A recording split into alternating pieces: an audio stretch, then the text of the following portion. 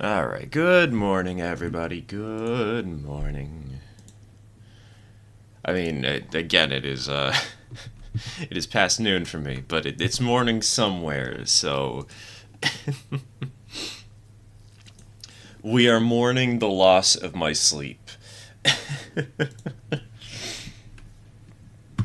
Happy Sunday, everybody.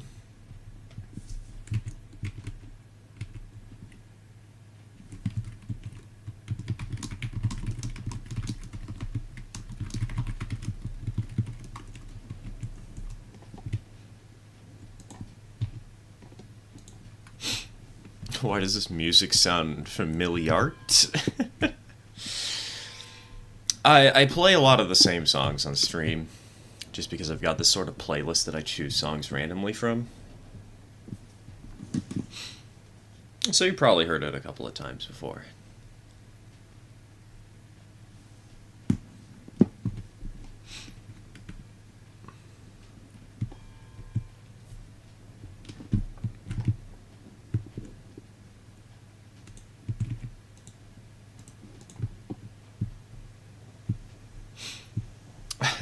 For the court record, I did forget to...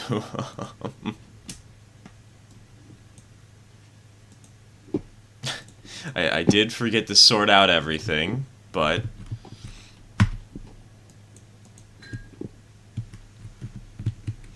that just means we got more jobs to do here on stream.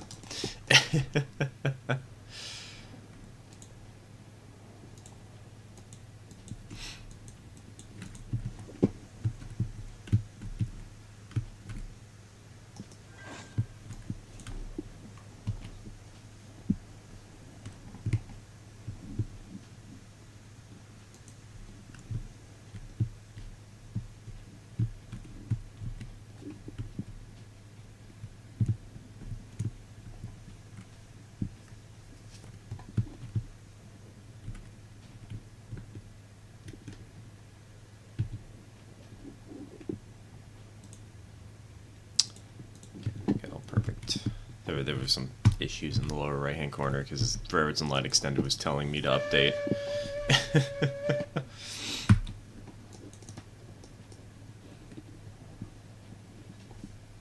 Did the best I could after the stream ended last week. Yeah, and then I proceeded to not do anything whatsoever because I'm dumb. So...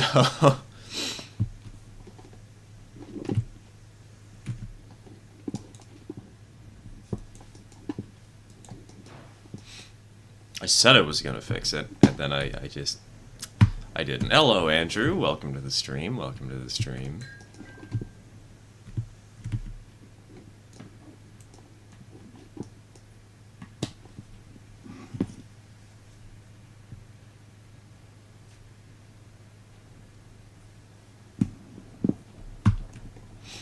If viewing distance is 500 speed, I've barely had the time to set up this server. Do you expect me to have literally everything off the bat? Also, why is it that every time I load up one of these worlds, it's set to rain for whatever reason? What's up with that? I feel like every save that I've done recently has been set to rain by default. For whatever reason.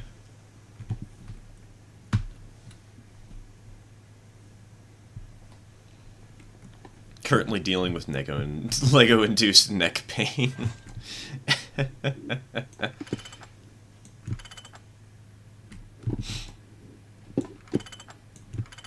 I have the same, but it's Blizzard weird.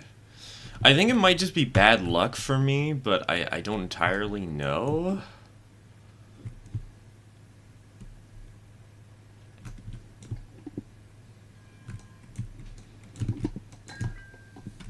It's just a little strange.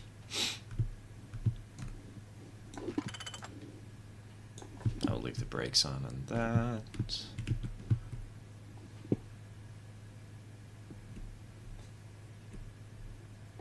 It's your download region, so naturally it's raining all the time. Exactly. Hello, Joel. Welcome to the stream. Welcome to the stream.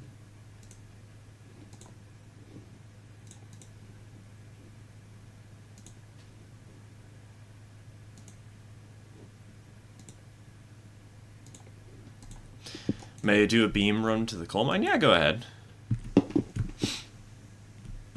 Isn't there like a pile of beams over there? So you should be able to go off to one of them. Although I think that they both kind of need emptying, but then again, we always keep them close to empty, so it wouldn't hurt to do a run.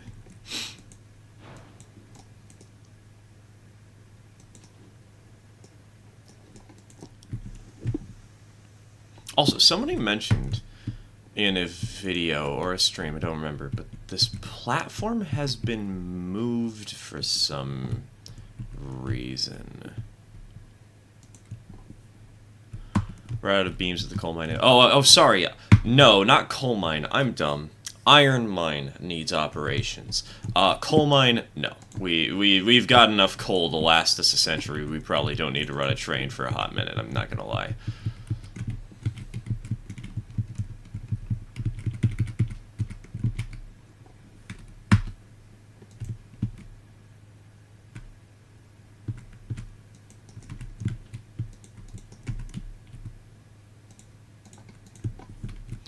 Got hired to rebuild an entire collection. Ooh. That's a fun little task.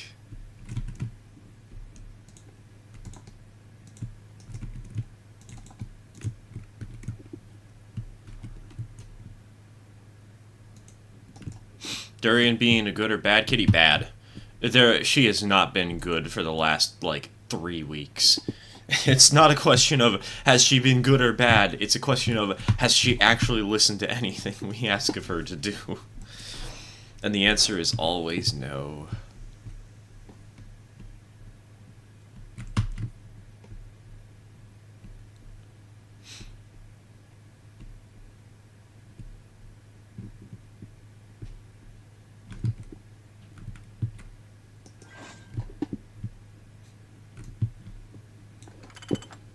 Water spray all the time. I would, except that then we would get all of our towels wet.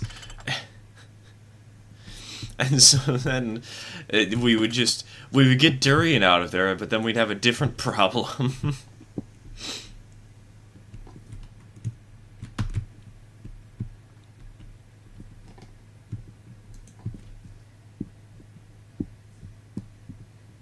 I did share that photo last night, though, because Durian was adorable. She was the cutest, purest little kitty. Love her so much. Even if I don't want her on streams.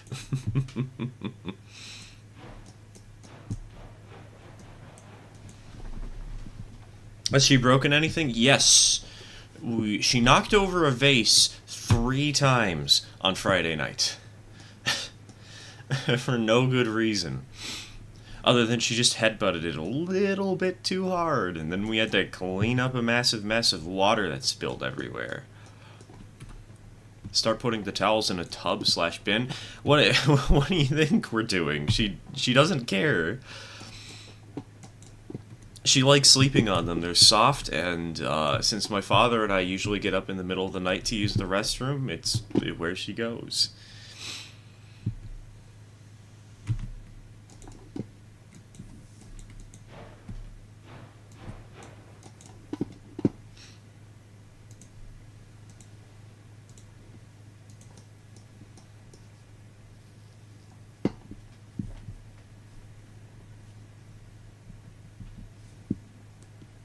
If a velociraptor catch you open lids, we don't like putting our towels under a lid. Can I refill the sawmill to replace the beam speed is taking? Dak, a speed isn't taking beams. The speed is not taking beams at this current point in time, Dak. But if you'd like to refill the sawmill, we are a little bit low.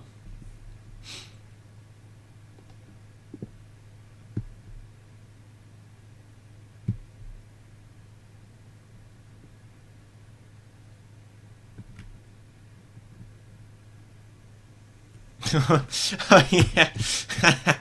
Right, we named this one Alan. I forgot about that.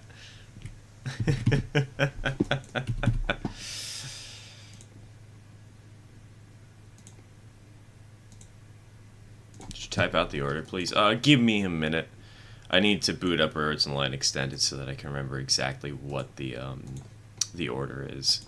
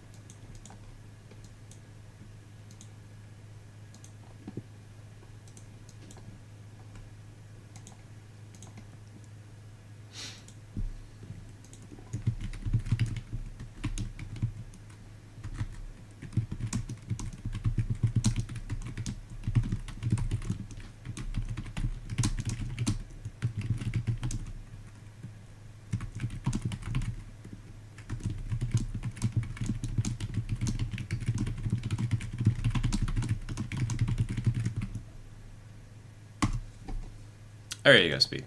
There you go. 0-30 benchwork going good? No. Didn't we talk about this last stream where, like, we haven't had much time to progress anything since then.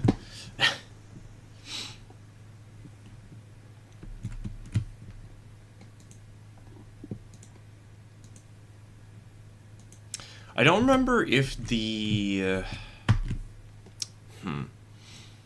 I don't remember if on the last stream we had gotten the station yet, though. If we did, I might have been planning to repeat some things that I said on the last stream. Missed basically all of last stream, so I don't know. Colorado, didn't you very specifically ask that question last stream? May use the Cook 280 speed. Yeah, I'm not going to stop you from using either one of those engines. You don't need to ask me for permission for literally every small thing. The Cook 280 is specifically designed for that job, so please go ahead or don't, whatever you feel like.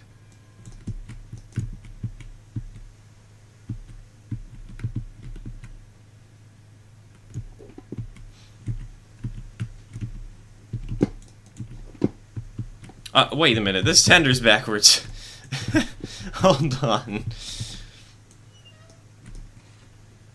I was about to speed away with this engine and I can't because I just have no fuel reserves.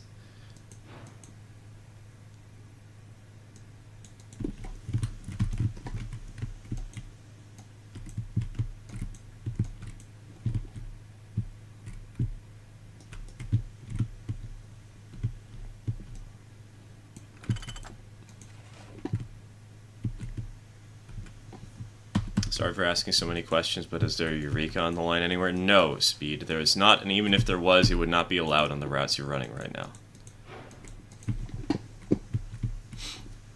Besides, you already got your engine of choice.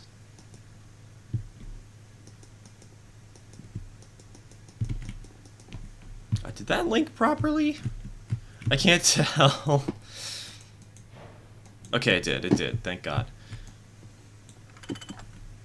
Hello, Sim Reaper. Welcome to the stream. Welcome to the stream.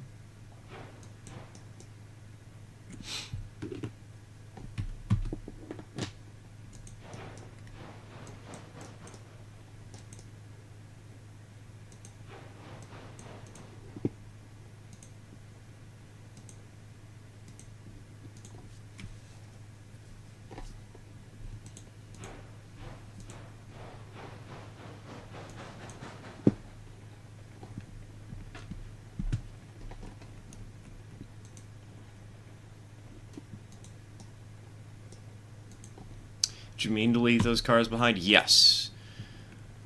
I'm gonna be shunting out these ones over here first. Besides, I don't know if those cars are actually connected properly or not. So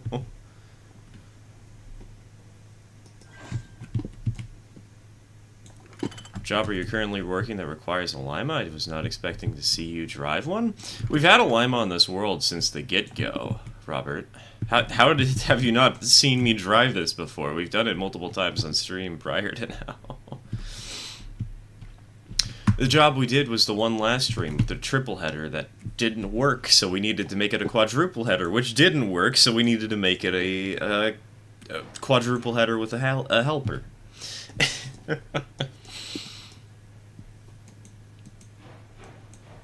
For this railroad, I have built far steeper grades. We're working with 4% up to the oil refinery, and 4% up to the oil refinery while you're carrying 6 cars fully loaded with oil is a death wish.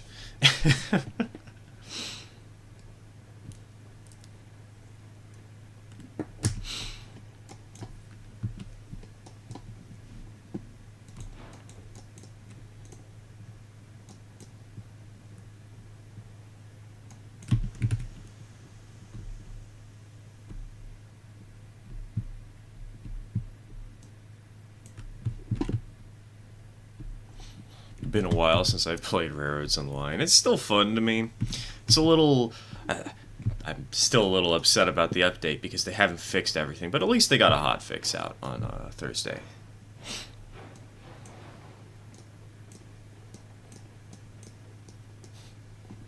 I've been living under a rock. Oh, don't worry, Robert. We derailed on one of those last stream. We derailed on your house.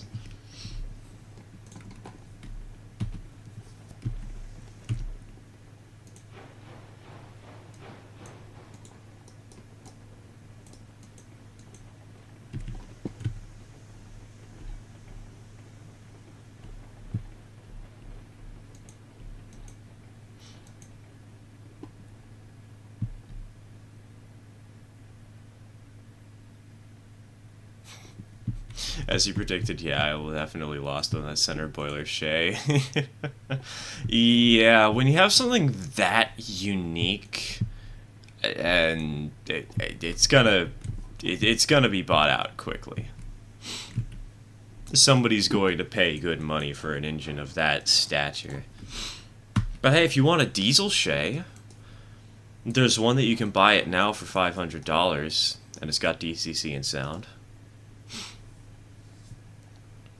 If you want a Dunkirk, which is one of those Shays that's got like a really weird roof and shrouding, there's one of those too. There's options.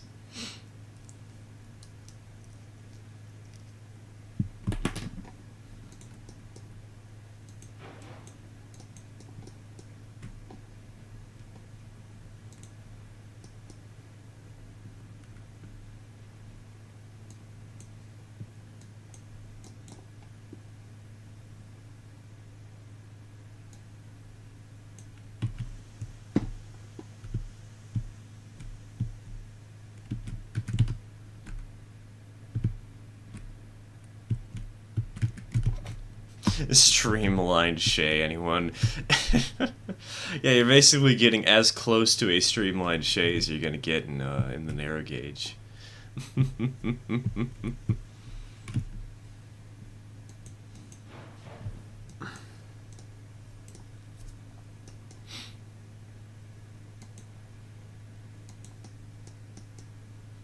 The new big locomotive looks good and tall. I do like the way the Lima looks, even if I'm not a fan of the power rating. Very pretty little locomotive. Speed. How many questions do you need to ask? The passenger car qualifies as a caboose. You can use that in place of a way car or a caboose if you want.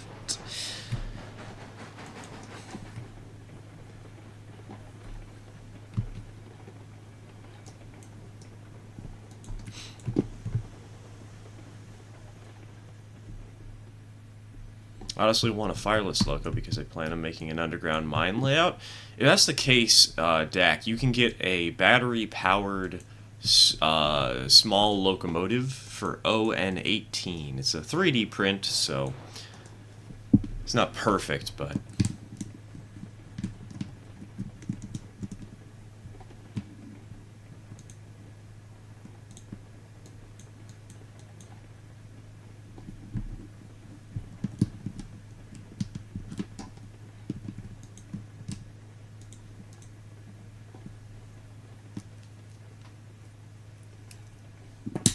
Cursed idea, but what about a Shay with pistons on 4 sides and it has 4 trucks? Or on both sides, not 4 sides.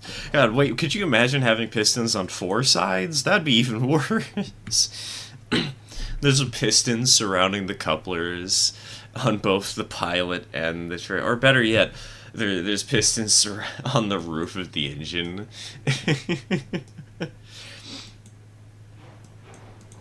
This is a totally safe idea that isn't going to get somebody killed.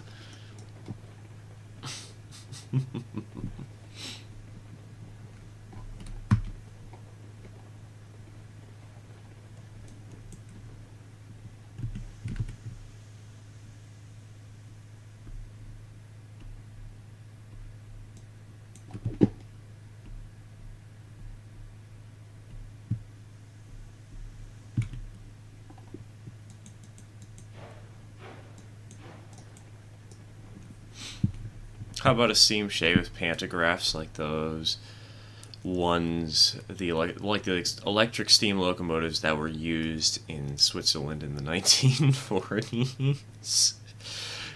Could you imagine seeing one of those rolling into Grand Central? I know that they'd have steam exhaust, so it would be outlawed or whatever, but...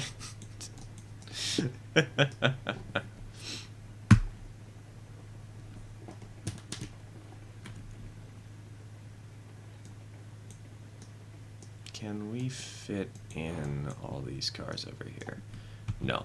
So I literally just backed up to prove something that I had already seen a moment ago and I didn't check.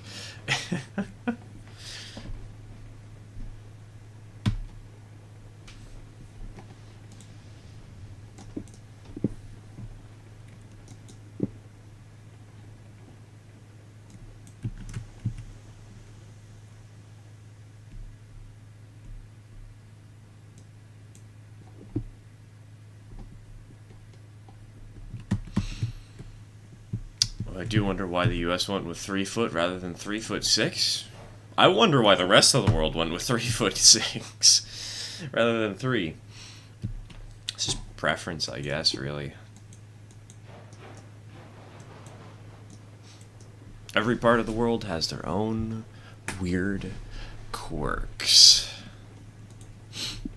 Steam exhaust isn't smoke, Andrew. The point isn't whether or not it's smoke. The point is that it is something that the city has ordinances for that ban the use of steam locomotives in the city for that specific reason, because of their exhaust.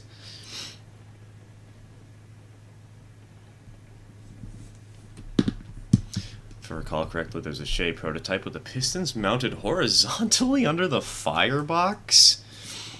I know there's the Baldwin quote-unquote Shay, but... under the firebox? Excuse me?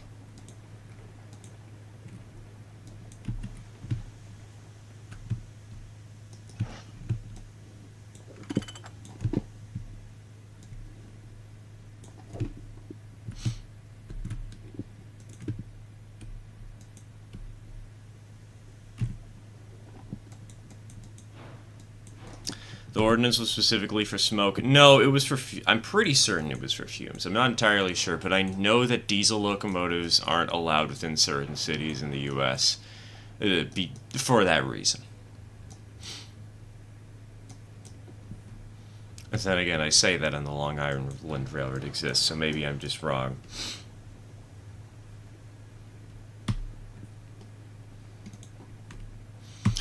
I don't understand why we went with 4 foot 8.5 instead of 4 foot 8. It's because 4 foot 8.5, I believe, translates to exactly 5 feet between the center of the rails, something like that.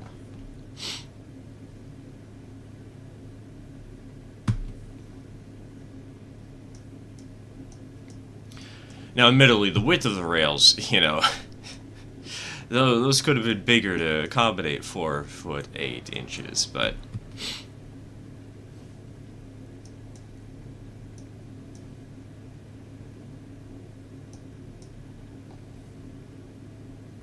Hope they introduce map share in the future.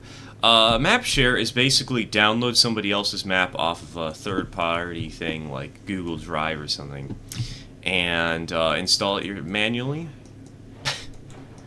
by going into the files and dragging and dropping it in. I've done it many a time before. I have a website for hosting that stuff. 8-cylinder, 8-truck, double Fairly Shay.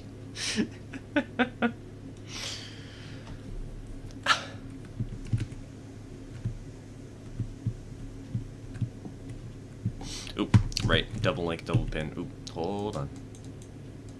You know, TK, that's just making me think.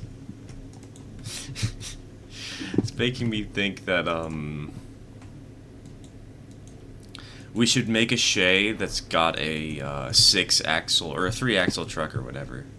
Instead of 4 wheels, it has 6.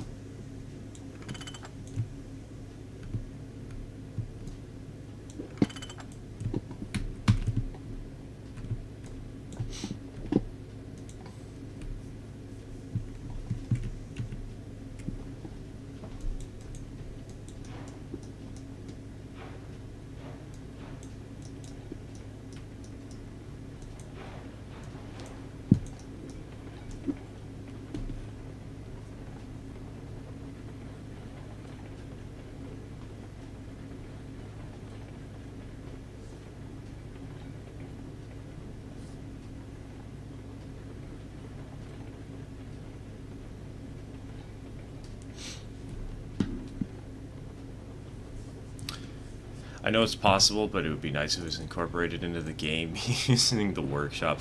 I feel like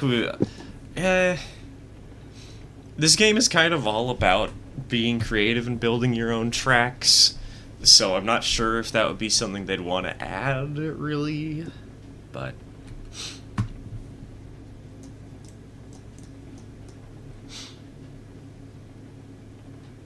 would kind of defeat the point of the main selling point of the game if you can just go online and immediately download something. I say, as I've done that, I've put up a bunch of maps for that already.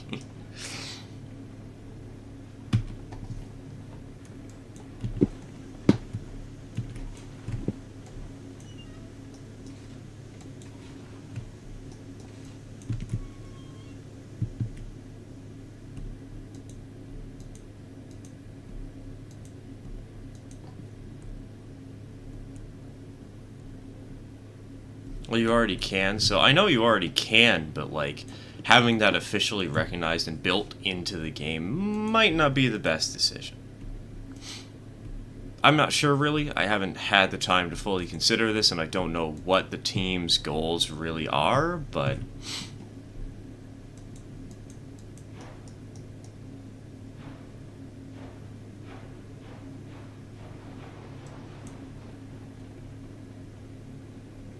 Oh, hi, Bumper. Did you derail, Dak? Is there a mess on the other side of the map that's being cleaned up while, frantically before the boss notices?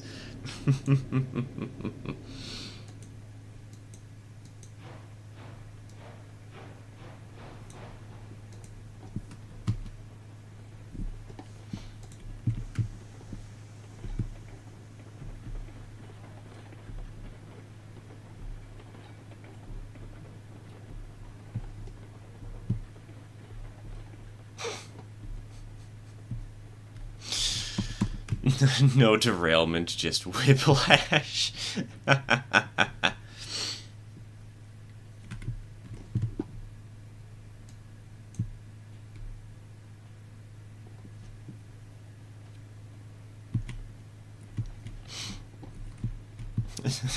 This is why I don't trust Dak with mainline freights with the big engines anymore. I'm bad at laying rail lol. Being able to study other builds would be nice. That's what screenshot channels are for. Very true, very true. I still, God, how many weeks in a row have I said that I need to make a video, like, explaining how to lay good track, like, the techniques I use? I still haven't done that like the dummy that I am.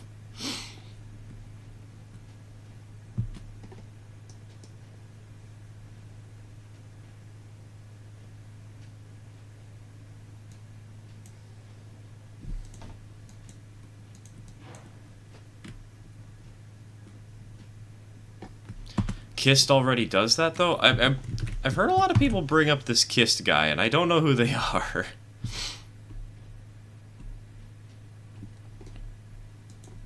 But the fact is, I've gotten requests to do a video like that from a couple of people, from plenty of people, actually. And I figure I could make a solid, comprehensive guide to that. Not sure if it would be perfect, not sure if it would be better than the competition, but hey. The more videos on a subject, the better, right? The more information is spread around, the better.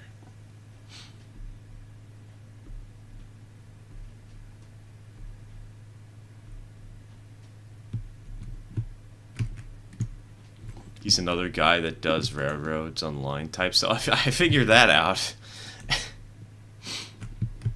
I know that much. But I don't know anything else about him. I've heard about them, but that's about the extent of my knowledge.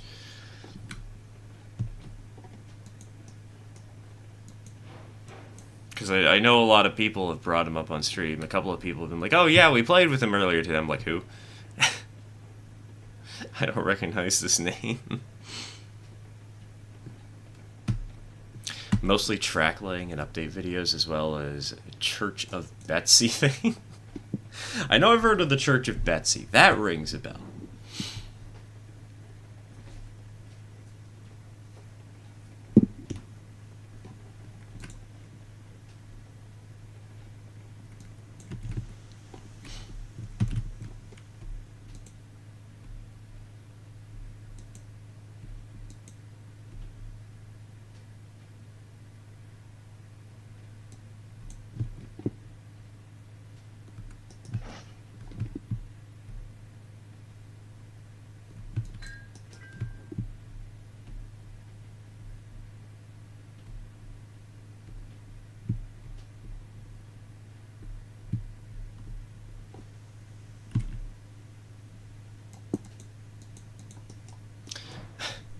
I just realized how much of a pain this is going to be unloading this two at a time. But hey, it's the... On one hand, it's the refinery. On the other hand, excellent thing to start off my morning with. Breaking my brain in half, one by one, unloading this train.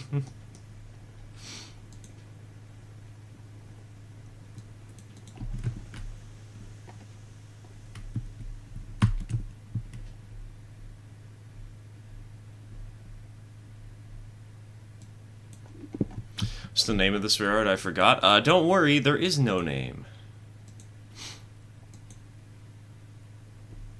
It's just a save that we play on. Stir, you missed a bush and it killed every helping thing on my train. Speed, we definitely did not miss a bush. Either the bush replanted itself, or you hit something else that you didn't realize. Because we've ran out that way multiple times, and this is the first time we've had issue with terrain and foliage.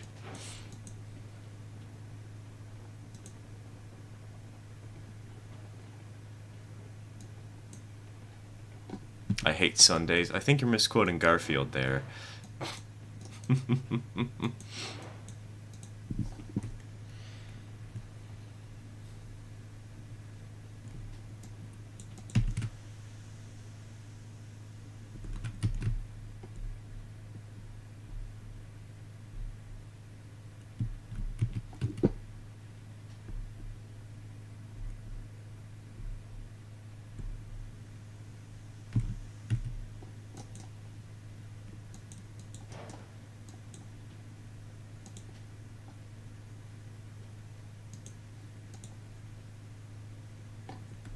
It's definitely the bush. Where was the bush? Was it on the main line? Was it on the passing track? Was it on one of the spurs? Because the only place that I might have missed would be one of the two, well, one of the three spurs, but it wouldn't be the unloading spur for the iron mine. So either that thing replanted itself, or you're derailing on something else. Or I'm being gaslighted. I don't know which. Gaslighted? Gaslit? I guess it would be gaslit, wouldn't it be?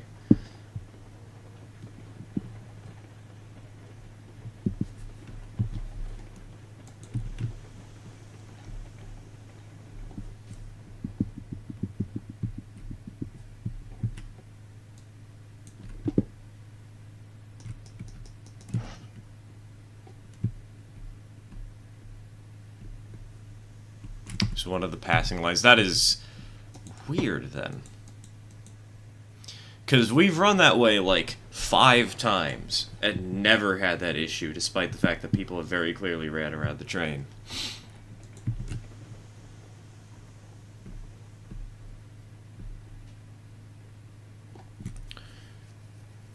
Considering all the chaos that has happened in recent times, I guess it's not surprising that something like this would happen, though.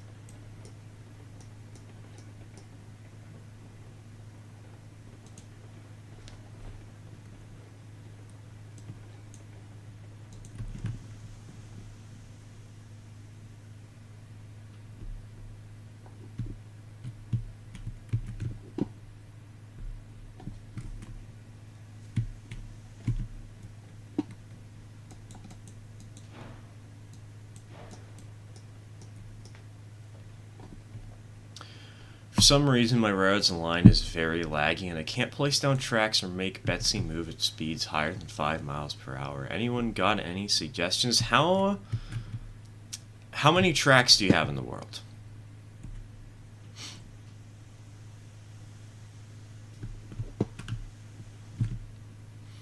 Have you made sure to double check all your brakes so that they're on 0% and nothing else? Because any higher than 0 will cause trouble.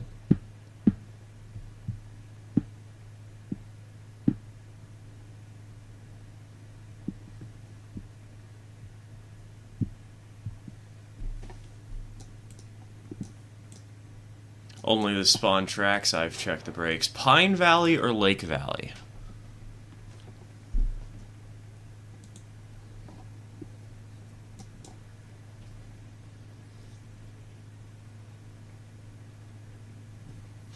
Pine Valley. I've heard that there have been some performance issues on Pine Valley recently, and they tried to reduce the number of trees on it to fix that, but then they put them back kind of suddenly, and so that might be causing more issues. I haven't really touched Pine Valley too much. I mean, I did play it last Friday for the hardcore save playthrough, but...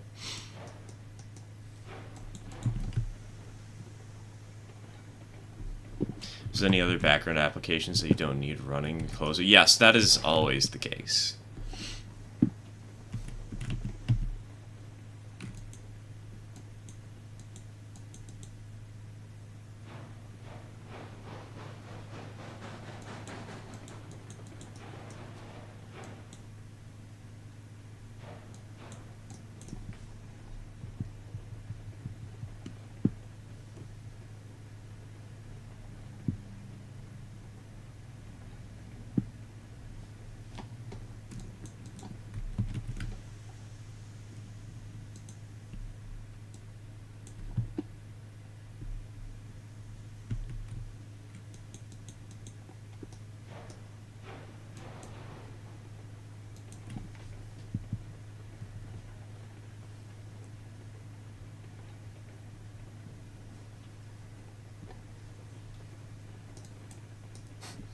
Oh, Betsy here is prompting me to buy a new laptop. Ah, there's your problem. You've got a laptop. No wonder.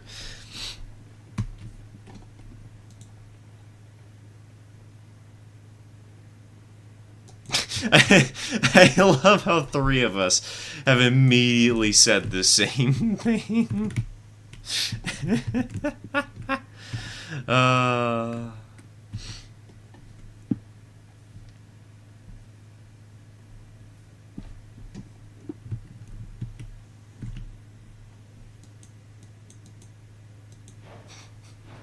It's a podcast about computing disasters with slides.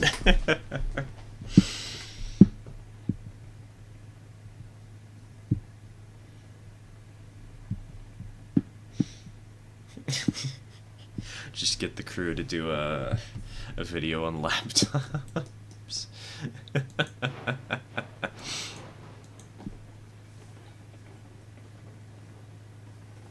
I have a laptop, it works fine for me, quite cheap one as well, only 600 euros. I got one for 500 USD a couple of years ago, and it worked wonders for me.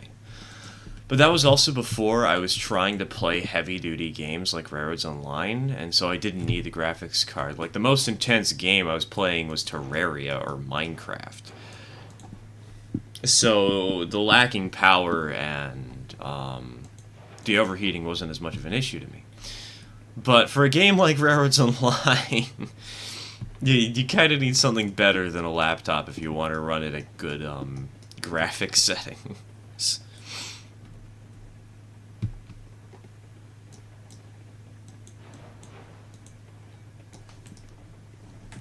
Where do I buy this game? On Steam. It is available via Steam. It is currently, I believe, 40% off, 30% off. It's pretty expensive. It's $32 or something like that, but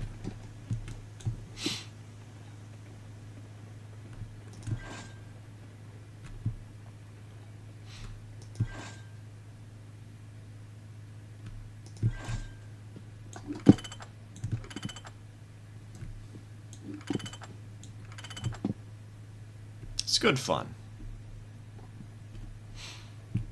Hello, Pontus. Welcome to the stream. Welcome to the stream. So, hold on. I just realized my microphone was farther away from my mouth than I meant it to be. Hopefully that's better.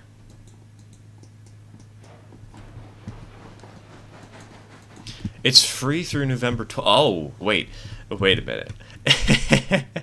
It's free through November 20th. I was planning to schedule to play with somebody if possible, and I was afraid that I wasn't going to be able to do it because we were only going to be able to play tonight, and I thought it was going to end early, but you're telling me it's free through the 20th? Let's go. Hey, Easter, how you enjoying the new items in industry? I actually haven't used the new items in industry all that much today. Maybe that's something I need to do, is add them in somehow. Because on this map that we're playing on, we may have 17 or 19 industries, something like that. But we don't have a single wheat farm. I'm mostly waiting to try out the wheat farm, like, en masse, until the next update comes out, where we will actually get, you know, like, a substantial amount of industries to come with it, and like a progression chain. Because at this current point in time, the industry is a little bit weak because it's only like $5 an item, or $5 per load. Stir a stream while I play Destiny 2. Exactly, get some background noise, get yourself some high-quality ASMR. Stir screams as he derails another train because he wasn't paying attention to where he was going.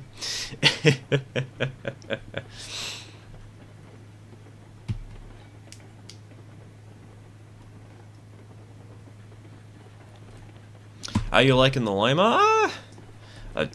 As always, I dislike the engines that are super overpowered, but I like the looks of it. And on this world, we've actually got a really steep grade, a 4%, that lasts, like, probably around a kilometer.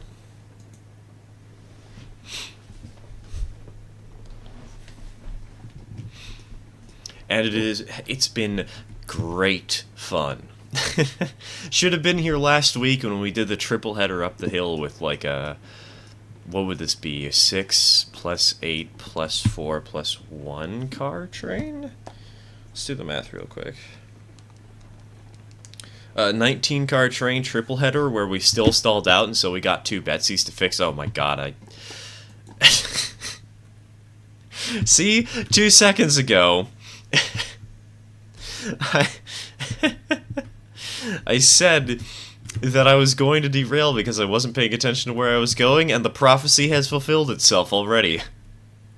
Let's go. On Steam, there are 2 versions. Which is it? Just get Railroads Online. If there's a version that's like a bundle with American Railroads, don't play American Railroads. It sucks, but you can still buy it if it's a little bit cheaper, and you'll get both games.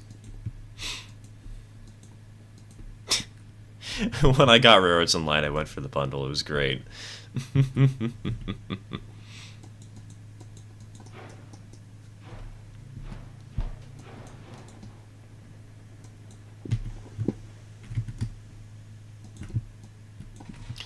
Created my Lake Valley map with having a single main line for it all. Creates a fun challenge. I am planning on doing that when the new industries come out. But I kind of don't want to experiment too much until we actually get, like, the proper industries to go to. And then I'll probably build something similar to the Central Atlantic and Union.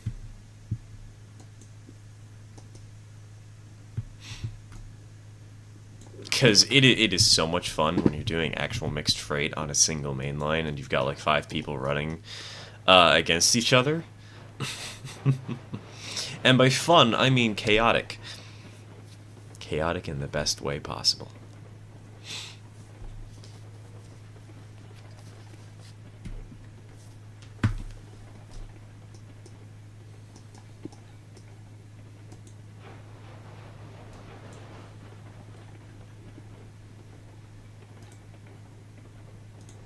I have to rework it a bit when they come out, yeah. That's why I haven't messed around with the new industries too much. Or the new industry singular, I guess.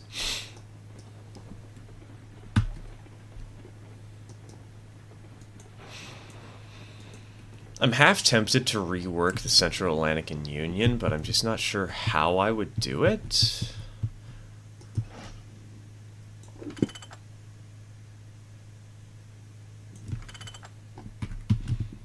I'll figure it out.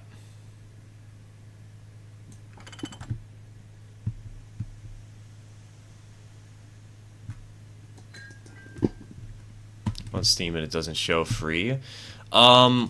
It's a free trial. It is not a free, not a completely free game. Hold on. Welcome to the golden age of narrow gauge railroad. Nope. I don't want that to play. Welcome to the golden age of narrow gauge I see free. I'm looking at the page right now, and it says play for free, ends in 21 hours. It doesn't say buy the game for free, but it just says play for free, but...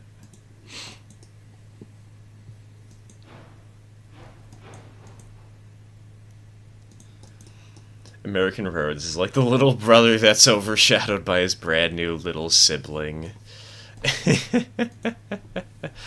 Exactly.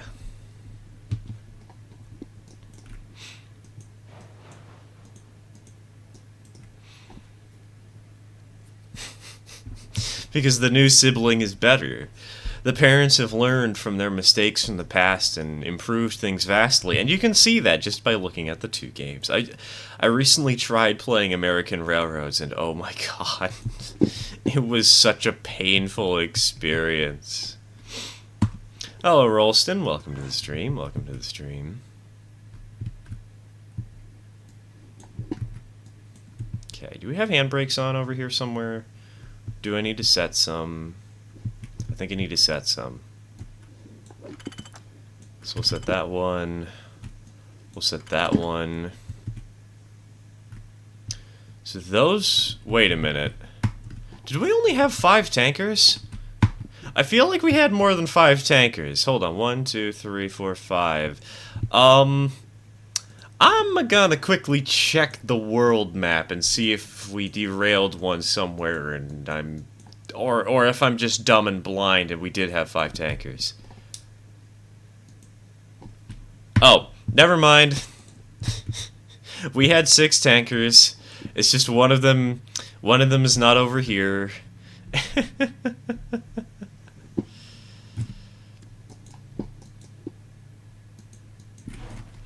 Why is there a C-70 in the dirt? We'll have a stream highlight for that event. In the coming week, hopefully. We did a... I keep mentioning it. We did a triple header. It ended in disaster. The funniest disaster I think we've ever had in a stream, but it did kind of end in several people perishing. Hey Rolston, please don't ping me for literally every message you send. I know you're excited, I know you're interested in sharing this sort of stuff, but like, I can read chat.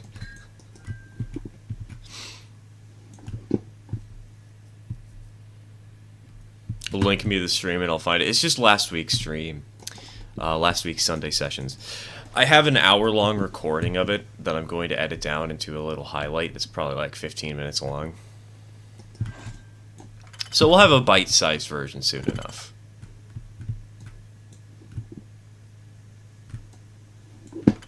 What hour? The final hour of the stream.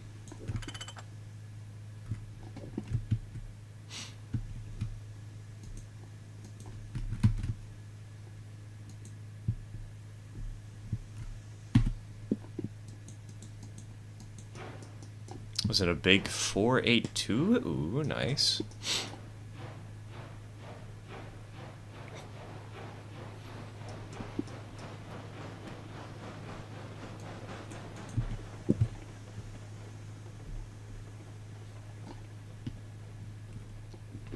Been a hot minute since I've done a cab ride. I can't remember when the last one was.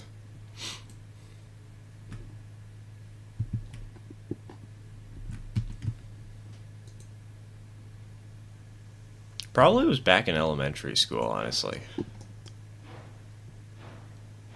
I'm not even sure. I guess it wasn't really a cab ride, but I got in a cab of something. Then again, maybe I just got in the cab of an engine at a museum. And little old 5-year-old me thought that was riding in an active train. Classic child moment.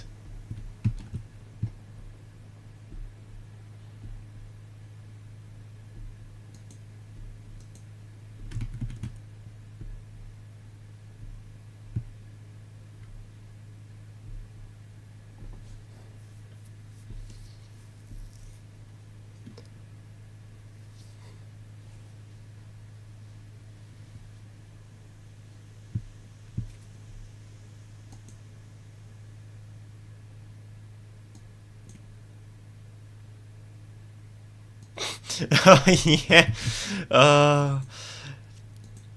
This is gonna be the thumbnail for when we...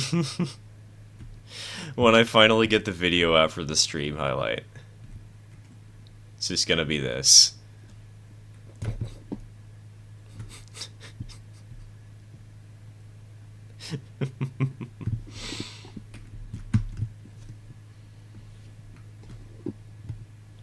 Anyways, there's apparently...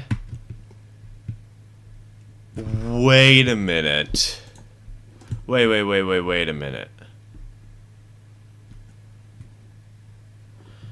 Okay, boys, I have to show you something.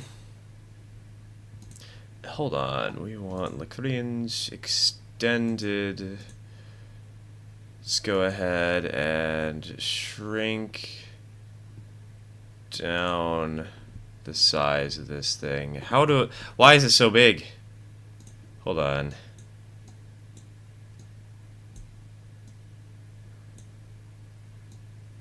Shrink down the size of this thing. Full screen it. There we go.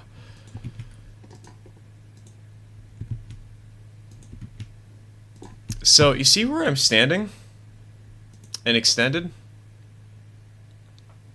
You see how there's the shape of a car right there?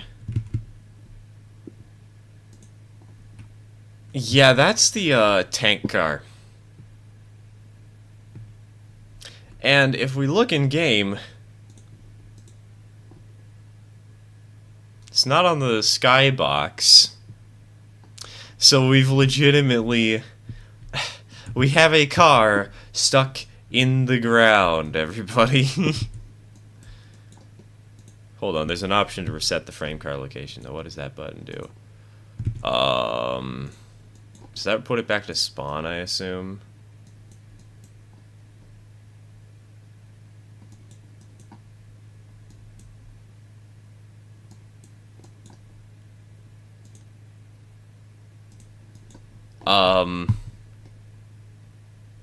I hit reset frame car location and I don't know where it went.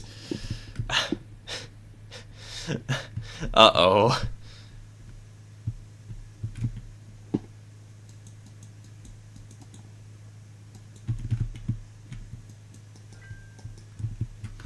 Welp, we, might be in for a bit of a wild ride, folks.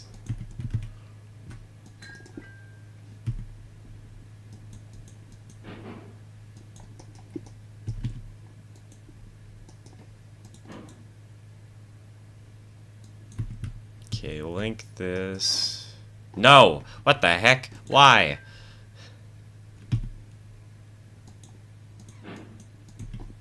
What happened? I was gone for like 5 minutes. So remember how, I thought that there was a missing 6th tank car?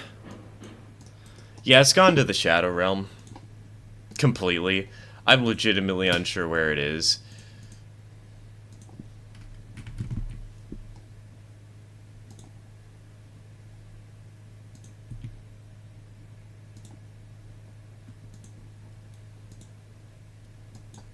Oh, there it is. Okay.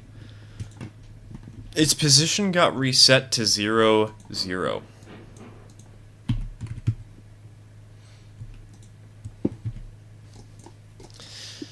Thank you, Q-May. I mean, resetting it, I was using extended to reset it. The fact that it clipped into the ground was a weird trait, but, me losing track of where it actually was, that was my fault. Found it? Yeah, I did.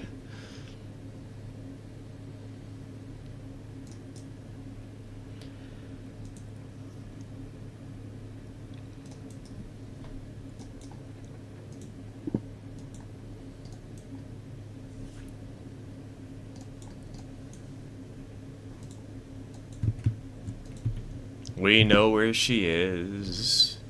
In fact, I'm just gonna fly over to her real quick.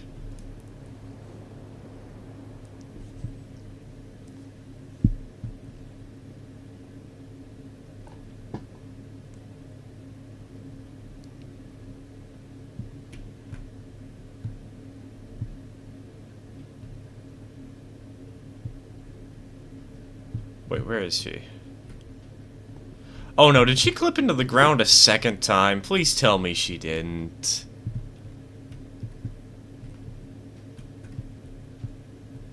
Where is this thing? Okay. It's over here. On this side of the mountain, supposedly. Oh, there it is.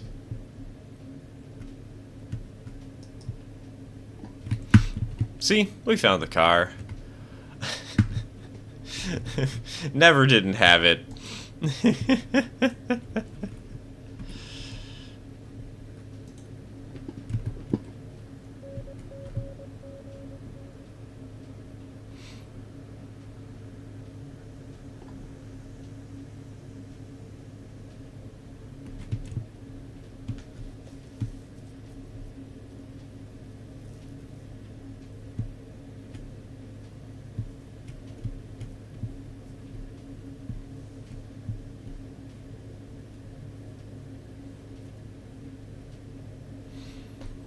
Alright, and then we'll just go ahead and plop that down real quick. Lincoln pin. Brake on 100%.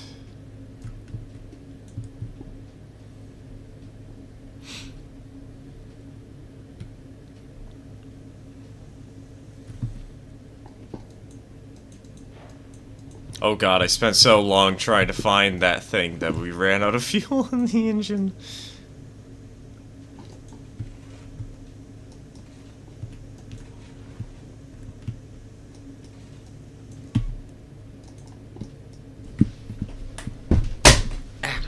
I got a new chair the other day, by the way, because my back was having a lot of trouble with the current chair I have. It's also just having a lot of trouble because of my bed for some reason. My posture is pretty bad when I sleep, but also I think my bed is just abysmal. I have to be constantly flipping it like every other week, it feels like. But we got a new chair that isn't quite as stiff as the last one and has better back support. Still not perfect in my opinion, but it's better. It's an improvement. I just wish that it would recline.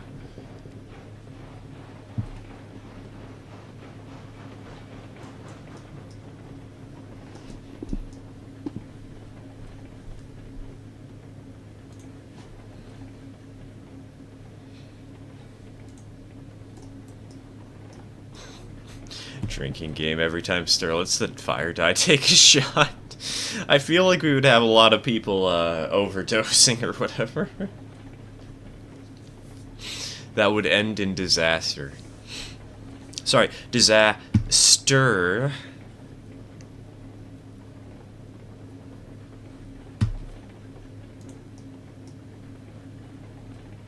Stir, I found no furrow, just the frame only. Now I need to find a fireless loco. Dak, I don't think you're gonna find a fireless loco. I have looked up and down ON18 and ON30, and I haven't found a single one.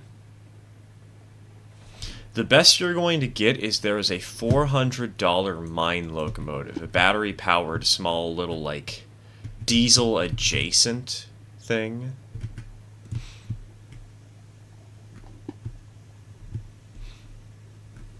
That's the best you're gonna get. How about a fireless loco? Oh, don't worry, hold on. Let me get my arsonist gear real quick.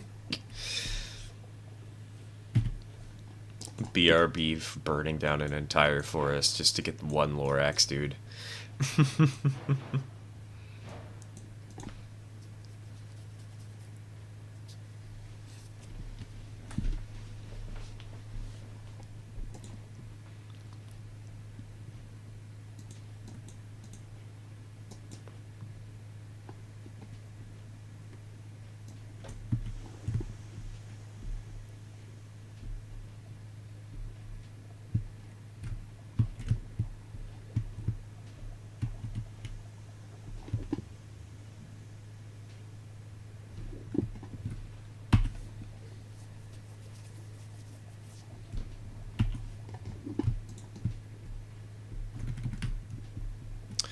Alright.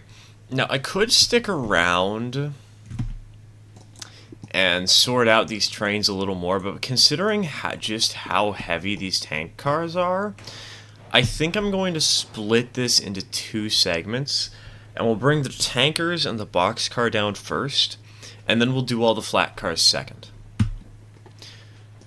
That way I have better control over my train, and I'm less likely to derail, etc., etc.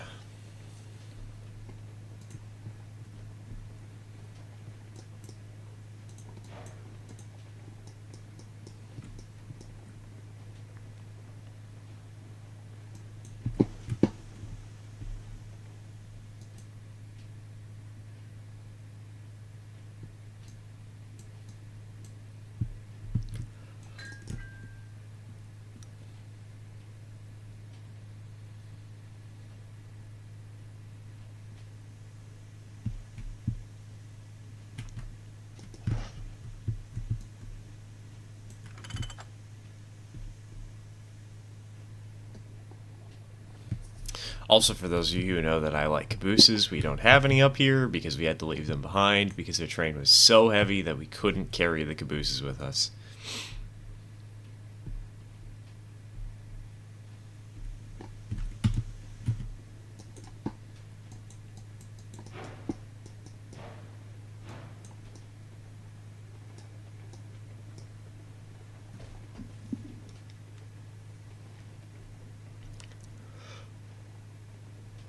Which actually means I'm going to have to pay a little bit of attention because the cabooses might have derailed on the way down.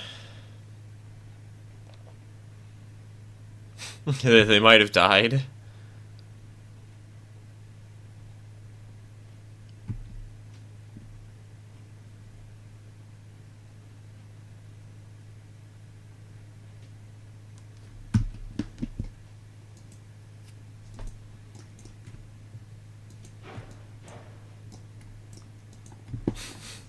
Someone shrunk your proper-sized helper loco in the wash by accident and had to find a use for it still.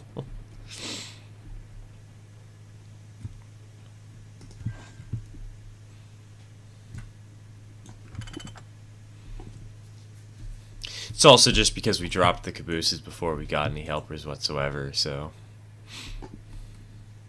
I do find it hilarious that the single Betsy was actually helping us ascend the hill. Like, we weren't completely stalled out. We were very close to it, but...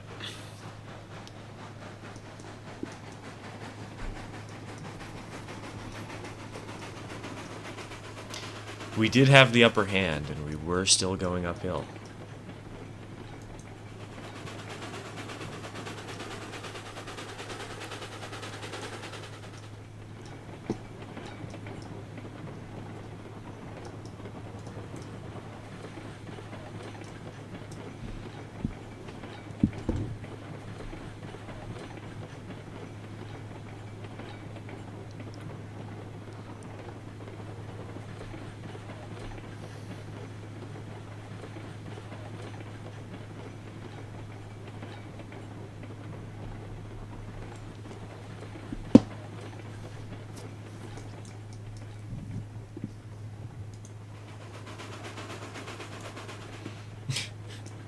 Alright boys, we're heading downhill with some of the heaviest freight cars in the game on a 4%. How much do you guys want to bet I'm going to derail?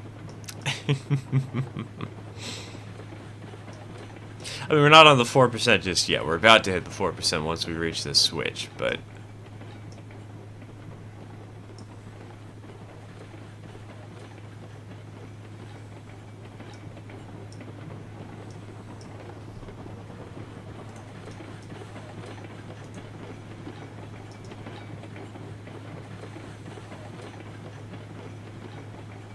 I bet one channel membership. TK, you don't even have one to bet.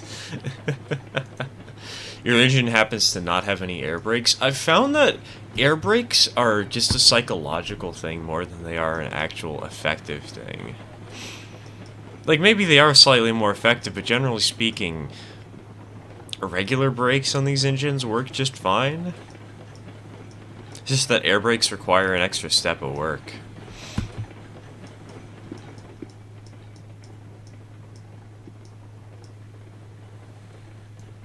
Wouldn't it be nice to have a Shay with like 14 or 15k tractive effort and 3 cylinders? I feel like it'd be nice to have a Shay. Yeah, probably around that power range. What would really be nice is if the current engines we have were a little better balanced pricing-wise. Only reason the mic can put down some brake forces is because it's that damn heavy. No, seriously, with basically any engine I've ran, the brake force is not determined by whether or not it has air brakes or not. It's just determined by whether or not you are braking. So...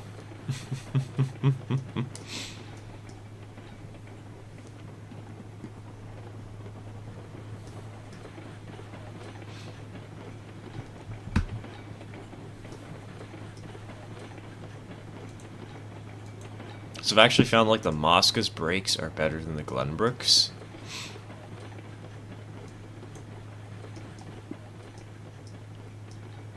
Though a good example of that not being the case is if the Class 48's brakes are horrible and probably the worst in the game.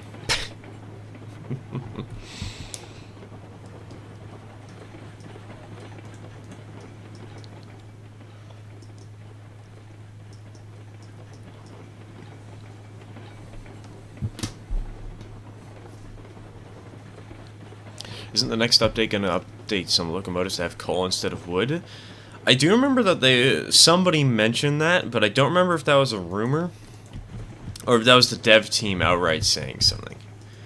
And considering how many times I've heard rumors about the locomotives, I've just... I've never seen one of them come true, and I'm always skeptical of them. How do I stop the day and night cycle? You technically cannot. The closest thing you can do is go into the options menu, go into gameplay, and set the day length to 99999. And then set the time to whatever time you want it to be. Now, that won't make it literally permanently day, but it means that it will take 60 days of in-game play before you finally get to night. Then you can set night to be like 7 minutes or something.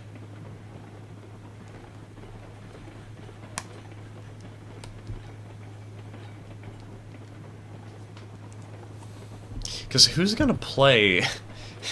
Regardless, who would play for this game for long enough to meet 2 hours of playtime?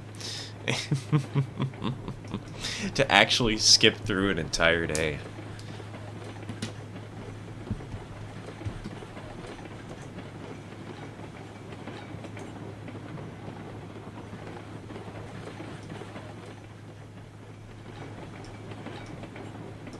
On flat from 29 miles an hour, a Tweetsy can stop a similarly sized train faster than a Lima can on the same train? Can it? I wouldn't know. I haven't tested those. If you'd like, we can do a test, though.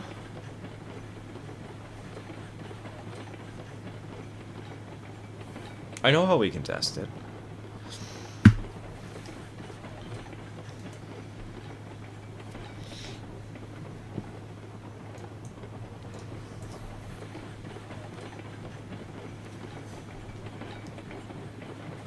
We'll have to get the Tweetsy down from the mountain, but...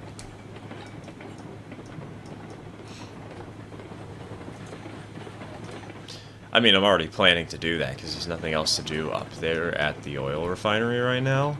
There will be soon enough, because we have to get the oil barrels loaded, but we have to get the oil barrel cars first, you know? So...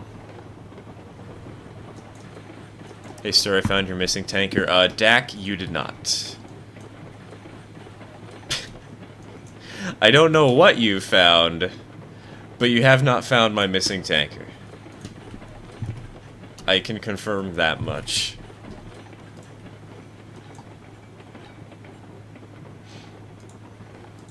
Iron ore mine, Dak. There is a dedicated tanker for the iron ore mine that is just for vanity. It's supposed to sit there and do nothing. It's not. We have the missing tanker. I got it back like 15 minutes ago.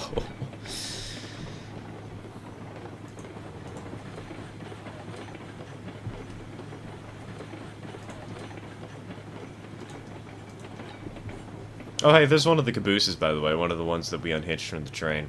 Hold on, you know what? Let me grab that real quick. We'll let the train run down the hill.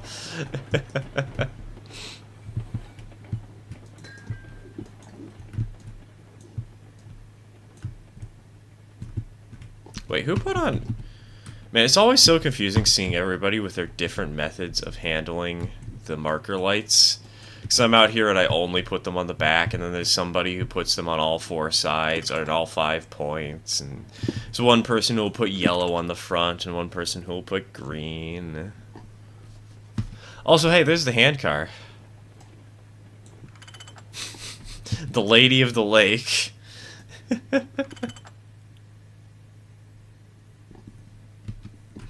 just gonna leave that there. It did nothing to help us on the run up, so its punishment is forever being stuck down at the bottom of that pit.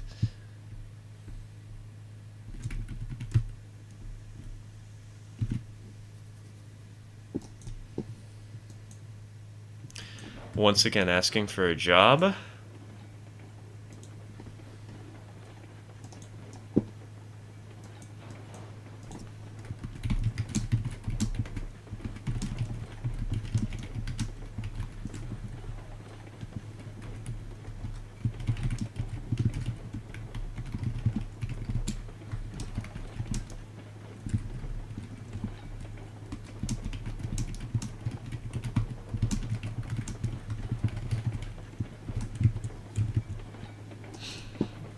Let's see here.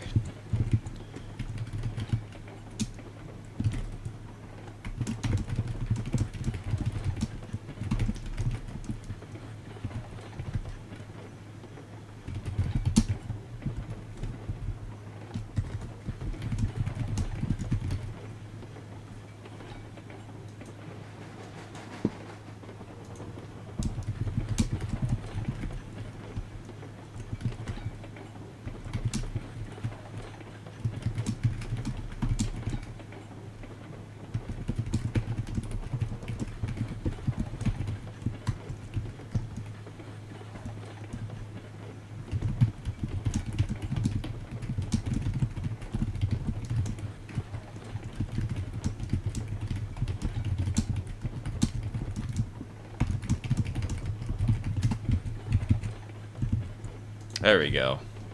Keyboard ASMR.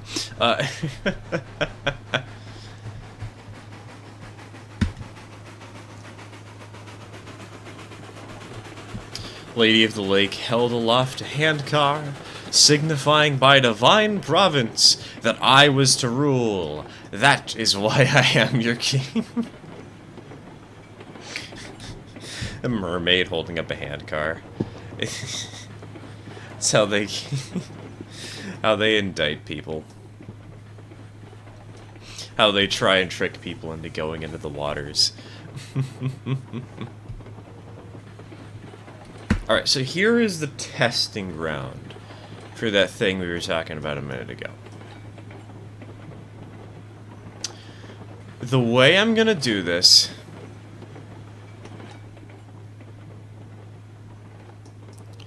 once I can start backing this up, I'll explain it in greater detail.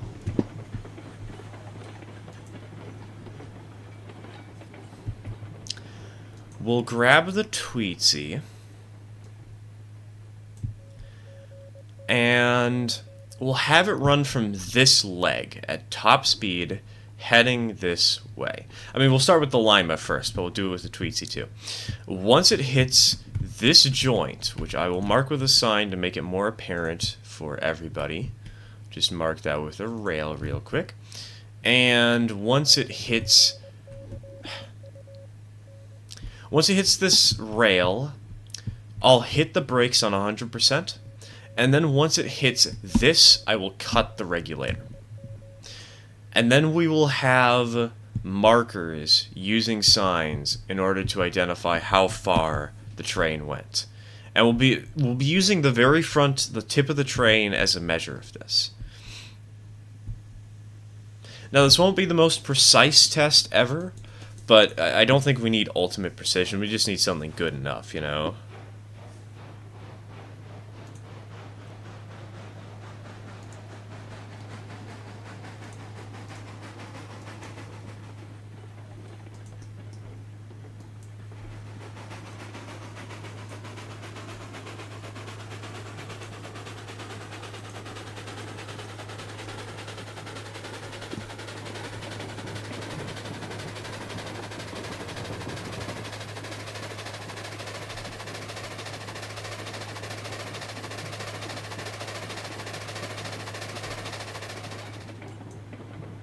Actually, no. We'll go all the way to spawn, just to make sure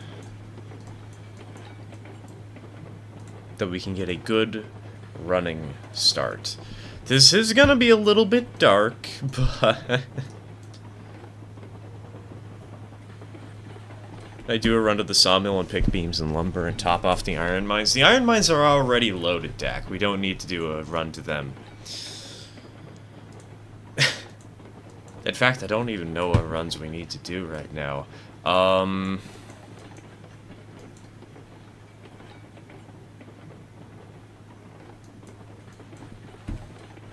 Oh, wait, I know what run we need to do. Wait, do I know what run we need to do? I might. I might not. I might be dumb.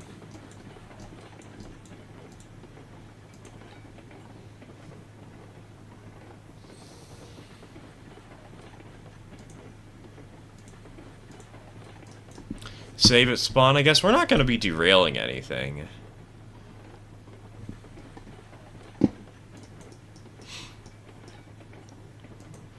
I'm not worried about this. It's just a test.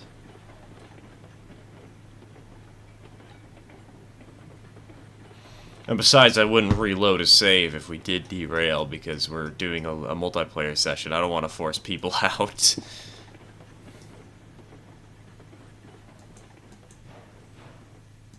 Okay. Let's roll.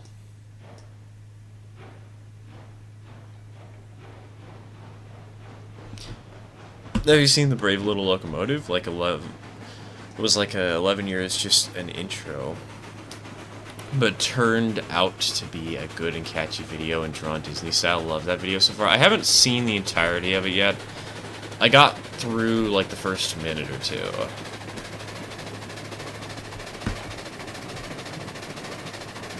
One iron mine is 60 over 290 and one is 30 over 290. I was thinking of Dak, we don't want to top them off though. Topping them off would kind of ruin the fun for the future because then nobody would have the ability to actually run those.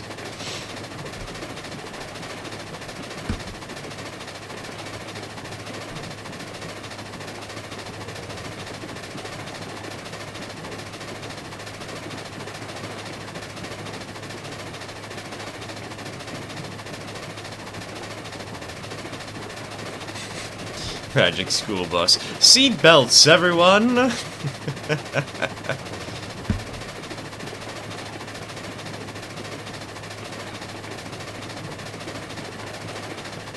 This is gonna be really hard to spot in the darkness, but...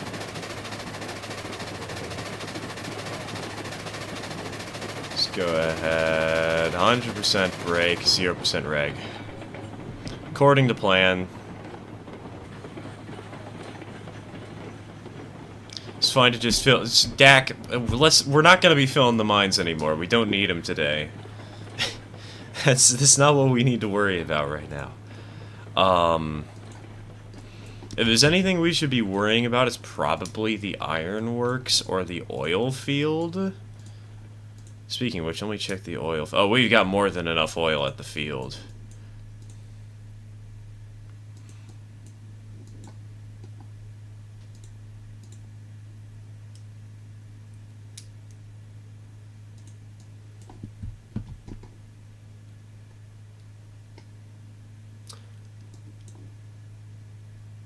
Dak, if there's anything you want to do that we actually need to do, I would recommend doing cordwood runs. Alright, I'm gonna mark this with the tip. Hello, Jors. Welcome to the stream. Welcome to the stream.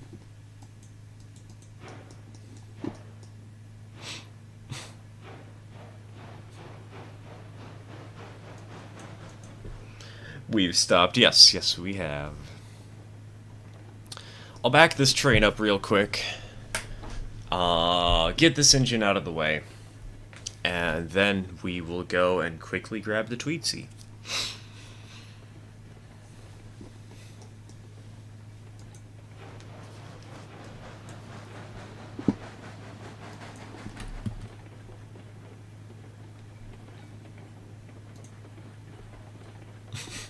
Where we're going, we don't need no stinking brakes.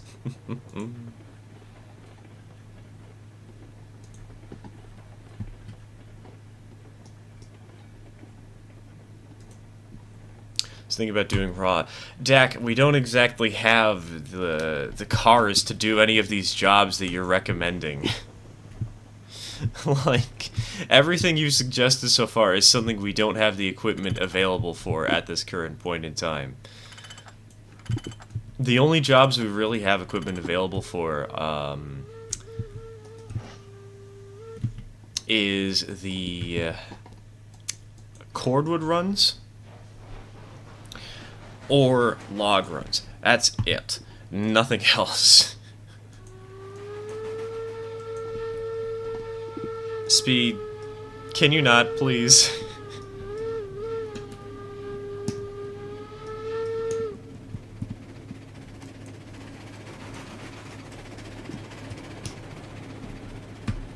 Lima 280 and Tweetsy 280, no tool about small engines in this playthrough? Yeah, no rules.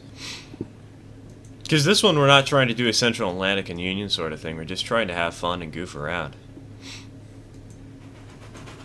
And so we have a giant 4% grade, and we kind of need the big engines so that we can handle such a long and steep route. I mean, for heaven's sake, we had those two engines and the other two, not other two, we had a Class 70, and we still couldn't make it up a hill with a load, despite doing a triple header.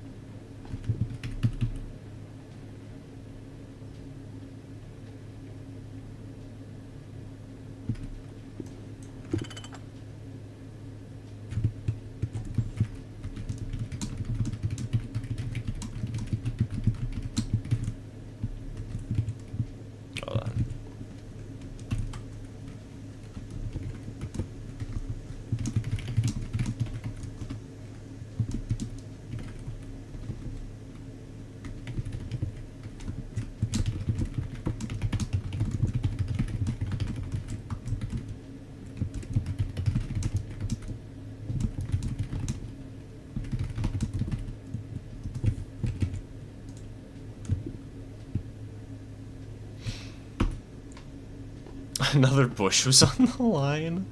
Oh my gosh. Man, what? Did the dev team replant like 50 bushes? Because that's the second one you derailed from this time around. What the heck is going on? Oh god, I feel a sneeze incoming. Ow. That hurt.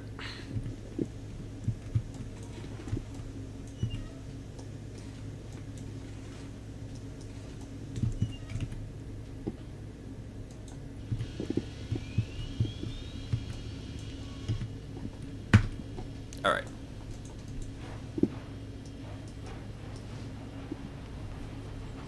Light engine. Transferring between yards.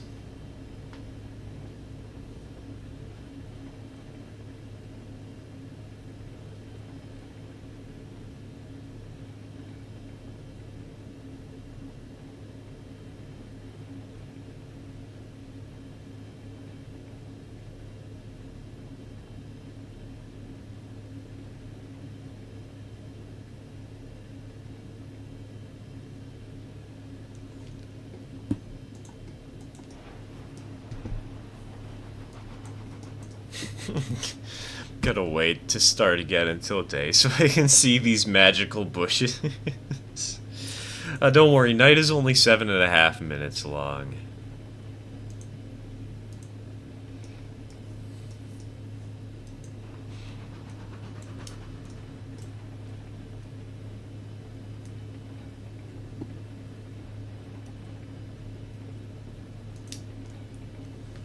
Stake flats in the smelter are only for the iron mine. Yeah, currently, aren't they still in use? I thought they were. Did nobody move them back to the other yard?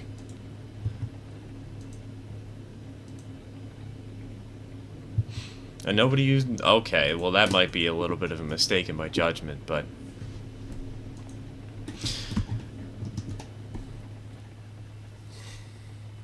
I think people... Oh, God. Maybe I do need to make a, I know they're in the smelter yard. No, they are not in the smelter yard, Dak. They are in the iron yard. The smelter yard is the one with the big turntable and the 4 engine stalls that currently only has a Glenbrook in it.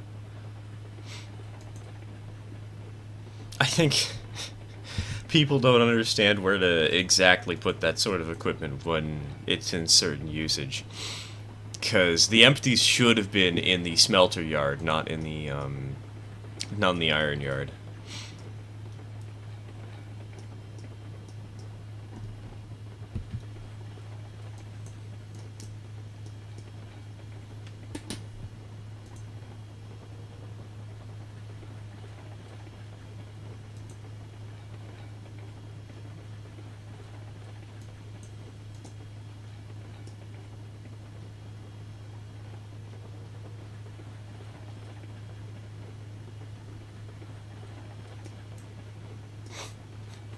He's gonna highball in the yard. Or like he's gonna highball around a curve that's only 30 meters, and immediately derail, die, and suffer. The classic Railroads Online experience.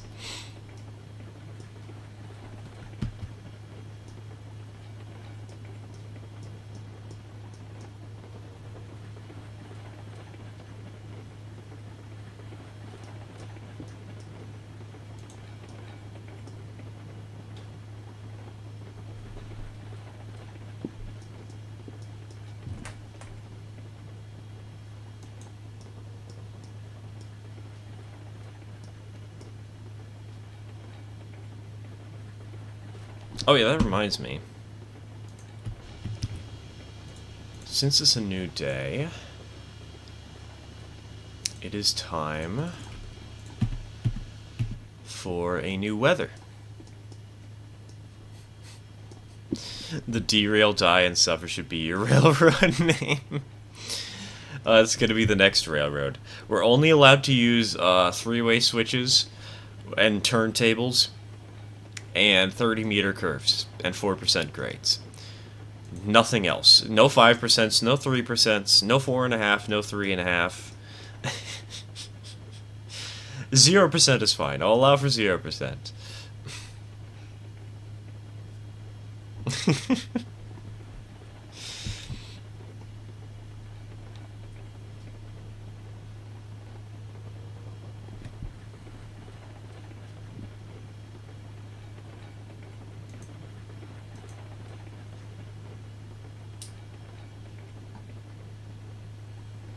One suggestion I might make is numbering cars so then people know which cars need to be placed where. I don't think that would help with the problem.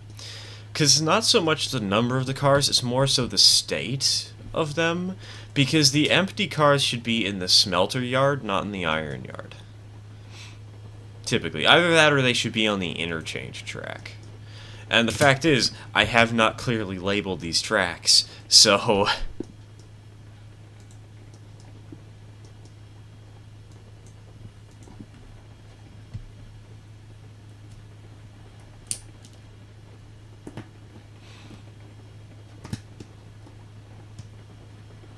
Fun fact, highball comes from the first type of signals they used, which had balls for controlling to clear and occupied terms. So the higher the ball, the more speed you gain.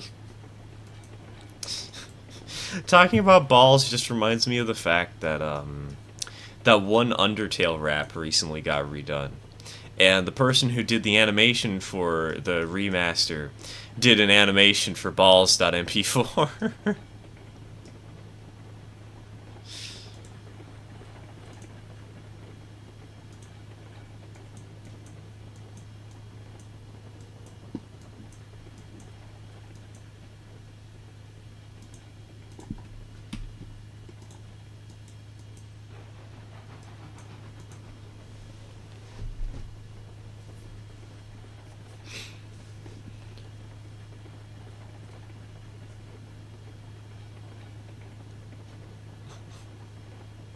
My tender just threw itself off the track at 16. Rip.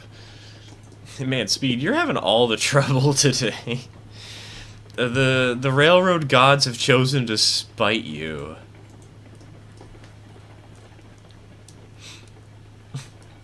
Where are all the oil barrels at? They're up the hill, that direction somewhere. We need to do a couple of things before we get them.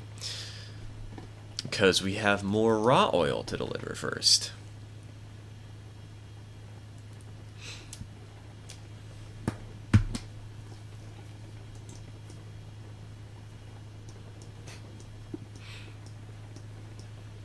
But before we do that, we're almost ready for the test, boys. We're almost ready to see if the air brakes actually are superior. After all these years. The derail and die, you could only use Class 70s, but with Montezuma tenders. Honestly, I think it would be funnier if you used Montezumas with Class 70 tenders. Because that way you have to deal with the weak Montezuma and the heavy Class 70 tender. Because everybody complains about how weak the Montezuma is, that it can't even pull its own tender's weight up at like a 4% with another car. So then you just make it even worse.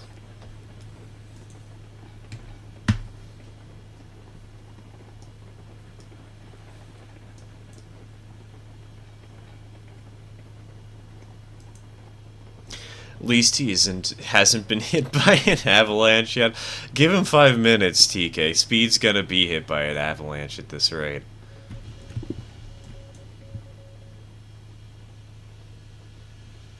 Calling it now. Despite the fact that Speed is on the mountain, the desert mountain, where I would expect... I mean, I guess avalanches could probably happen there too, but I wouldn't normally expect that. It's gonna happen anyways.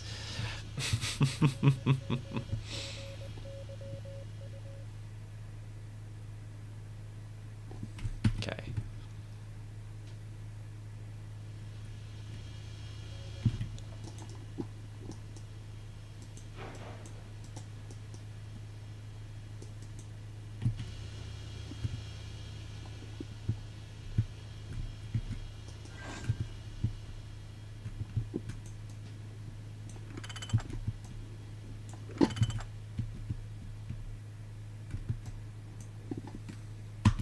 Montezuma, 2 boxcars, 1 stock car, 2 flat tank, 2 flats, a tanker, 2 flat tankers, and a boxcar on a 3%.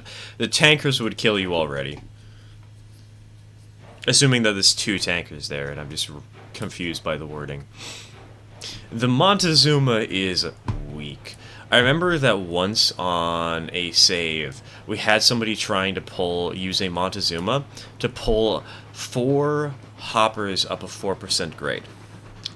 She stalled, so they lowered the number to 3. She stalled, so they lowered the number to 2. She stalled, so they lowered the number to 1, and she still couldn't make it until they unhitched the tender. And it was an empty hopper. It's not like this thing was loaded or anything.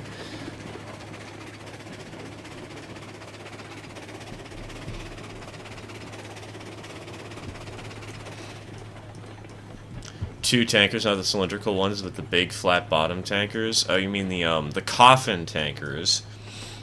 Those things are still about as heavy as the regular tankers, so it doesn't really matter in calculations as much. She's more cut out for the Greg cars, in my opinion. Yes, she's very much cut out for the Greg cars. Not so much for the for anything else. Because she's good at flat ground. She's amazing at flat ground. But as soon as you hit a hill, you are screwed. So.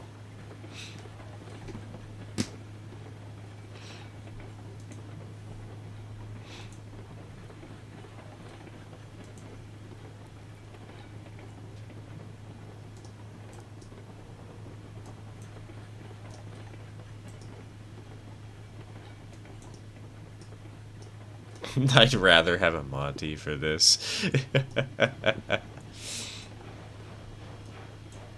Alright, boys. Test numero dos. Air brakes. So again, for those of you who don't remember what we're doing, or maybe you joined just a moment ago, we are testing out whether the Lima has stronger brakes or the Tweetsy, because one of them has air brakes and one of them doesn't. And so we've already run the Lima with this exact same train. We're going to try and do the exact same things we did to stop that train, except this time with this locomotive. And we'll see which engine stops faster. Will it be the Lima, which is the stronger engine, or will it be a Gel here, or the Tweetsy, which is weaker but has air brakes? Both of them can go 30 miles an hour, so it's fair game. And they only have a difference of around 3,000 pounds of tractive effort.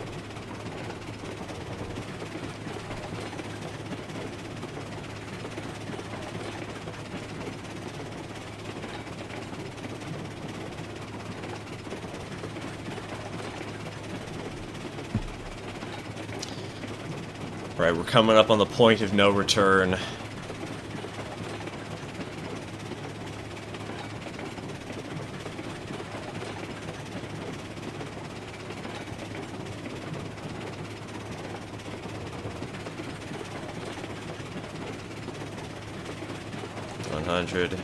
Cut. And the question is, will it zoom past this little post here on the ground? Will it match it? Will it stop earlier? What's gonna happen?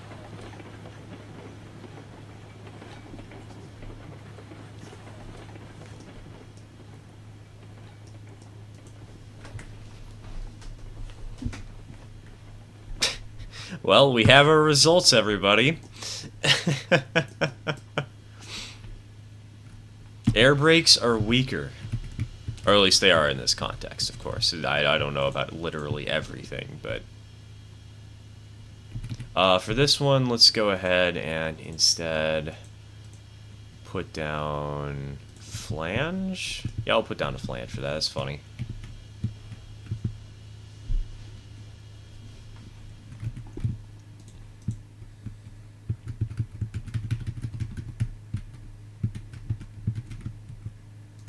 So this was around 33 meters more space required to stop a Tweetsy from full speed with full brake. After this test, the Eureka just is a fun laugh since it also goes 30 miles an hour now. You know what? Bet. Hold on.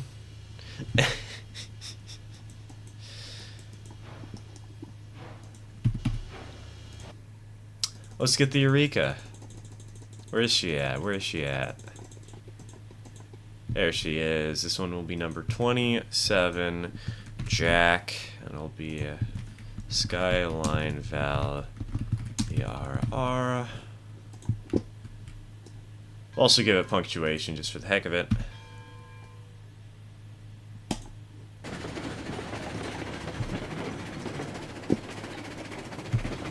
And, oh right, we don't have a spawn telegraph office right now, do we? Gosh dang it. That bug is so annoying.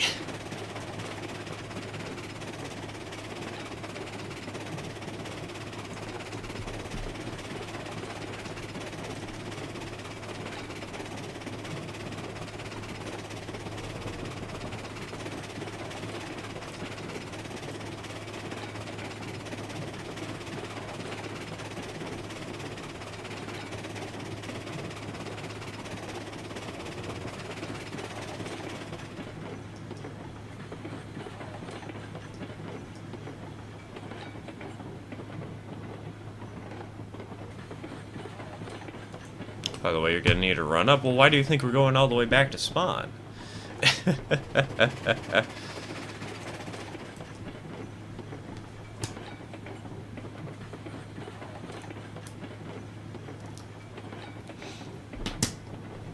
I think we'll have enough of a run up to do this test.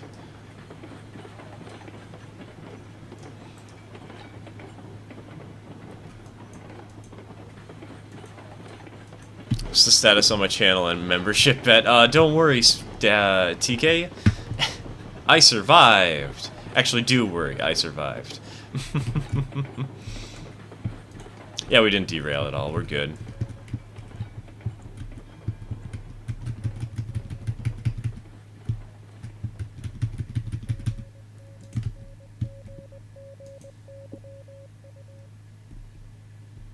Back and now Stir is running backwards.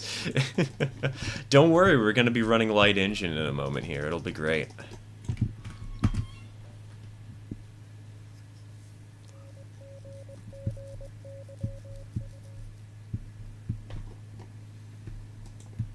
What do you think? What industry will get added next? I'm expecting like a bakery of some sort, honestly. Or something to... I mean, obviously we need something to accept the grain. And, like, the wheat and whatnot. I'm assuming it's going to be wheat-related rather than be straw-related. We might also get a cattle-related industry. Because they have the straw bales. So... I know you're going to hate this, but may I request a temporary 48 just so I can have a decently strong engine and a top at 18 mph just so I don't have to worry about going too fast? Speed, you can't go too fast on that route. The minimum radius is 50 meters. 50 meters can be handled by a 30-mile-an-hour engine. You're physically incapable of going too fast unless you're going downhill. In which case, the Class 48 would be the worst option for you to run.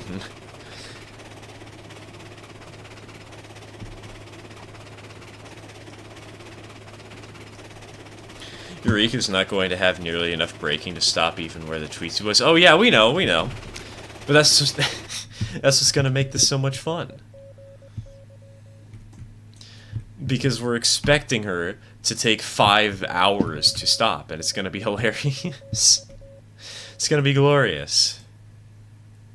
About to rob Hash Brown at this point. Speed, we're not buying a new engine for the route. Those are the locomotives we have. And that's it.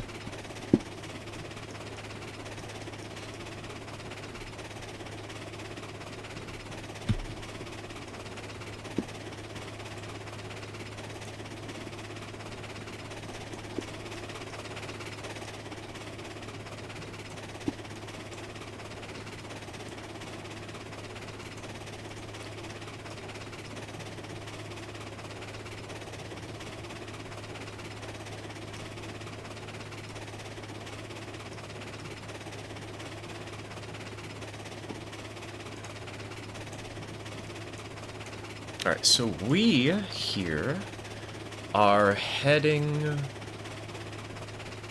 for the smelter so we can put this engine away and store her. Then we'll head back to spawn, grab the Eureka, take her out for a spin, do the test run, proceed to derail her off a bridge because of the Eureka and she's terribly weak and too fast for her own good. Probably we'll just put her away too. And then we'll do oil.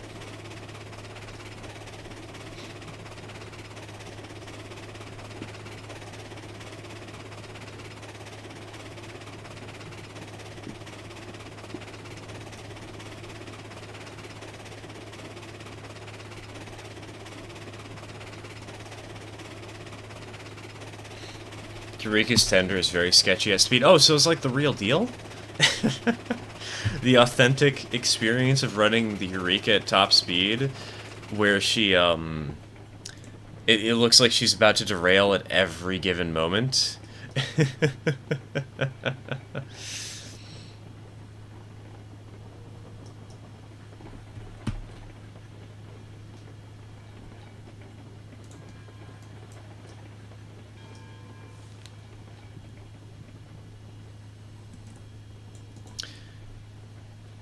Wheel? How do you pronounce that, Otto? I'm not sure how to say that one.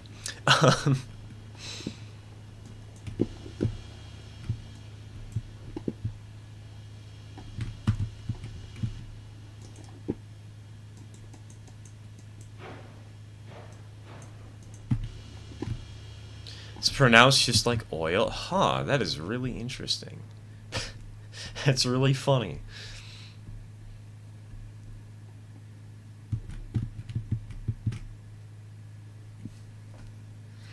Would an HO scale V-dump 18-inch gauge be too small for O and 18? Yeah?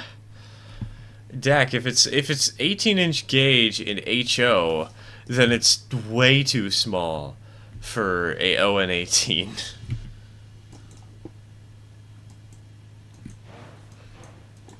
Isn't there like some guy who 3D prints 18-inch gauge stuff though? Can't you grab one of those?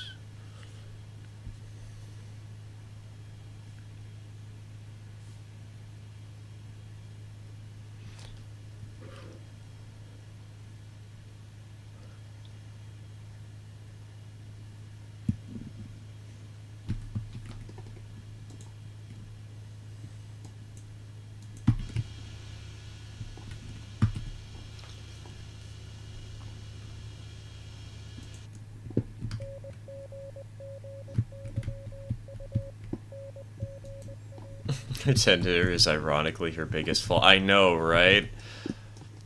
It's so cute. It's such a beautiful little locomotive. Oh my god, wait, right. You have to connect those things. I forgot.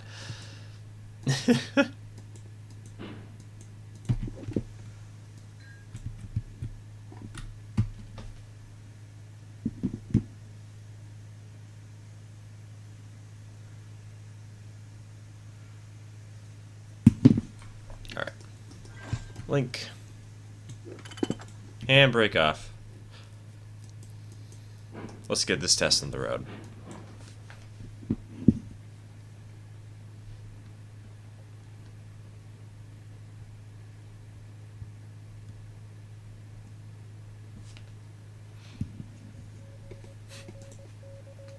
Why are you guys hating on her so much? Because she is still a pretty weak locomotive. Beautiful and fast, yes. But, like, the Glenbrook is right there.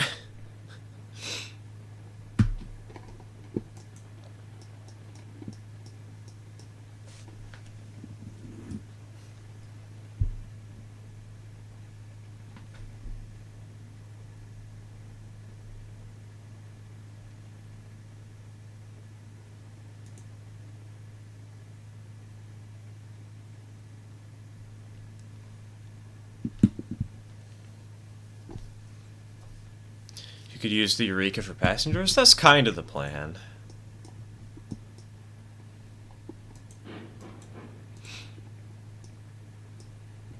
Right now, however, I'm just using it for this sort of silly test, because it's fun to do goofy things every now and again.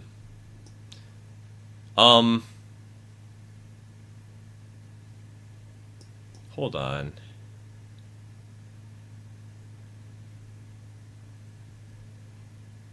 Is it just me? I think I'm going insane. I feel like I'm slightly sideways, but at the same time, it looks like I'm not. My camera is confusing me. My camera is breaking my own brain.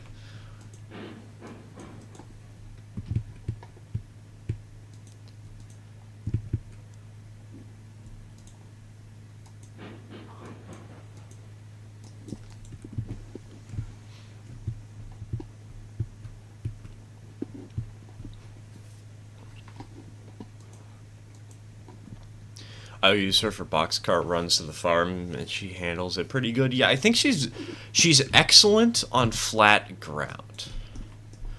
Like, she's better than basically every locomotive when it comes down to flat ground. Aside from, of course, the bigger, stronger ones, but, like, there's always going to be something... there's always a bigger fish, right?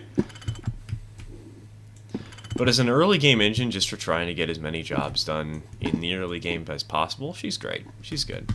I think I found what you were talking about for 018 ore cards. Was it on Shapeways? No, it was on eBay. If you found one on Shapeways, though, that's good. Oh, God. This engine is so slow. Holy cow. I mean, I know we're pulling 6 tankers and a loaded boxcar here, but oh my god.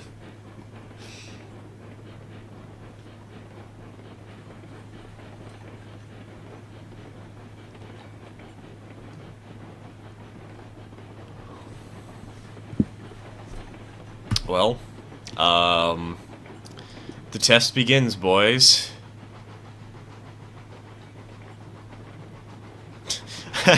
I'm not even sure we're gonna make it up to 30 miles an hour with this engine. Hello, Sky. Hello, Darknut. Welcome to the stream. Welcome to the stream.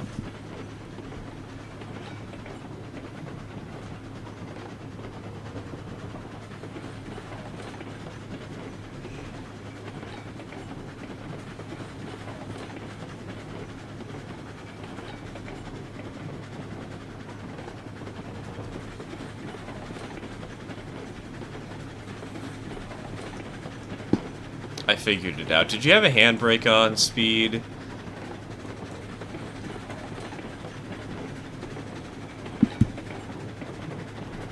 Or is there like a hill that's a little too close that has been working fine forever but now isn't for whatever reason? Oh, she will? She just takes her time to shine? Well, I'm more so worried that the, when we reach the telegraph office here, we're not going to be at the full 30 miles an hour, so I can't do the test properly, because we won't be going at full speed. Different car and engine and a different hitbox? It shouldn't be. We've run that engine that way before.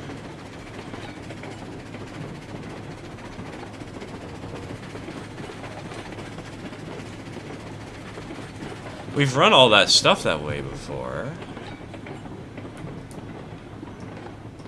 So I don't know why you're having so much trouble today, Speed. Because, like, maybe they just changed the hitboxes for the world or something. Or the cars.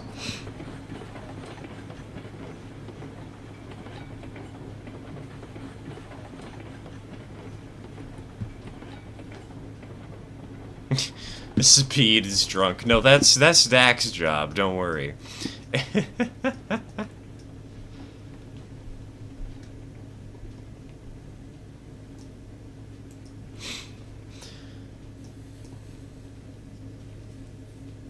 They did just mess with the world's hitbox, so maybe, yeah, exactly. That's what I expect happened.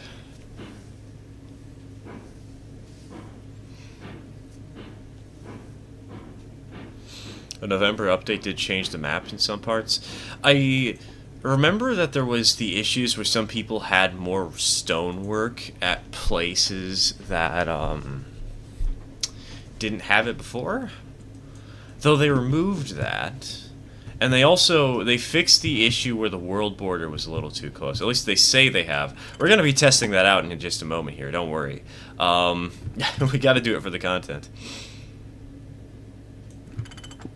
After all, we just got a Eureka.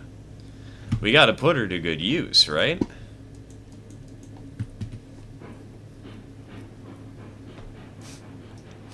This is my 5th re-rail today.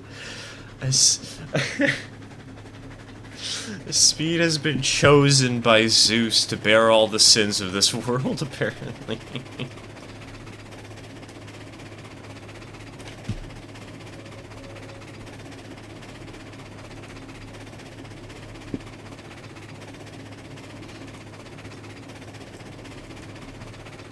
Placed a sign on the hitbox? Okay, okay.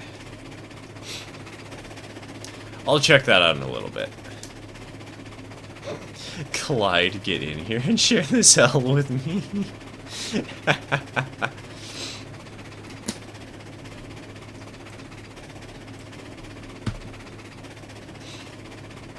Get Clyde in here so that he can derail even more than you, so that you don't have to bear the title of a person who has derailed the most today. Get him in here so that he'll run down the main line without checking if anybody's on it and ram head first.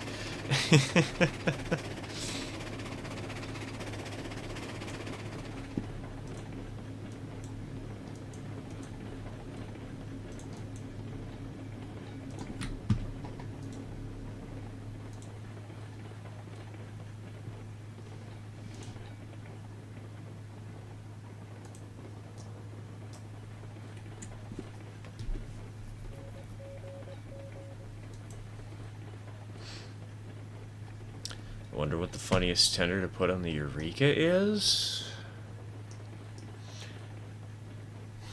Are we talking about functional tenders, or are we talking about tenders that just funniest in general?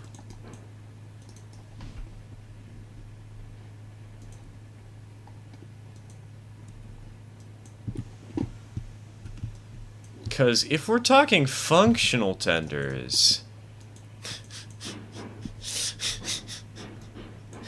the funniest tender to put on the Eureka would be the Class 48.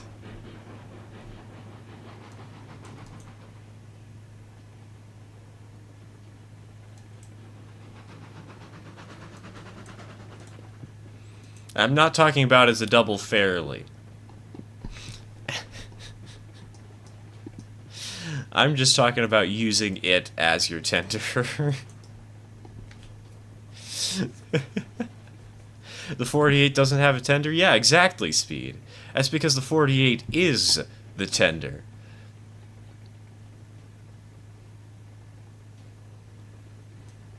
And that's what makes this plan so genius.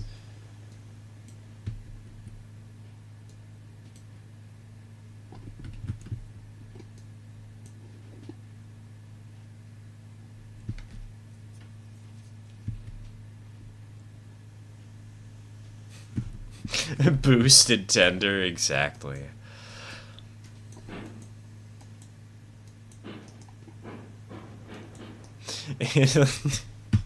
Well, we'll have it so the water tank is used as an as a sort of tender water tank. Hook the 48 to a Class 70 backwards as the tender, and that way you have a bonus pusher if you need. Exactly. If you need the extra power, you've got it, and if you don't, you just have dead weight.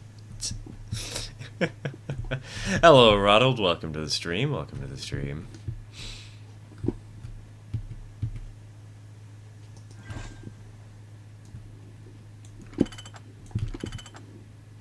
One, two, 3, 4, boop.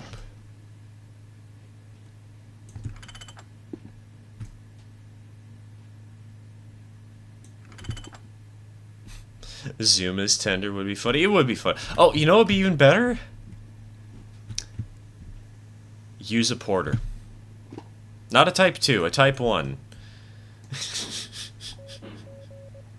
Use a porter.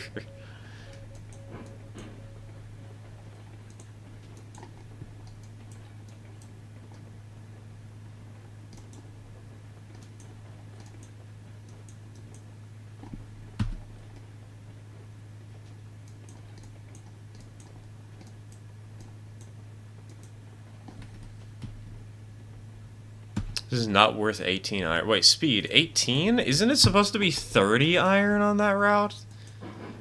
Per train? Did you lose some cars along the way?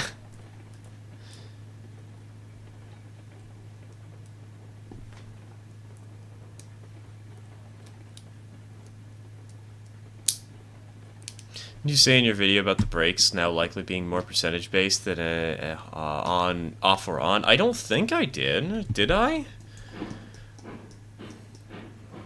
Because I haven't noticed them being more percentage based. If I lost cars, I'll be on the floor.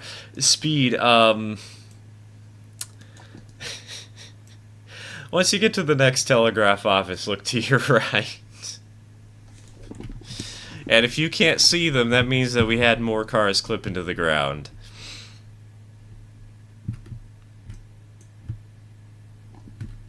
It's actually footage of Betsy running with Zuma's tender. Honestly, side note, I've been planning out my next locomotive for 0-30. And by next locomotive, I mean I haven't even shown you guys 2 of them yet because I haven't finished them yet because of various mechanical issues. But as I'm planning out this third mogul that I'm going to work on, I found a website that sells a 4-wheeled tender designed for porters. I might have to grab one. I might have to grab 2. I might have to grab 15.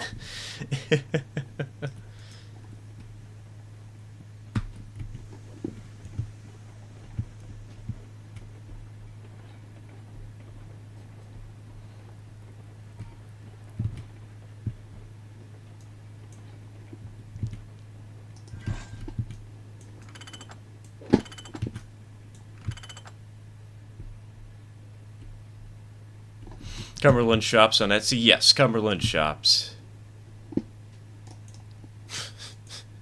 I am in debt with my marble at this point. I take it you found the car is speed.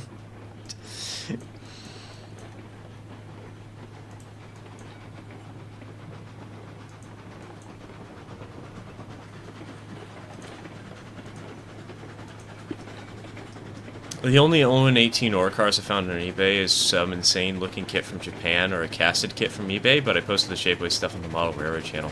I wasn't thinking of the Japanese stuff. I was thinking, why can't you just use, like, some gondolas, you know? Get some of those 3D printed high-side gondolas. Those wouldn't be too bad, would they?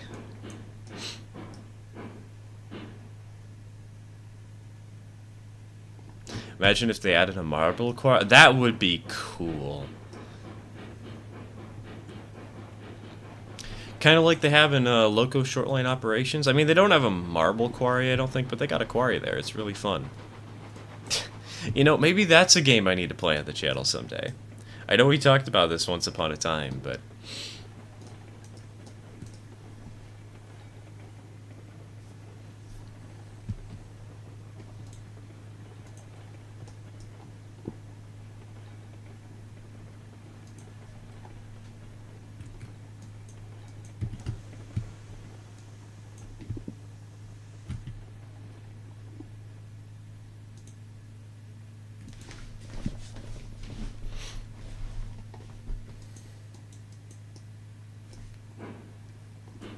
We're already gonna be out quick like a bunny, or so they claim.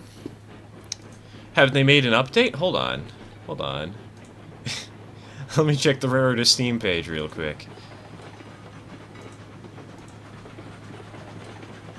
Okay, no, they haven't announced a release date officially yet, at least not in these channels, in these means.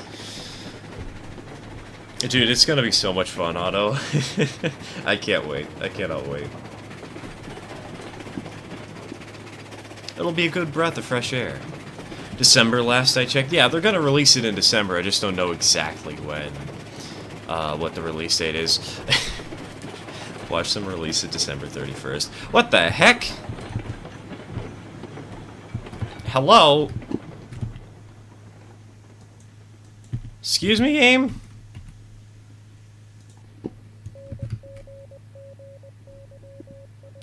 What happened? Was I not paying attention to the speed of the engine? Was it over 30?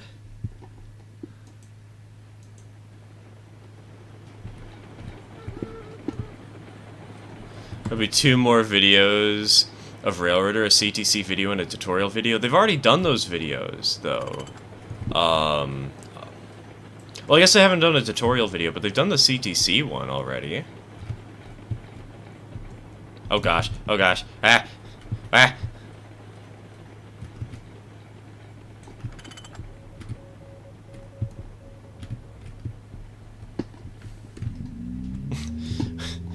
Why did the Eureka derail? Okay, hold on. We're going to mildly cheat to get back there real quick.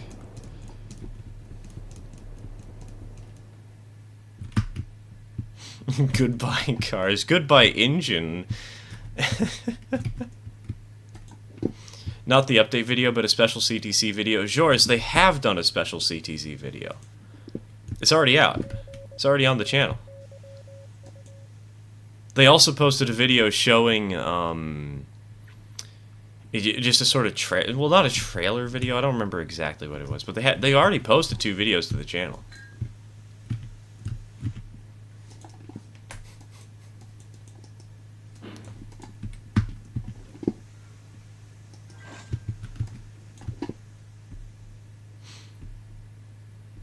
This has gone terribly well.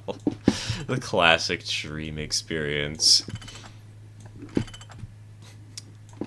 Where were my special cheat moments? I mean, the special cheats wouldn't have really helped you much there, Speed.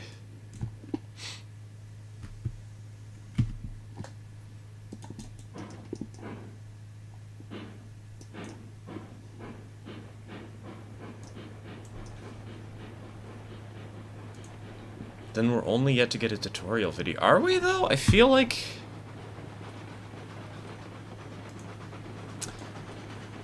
Hold on, I'm gonna check the channel real quick. No, I don't want this. Okay, it was just a gameplay trailer. I guess we still have a tutorial video to get, but...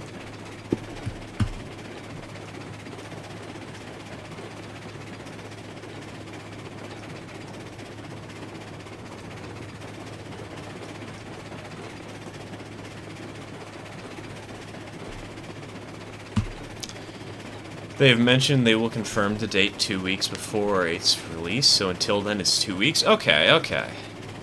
So we're not... So don't get our hopes up that it's gonna suddenly appear out of nowhere. Gotcha.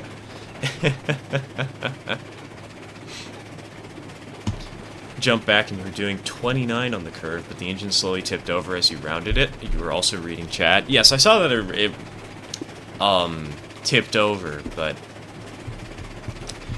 It was only going 29 then? Okay. Strange. I wonder why it derailed then. Because that was only a 50-meter curve. It's not that sharp. I wish we still had extended to use. I wish I felt safe using extended.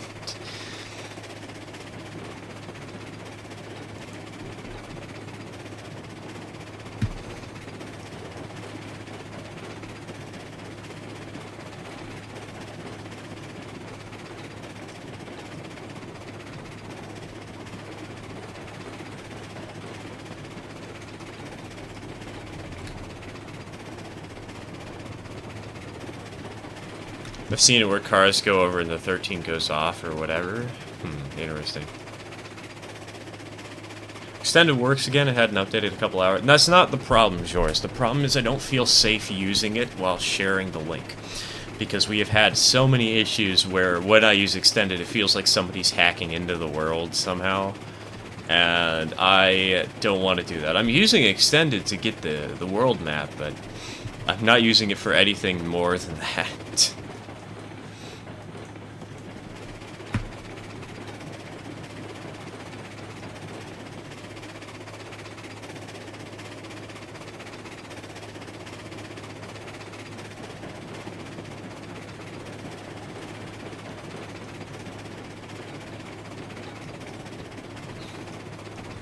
Check for a rock in the track. Oh god. Please say there's no rocks in the track. I'm gonna cross my fingers and pray here, because if that happens, dude, oh my gosh.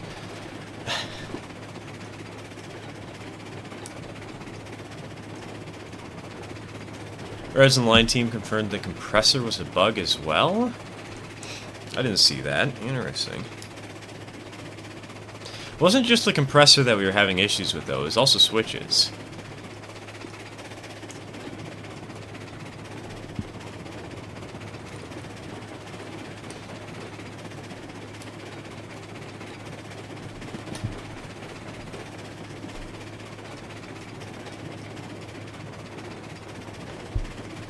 God, I love those birch trees. They're so pretty.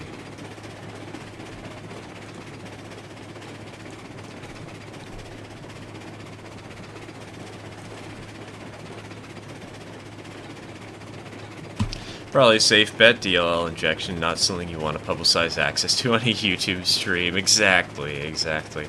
And that is in part my mistake for having a live map where people could just explore the world with the public link. Because I used to put those in the stream descriptions, but... Gotta go, everybody. Alright, Colorado, have a good one. See you around, man. Thanks for tuning in.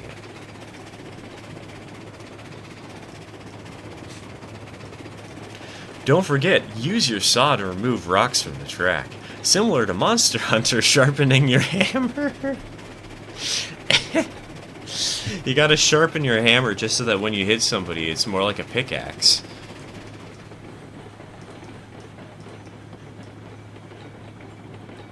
Okay.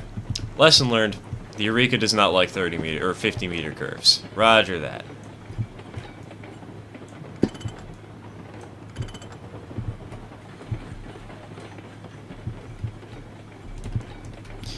the IRL max speed of the Eureka. In some cases, it was... What was it? Baldwin listed it as going for 40 miles an hour. And the guy who privately owns the engine has supposedly claimed... I haven't seen the links to it, but I've heard people... rumors, again. So, considering the rumors, we have to take this one with a grain of salt. But I've heard rumors that it was able to go at 55, but they didn't go any faster. They think she could have gone 60, but her tender would have derailed. So, they decided against doing that for good reason. Can we try it again, but only secret check? It's a public link for reliable viewing. I would rather not, Speed. I don't want to do that. I generally don't like using cheats. I know that I sometimes use them on streams to quickly get around, but that's because as the host of this world, if I really want to keep the stream moving. But for the general populace, I don't really want to have cheats available to our access.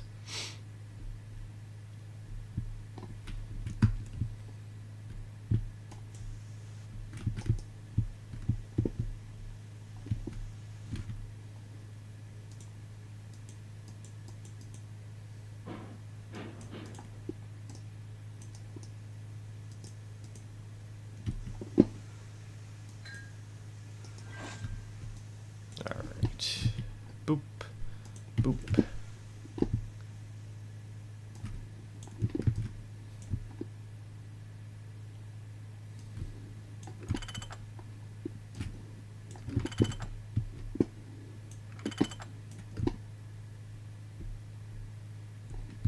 Given the nature of the game, 99% of the cheats we use, shy of money and XP, maybe should be built into the game, in my opinion. You know, that's fair.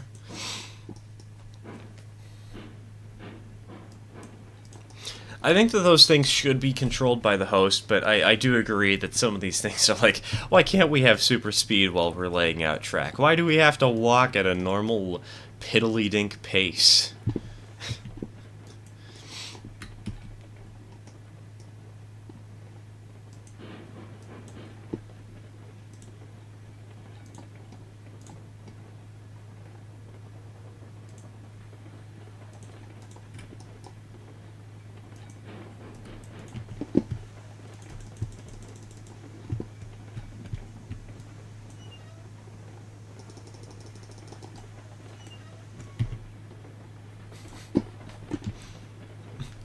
I had my first derailment. Oh, heck yeah, finally. Another... I mean, I've derailed several times, but finally, yet another person has derailed.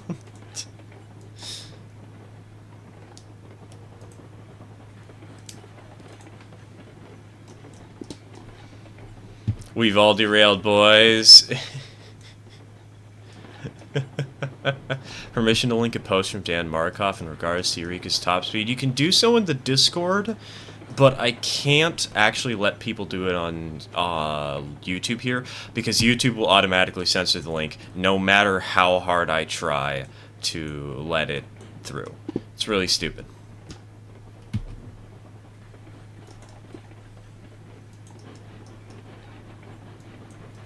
Speaking of track, do you think they should add track costs to the game? Maybe not in its current state, but eventually.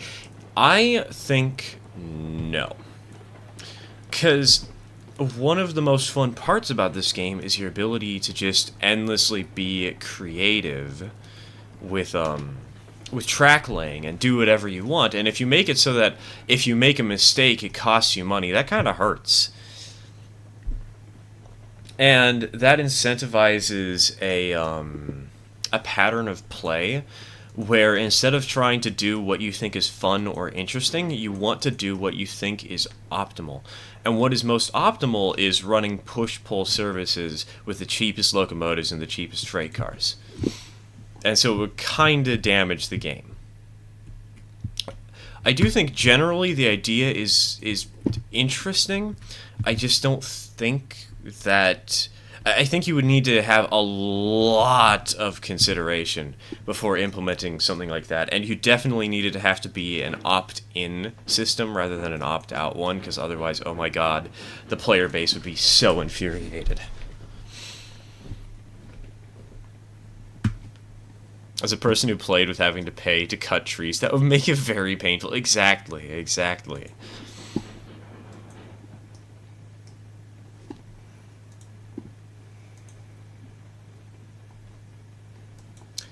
May I get a new job? Sure, gimme uno momento. Also speed, I think... Wait a minute. Speed, I've got some very, very bad news for you. Because you only found one of the two high-side gondolas that derailed. And I'm pretty certain that's not your fault. I'm pretty certain it's because the car has fallen into the void.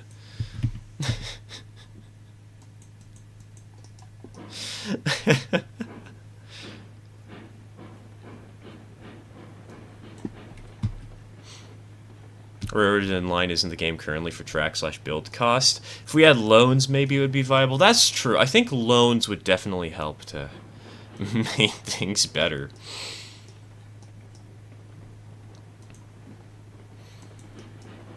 It would. I think loans would just be good for the game generally, not just for track building. I would think it would be a sort of difficulty option, similar to how Derail Valley puts it in some of their settings. Exactly, exactly. Kind of like how you get to choose how hard the industries are, how hard the physics are, and then you can have like a money system. How hard is the money network? Also, small detour.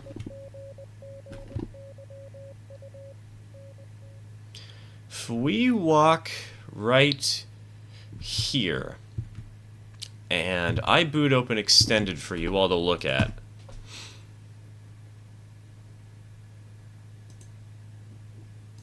Do you guys see this little thing right here? This little box for the high side gondola.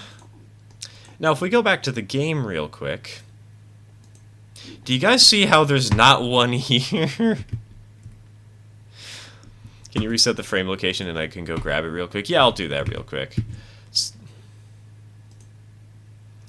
Alright, reset frame car location. Let's go ahead and fly over there. I'm glad I joined when the pay to deforest was removed and the first gen of news blinds was added. Yeah, God. I can't imagine how painful it would be if every tree cost money. I'm very fortunate that I never had to deal with that. Where is it?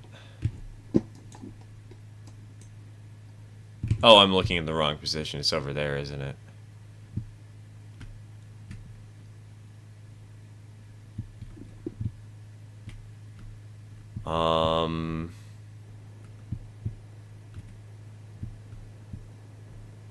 Oh, there it is.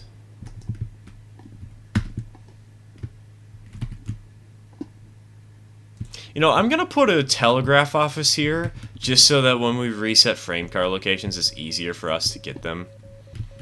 We'll make this frame car reset. I know this looks horrible, but I don't care. It's just a really shoddy and quick attempt.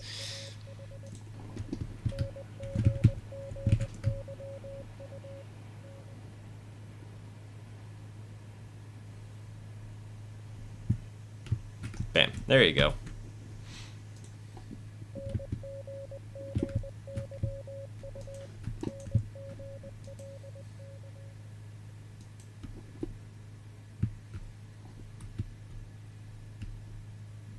Ultimate endgame goal for that time: deforest the entire map. Oh god, could you imagine cutting down because you not only... Oh god, you'd have to do it by hand, and you wouldn't have access to teleportation because telegraph offices didn't exist. Maybe Extended did, maybe it didn't. I'm not sure. Oh my god.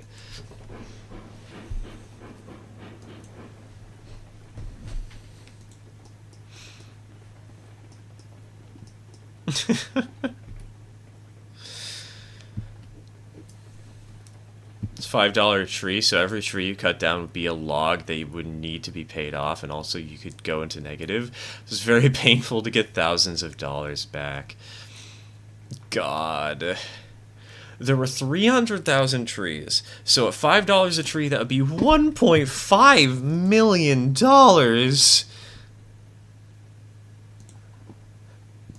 Holy cow.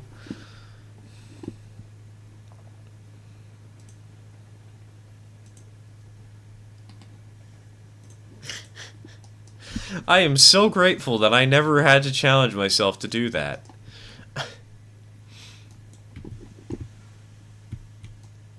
It was hell in the early game. I do remember some of the early game. Fun fact, the first world I made, I ran 20 car trains, and the second I ran 30. I ran double-headed climaxes on that world, back-to-back in single player. It's honestly kind of fun. I'm probably never going to do it again, but...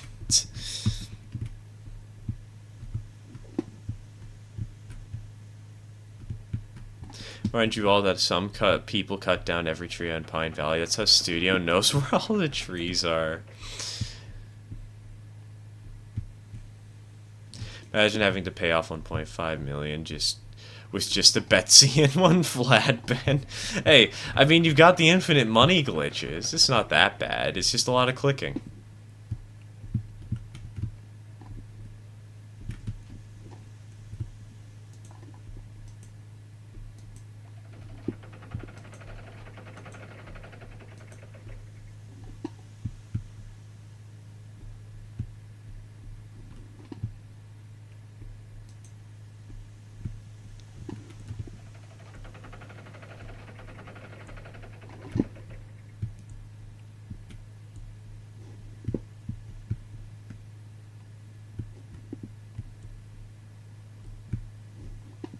God, I remember back in the days when they didn't even have cabooses in the game.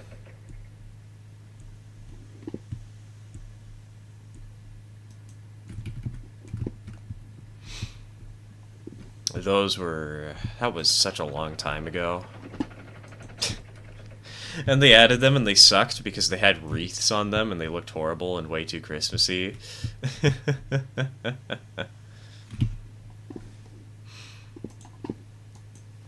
You could glitch some insane grades. Oh god, it was so much fun, man. Also, weren't grades glitched in general? Like they were double what they said they actually were? And curves were twice as sharp as they said they were, too.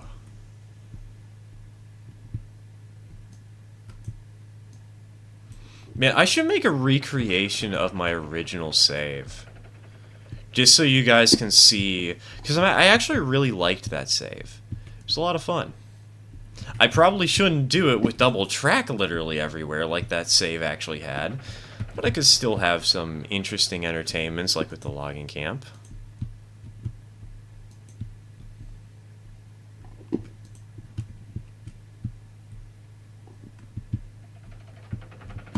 That feeling of getting back to $0 after a pit of debt was so depressing that it would make me want to stop playing because I'd make a new line. And guess what? That had me cutting down more trees.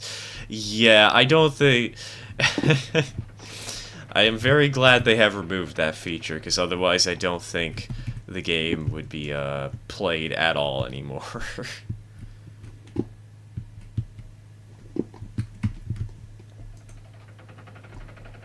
I got the game 2 months after it was released. I think I got it like 1 month after it was released. I remember the reason I bought the game was because I wanted to very specifically spite Khan. Because he said the Eureka sucked.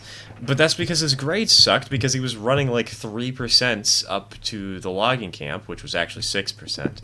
And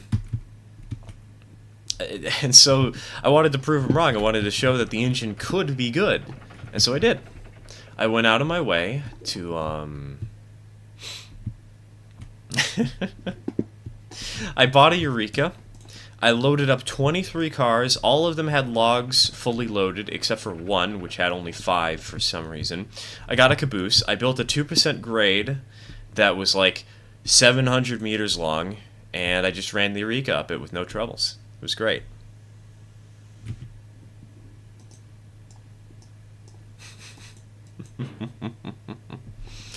I actually really miss the old days before the new splines. Only 7 locomotives to save up for, back before the C-70 Heisler and cars got new models. That was the era of railroads in line I loved the most. I really have a strong bout of nostalgia for it, because, of course, it was the, you know, when I was naive. And you cannot recapture the essence of not knowing what you're doing and trying to learn as you play.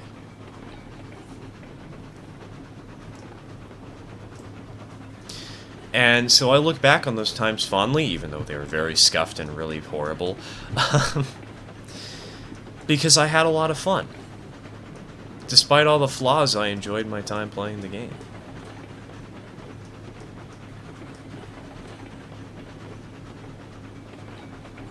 That feeling when you remember that Betsy was a Chad and you could just buy 3 Betsy's and pull the world. That feeling when you remember that your track laying was so horrible that Betsy derailed on every curve you laid.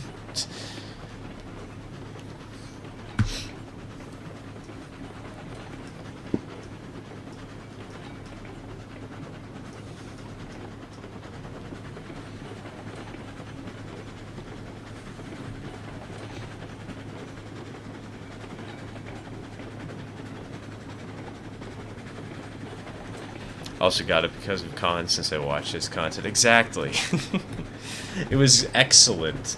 Just screaming at the screen like, dude, you just need shallow graves. Stop. And then everybody in the comments did that anyway, so I didn't actually need to say anything. It was great.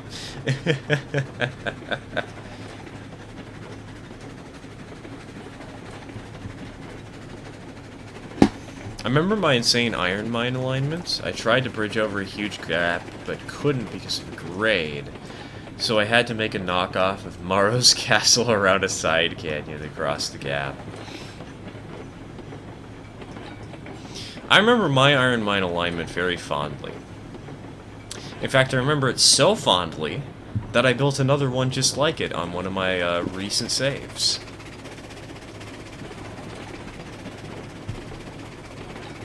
It was horrible. I love it. Because you had to build these giant bridges in order to cross a giant pit.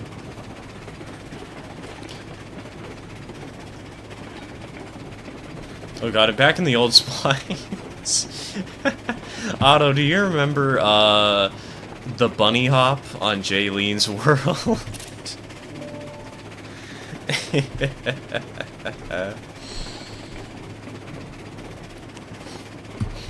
That was glorious.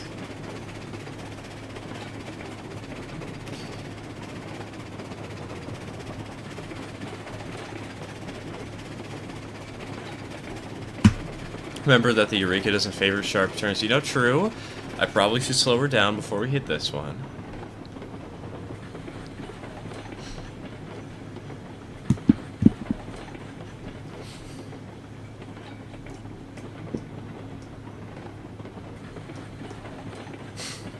Remember when you could make new engines by ramming the 48 into a way car caboose to make it an LNER Class J70 steam tram?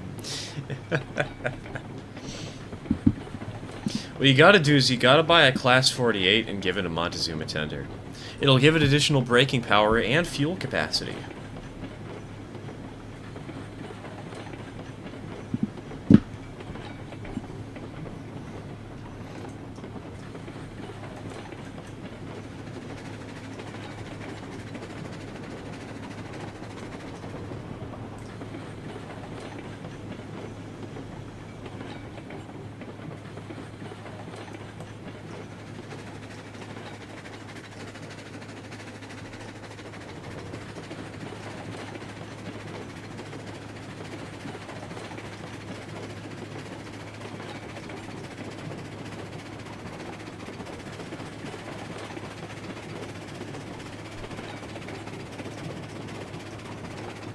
Back when everything ran 60 miles an hour or less.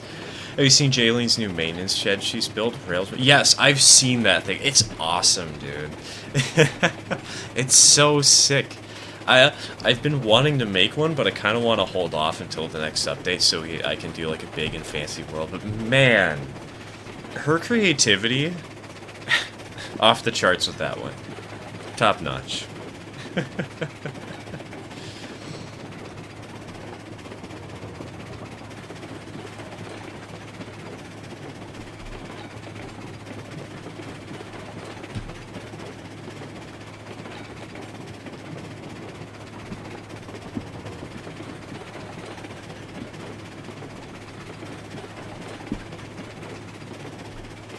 Remember when cargo was lost when we were railing? I don't. Maybe I do, but I feel like I don't, so... I might have been around for that time, I just don't recall it.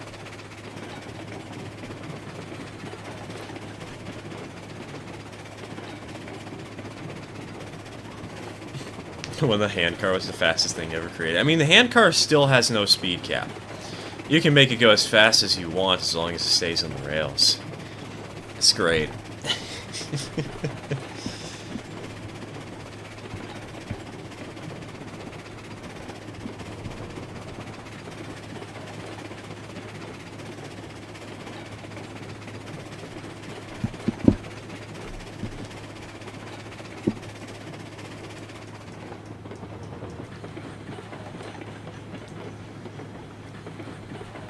Handcar won't go up at 3.5% or whatever? Yeah, so I do know that. We had one on the last week's stream, and we tried to get it up at 4%, and she just stalled and died and fell.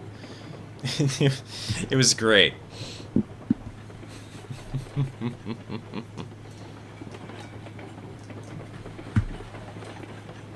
I do remember the carriage launcher glitch if you derailed at a certain speed, grade, and on a turn. Anybody remember back when locomotives used to go,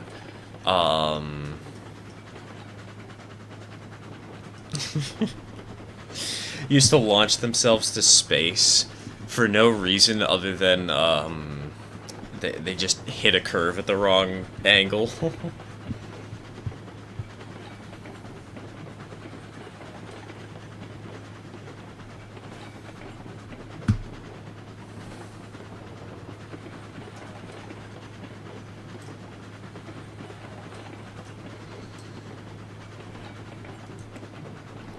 Will the next stream map be on Lake or Pine Valley? That is a good question. I don't know.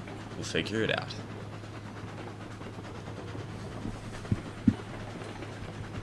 We'll figure it out when we actually have the map, or the stuff to make the map with.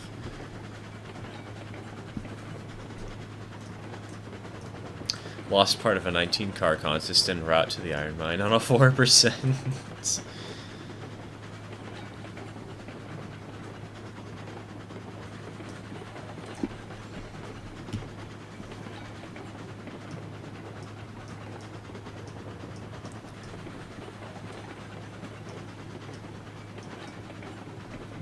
Remember when the game used to crash every 30 minutes and you saved whenever you did anything important? Yes, I remember those days. Those were fun! In giant air quotes.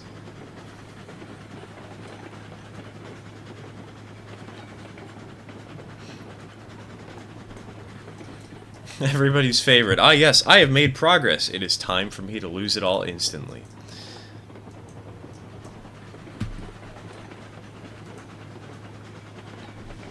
How many people actually complained for the devs to move the world border? Enough that it got moved.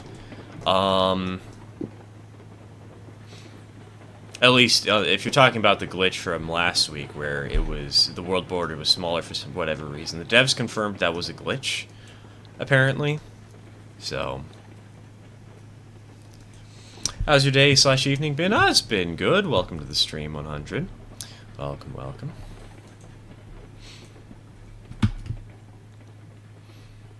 Had pizza for breakfast, as I always do on these stream days. Currently just running some cordwood to the smelter.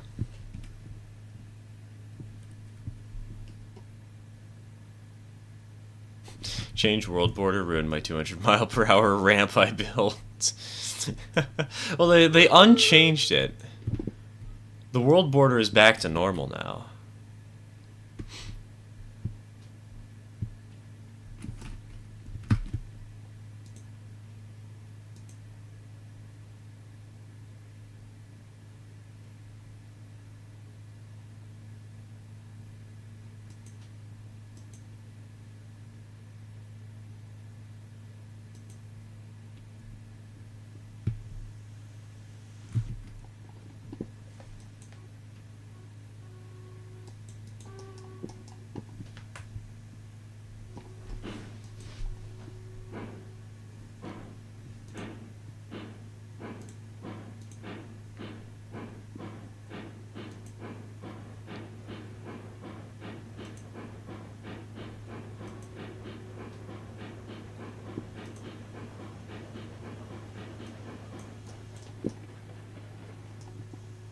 More than half the track is inside the hitbox. But they changed it back, didn't they? I'm confused now.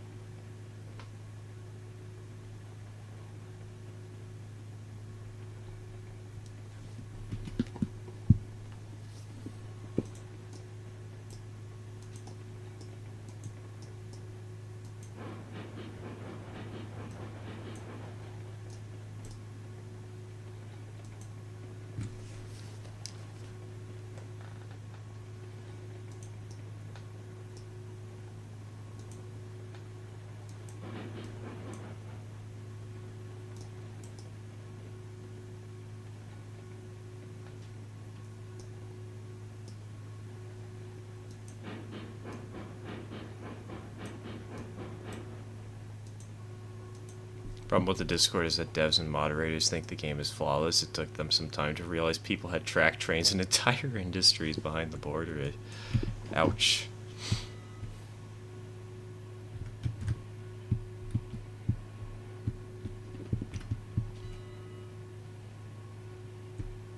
Someone just constantly whistling. I think you're hearing my computer.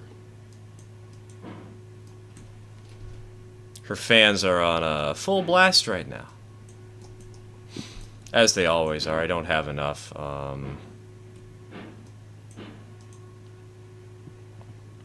don't think I have enough fans.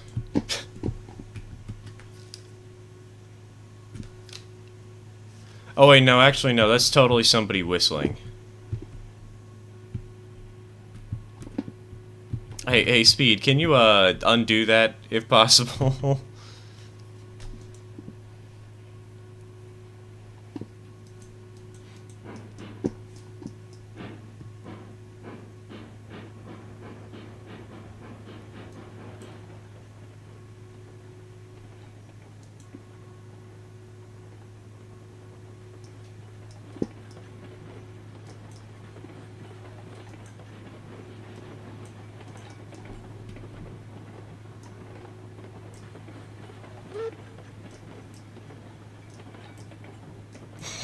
What godly hearing do you have? Can you share some with me, please? Just this dull roar. There you go.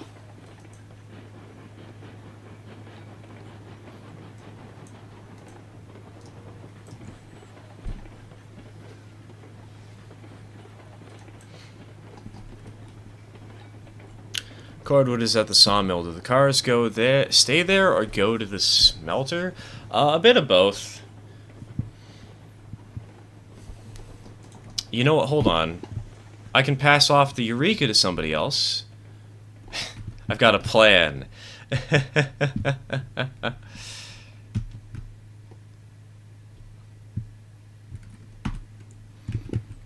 Okay, let me see here. What jobs are there left to do?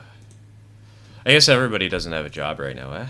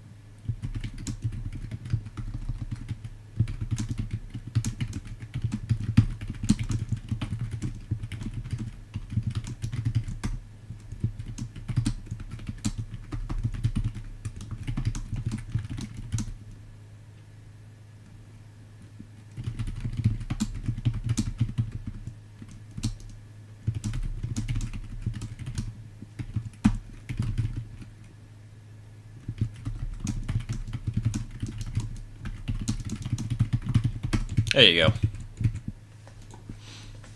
Any opinions on the current Railroads Online soundtrack? I don't listen to it. I don't have anything to say because I listen to my own music.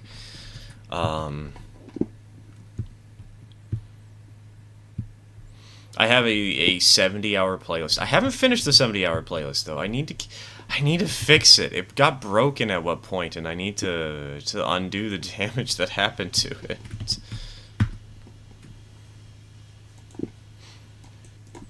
Joined your Discord for the moment. Where do you want me to drop off the link for the Dan Markov quote? Either general or off topic works fine.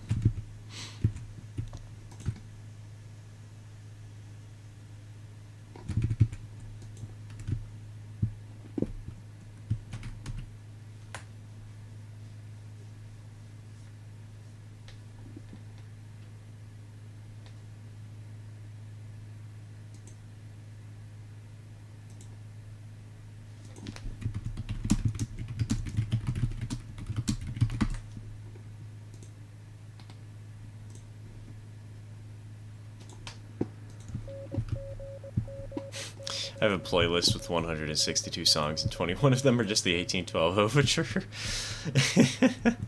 See, the thing is, I have a playlist with like 800 songs in it. But the problem is, I like having that playlist be in a very specific order, and the songs on that playlist keep getting unlisted for whatever reason. Like, one artist maybe changes where the listing is, maybe the song just gets taken off of YouTube entirely, and all of a sudden I have to rework the whole thing, and there's 5 other songs I want. But they're all in a very specific order, where every 50 songs I leave a I put in a song that is 10 minutes or longer, except for the first 2 songs. The first song is Wow Wow by Neil Ciceregia because it's funny, and the second one is like the 100th song from some place.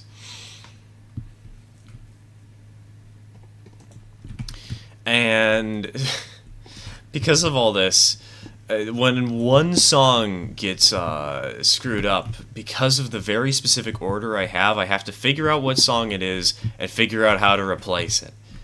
It is pain.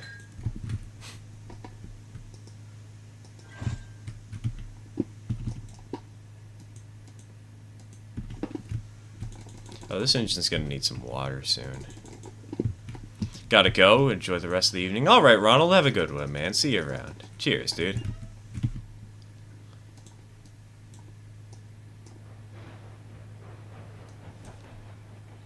Stupid that in 2023 we don't have a simple cross-platform way to build a local playlist. I know, right? It's annoying. I'm sure that I could figure out how to download the songs and make a localized playlist for myself, but...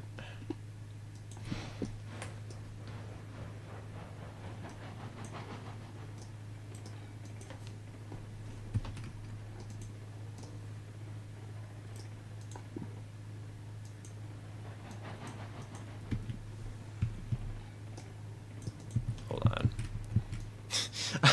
I forgot we named this locomotive Waluigi. Glorious.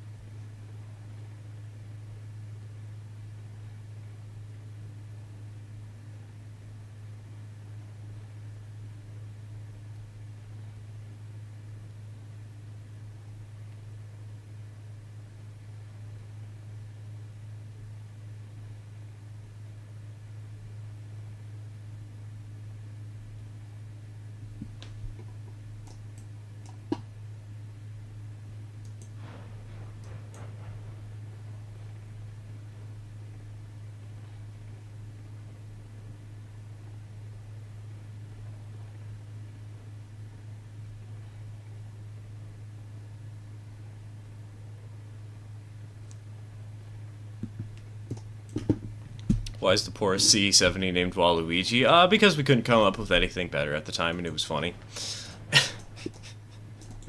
The classic Railroads Online experience.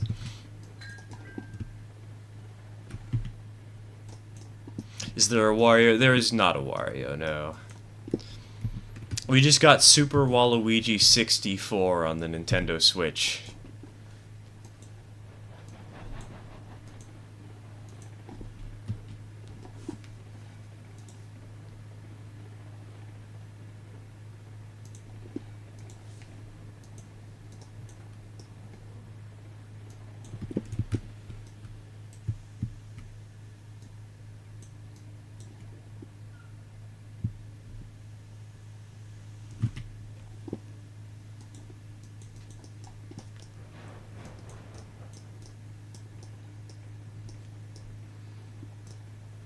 AFK for 15 minutes. I'm taking a shower. I take my showers in the evenings now because I don't move that fast in the mornings.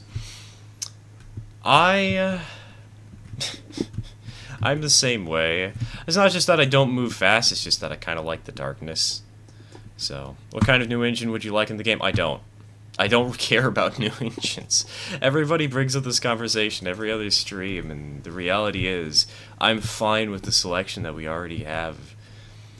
Like, it's fun to get new locomotives, but at the same time, it's not something I desperately care for.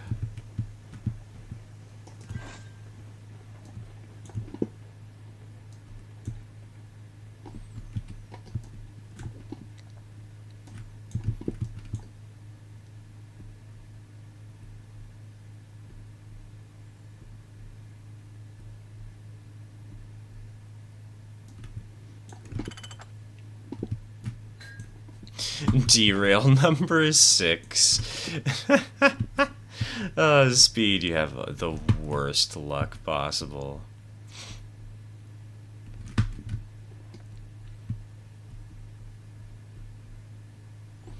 Oh, what the Shay look like with the tender? Those existed. Just look up a 3-truck Shay. I think it's a Class C, if I recall correctly. I don't remember.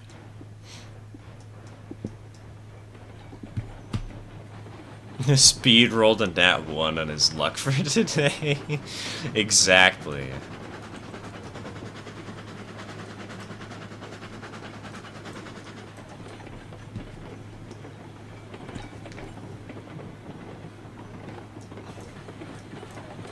There were 4-truck Shays too. Those were super uncommon, but they did exist, yes. I don't think there were Class C's on the narrow gauge. There definitely weren't Class D's, though. I know that much.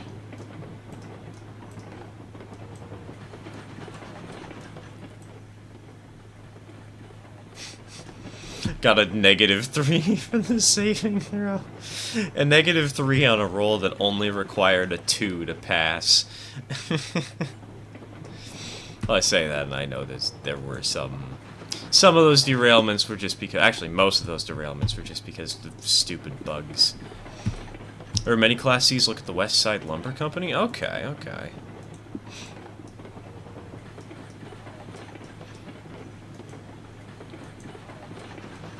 I haven't looked into the West Side all that much. I remember my father mentioned it recently, and he was like... he said that he originally thought, well, oh, it's just another railroad. Why does this one matter so much? And then he saw the West Side and he fell in love. He told me that little story the other day. It was very cute. I can't really put his energy into words all that well, but...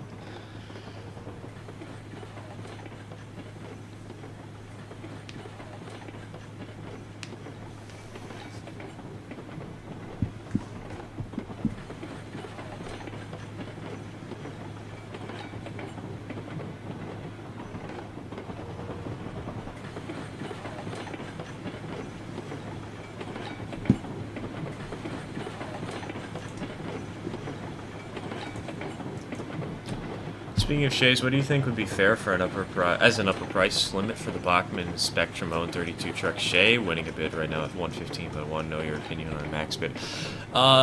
We've talked about this before, I think. Those things usually go for around $170 to $190. Like, that's what they usually sell for. So it really depends on how much you want the Shay. Because if it's just an engine for you, then, like, why not get a Mogul or, like, an 060 or a Trench engine?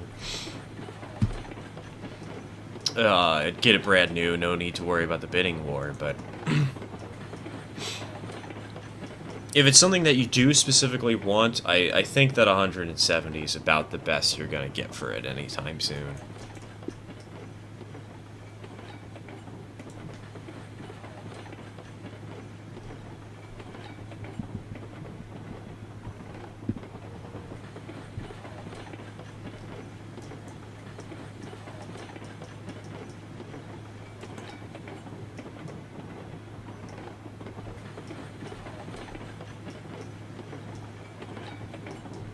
It's a 3-truck Shay from the Sumter Valley that got sold to the Black Hills Central in 1962. They're trying to get it back and apparently might have actually bought it already. Ooh, nice.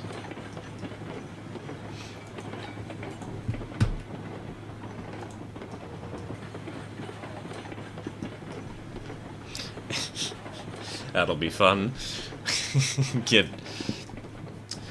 Reunite the old Sumter Valley in its full former glory. Get actual railroad service, actual passenger service to all the towns it used to serve.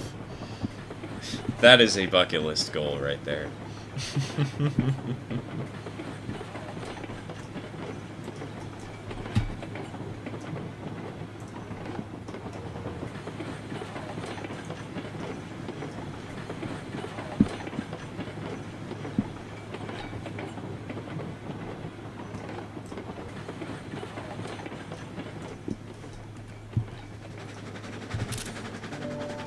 Gotta get at least one screenshot this stream.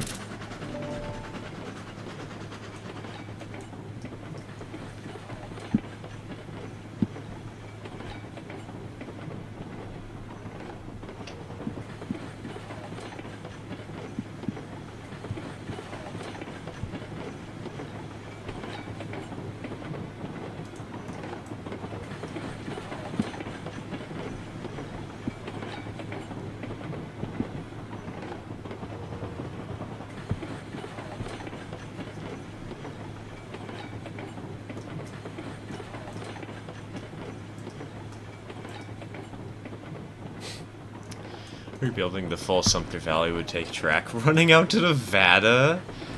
Nice. That'd be awesome, dude. Could you imagine?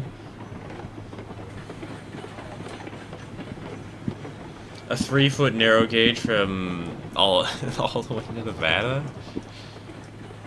It'd also be pretty expensive, but that'd be so cool.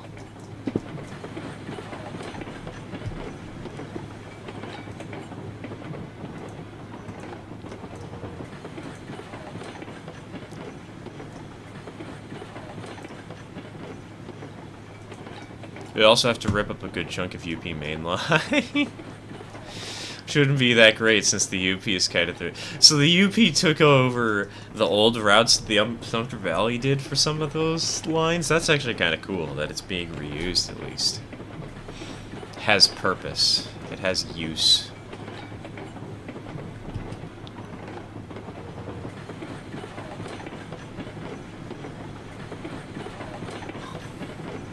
A railroad-themed casino. Dude, could you imagine a railroad-themed casino where... You know how they have that game where they roll a ball into, like, this red or black thing, and there's, like, all those numbers or whatever?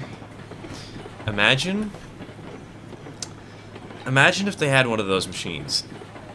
Except it was a... it was steam-powered, and it was shaped like a locomotive wheel with the piston rods and everything.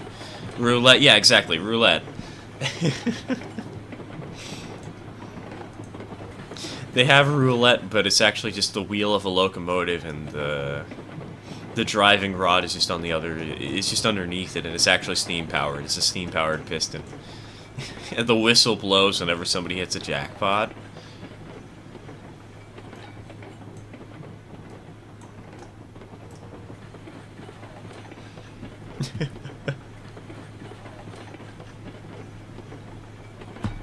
Pretty scene. You're right, Otto. This is pretty nice. Very picturesque, running along the riverside. Well, I guess it's not the river, but the ocean side.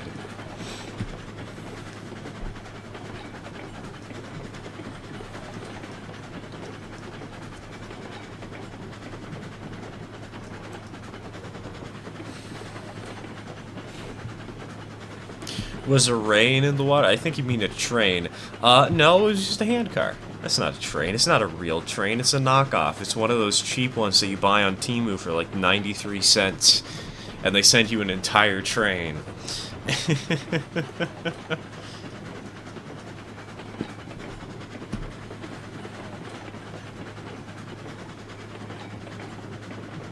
Wish you could find a Shay on eBay for less than 200 new, but it doesn't exist. Almost every listing I see is for 250 to 350 new, so yeah. Yeah, and the bidding wars usually sell in the $160 to $200 price range. Their Shays are not easy to get at a good price. Especially because they are geared engines. And geared can always give you trouble. Hell on wheels.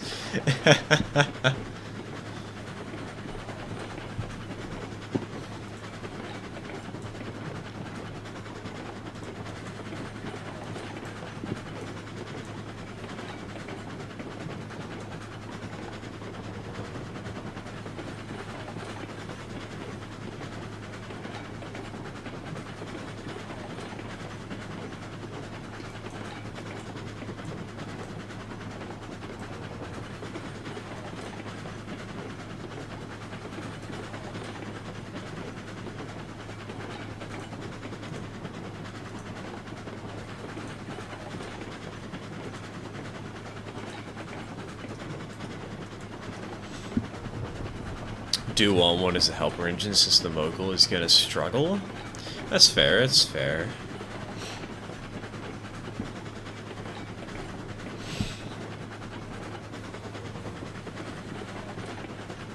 This is why you don't run Pine Valley Betsy at night. Made it to the stream, what's up? Not much, Smokey. We're just running the Class 70 down to the smelter. Decided to take a shower later. Where's the Eureka? The Eureka is currently sitting in the smelter yard, and I mean the proper smelter yard, not the iron mine smelter yard, not the fake one that that everybody mistakes. It's in the big smelter yard. It's already hooked up to a train. She's ready to roll. Just be warned that I'm coming up the hill.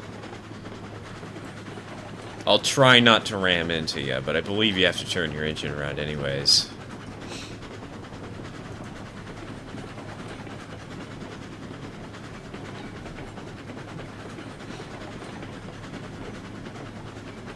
Swamp is a lot larger after the newest update? I haven't noticed it being any larger. I mean, I don't pay attention to the size of it all that much, but is it? I haven't seen it.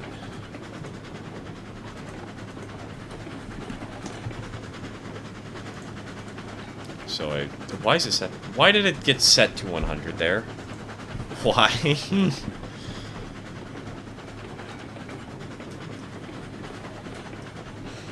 The idea of a casino on a train is something that's been done in fiction before. Yeah, but why do that when you could do a casino not just on a train, but that is made out of like just train themed?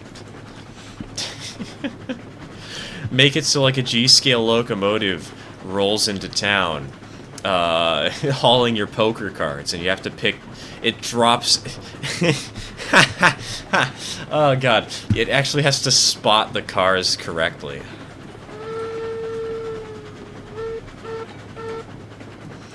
And drop it off on your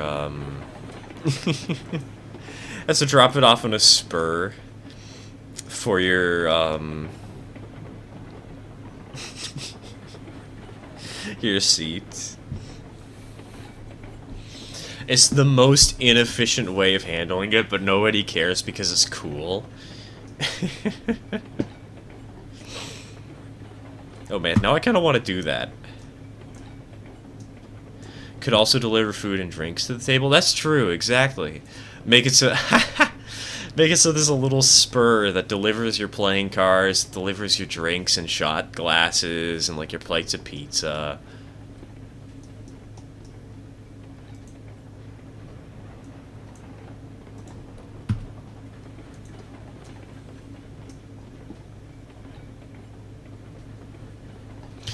The whole episode of Galaxy Railways about rich people complaining about being rescued from their luxury casino after it crashed and they nearly died. That sounds about right.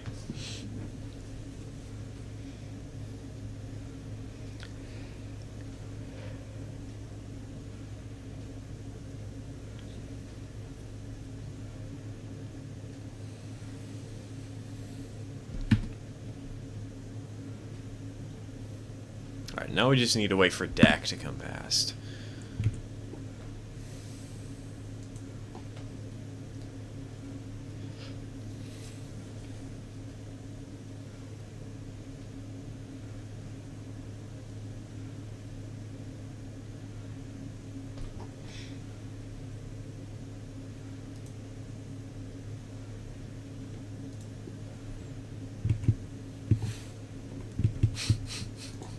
Little slot machines go down, they bring in a live steam train with a crane and flatbed to take them in for repairs. Exactly. Could you imagine if there was just a railroad with where they actually had live steam? It's an open-air casino with, like, multiple buildings, and they roam around and will, like, take you from one building to the next on a 15-inch gauge railroad.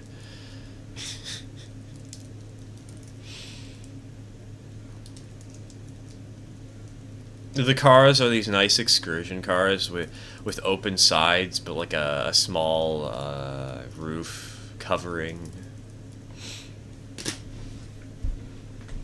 All the materials and stuff that they bring around are carried on like this double-decker gondola. Dude, if there's any millionaires listening, give me money, I will build this.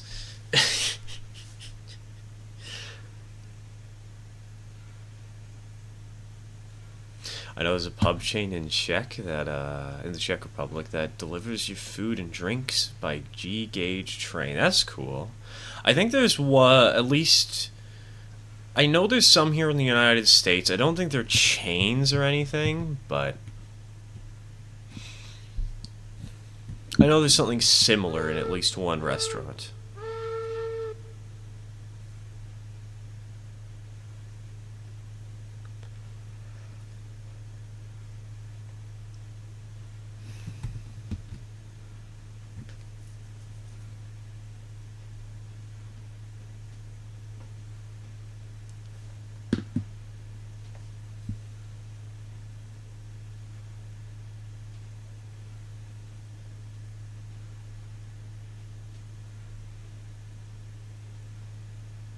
One of the Thunderbirds movies from the 1960s showed a restaurant with trains delivering food in double O gauge. It's pretty small. I feel like G gauge would be the best for that because it's still small enough to be a model train, but it's big enough to to actually carry around a slice of pizza in a gondola. Yeah, because it scales with the puppets. Oh, okay, that makes sense.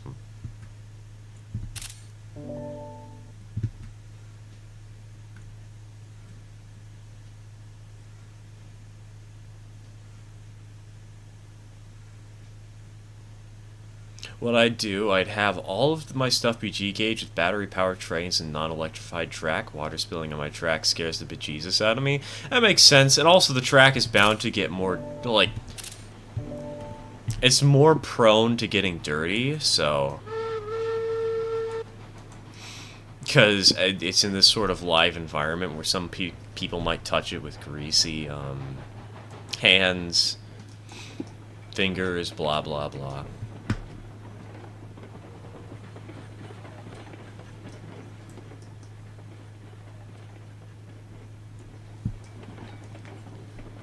And so making it so you don't have to clean quite so much and so constantly would always be useful.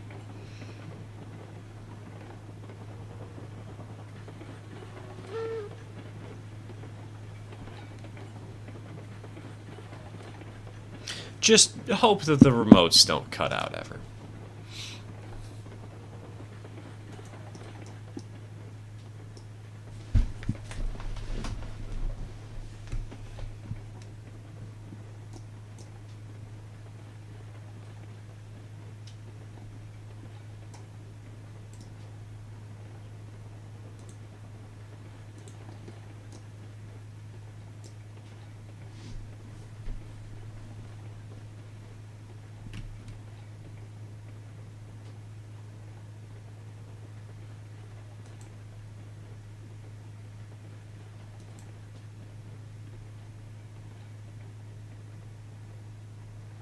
Oh man, could you imagine if there was like an option in your menu to pay extra for the engineers to try and Dutch drop your food?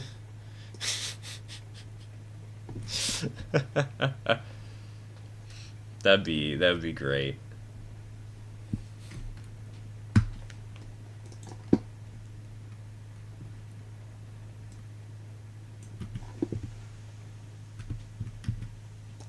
Man, what would also be awesome is if you could have like a custom table.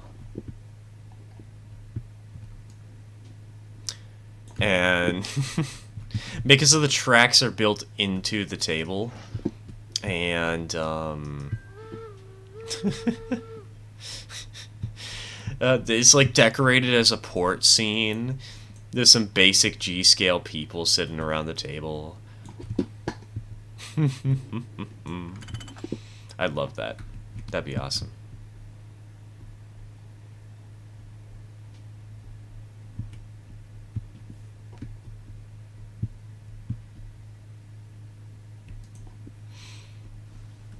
Tim Traveler did a vid on that pub chain. I think I've seen that video. I do watch the Tim Traveler. He's one of the few channels that does anything remotely railroad related that I still watch these days.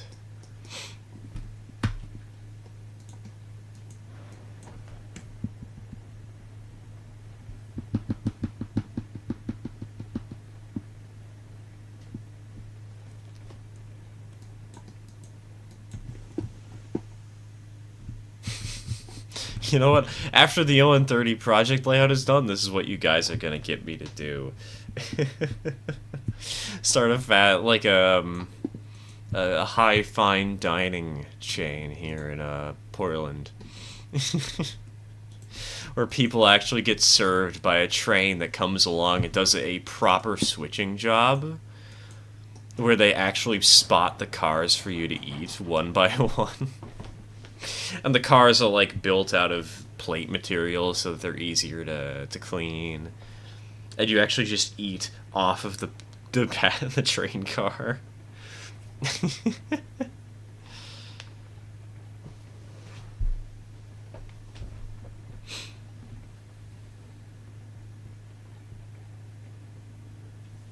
That'd be great.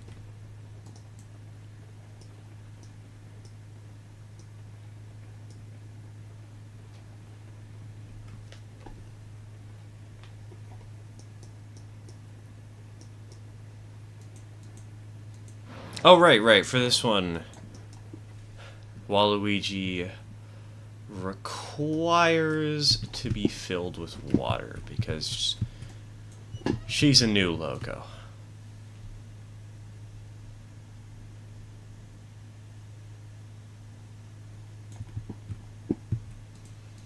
Main 2-foot gauge and 7/8 would be best for that then, as they'd be large enough to be like rectangular plates. Yeah, but why do rectangular plates when you could just have it so the cars are shaped like plates?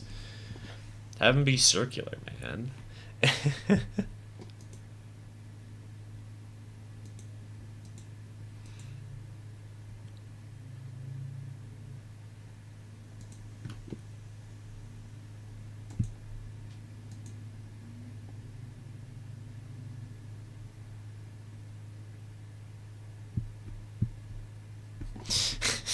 I'm just imagining, in the middle of your conversation, a train comes out of the wall, onto your table, hooks up to the car, that, for your,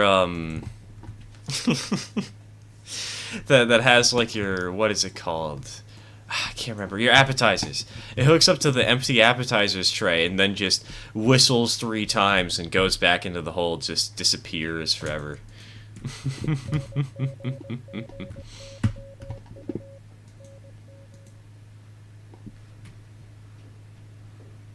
Now I want to start my own breakfast restaurant with toasters turned into center beams, tankers hollowed out for coffee, water, and juice, flatbeds for eggs and bacon, and special cars for pancakes. Dude, could you imagine tankers? Oh, bro, that would be awesome. If you had a tank car that like had a straw sticking out the top of it and you just delivered it straight to somebody's seat.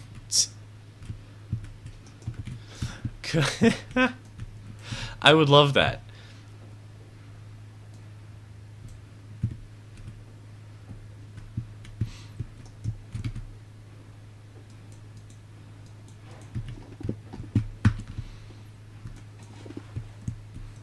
You get like a root beer and it comes in this clear see-through tank car.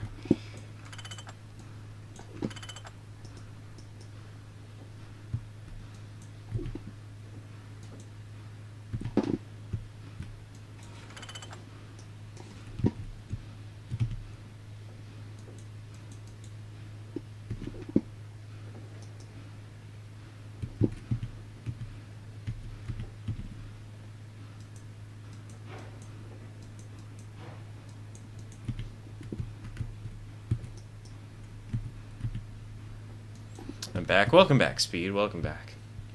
I'm currently messing with the Lima nearby. I'll be out of your hair in just a moment, so don't worry about me.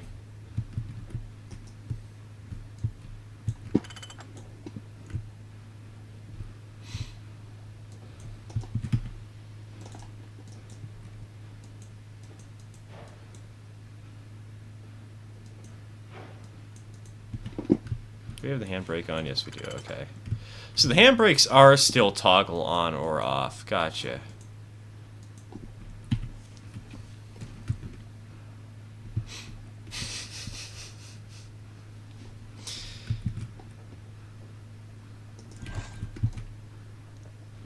Have a massive... Oh my god, you are so right. Have it so that all the engines are named after foods that the store sells. Yes.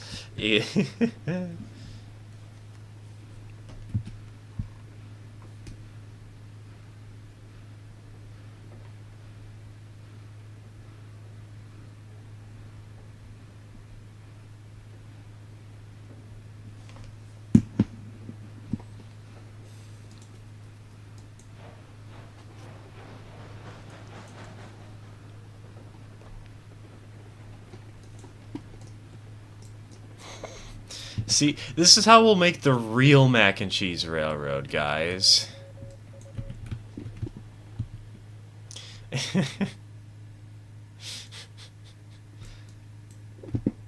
Well, we'll have it so we're actually delivering mac and cheese to tables at a pub or something.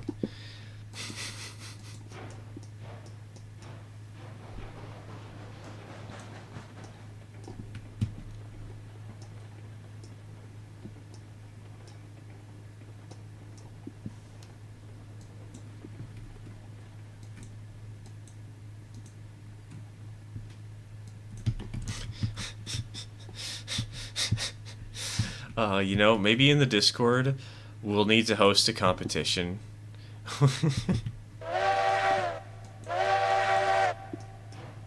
Where we all gather together and try to, come up with the best track plans to deliver to tables. Yes, iconic locomotives such as cheeseburger, pepperoni pizza, chicken Alfredo, and of course the ever-present mac and cheese. I'd love to have a locomotive simply titled Chicken Alfredo. That'd be excellent.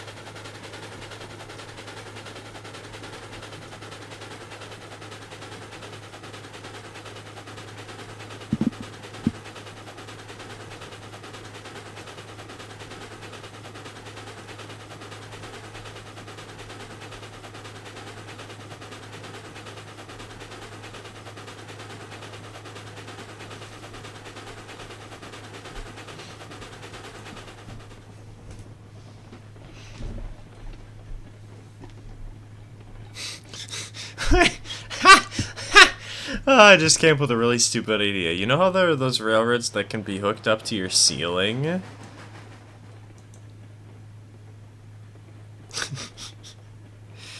Imagine one of those. But it's like they use side dump hoppers to unload your mac and cheese into your plate.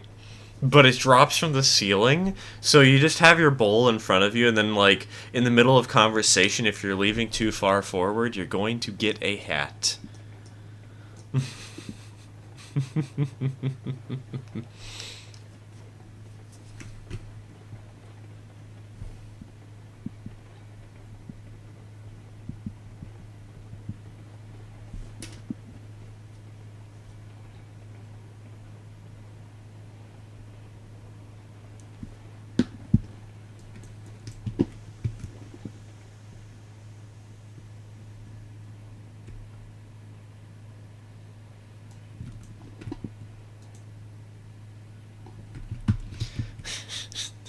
Just realized that if you had like a bar setting, you just have a bunch of single spurs for everybody to drop off their plates.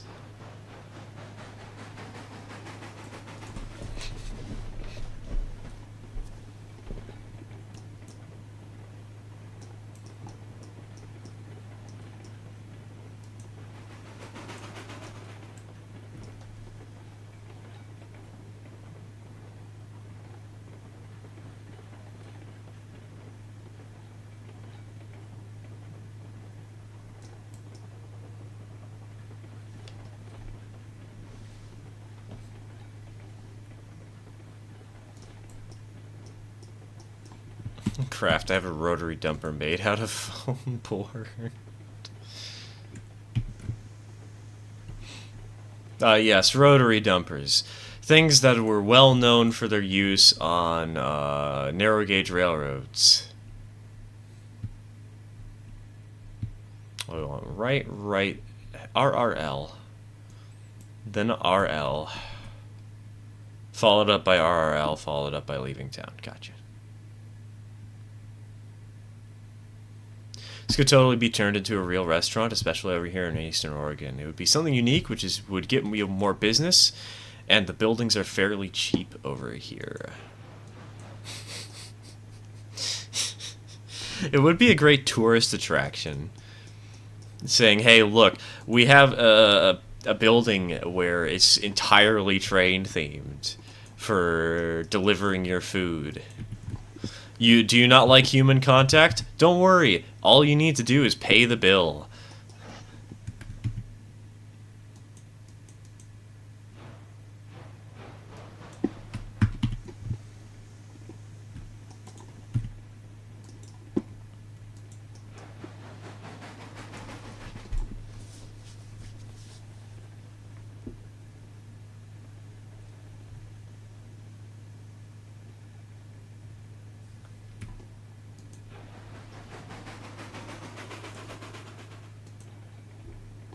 Pay for your food at a proper ticket office window.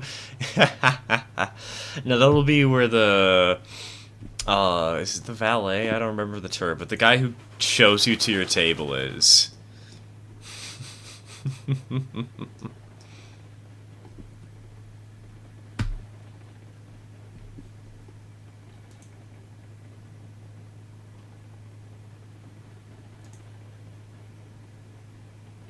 Went to this one burger place where there was a G-scale train that delivered food to your table. Exactly. That's sort of what we're dreaming up of here, honestly. Except just an even crazier and stupider version of it all.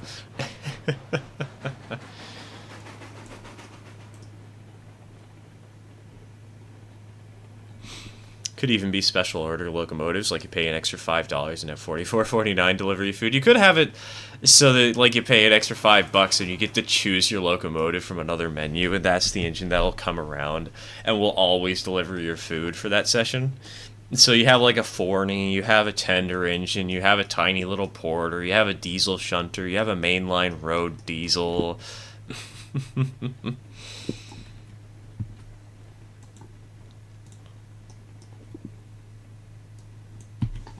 And occasionally, for birthday trains, the train will come by with a passenger car. And a free slice of cake.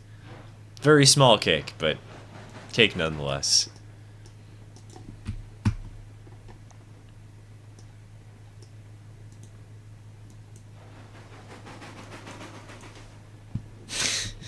Funny Rodney Barker sketch about British Rail, and he has a tiny robot porter that immediately slumps when given his suitcase. And when asking when the next train is due, he produces a piece of paper that reads, "Don't ask me, mate." When you get the chance, sir, could you come by the sawmill? The rails are gone? Oh yeah, I heard somebody mentioned that there was some issues with that region. I will be over in a second. Let me get this train sorted out real quick first, and then I'll hobble over to your place.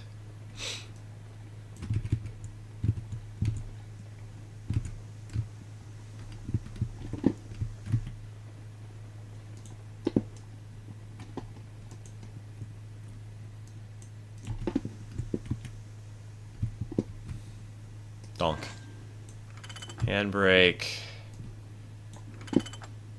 Come on now, why is this one so slow? There we go, there we go.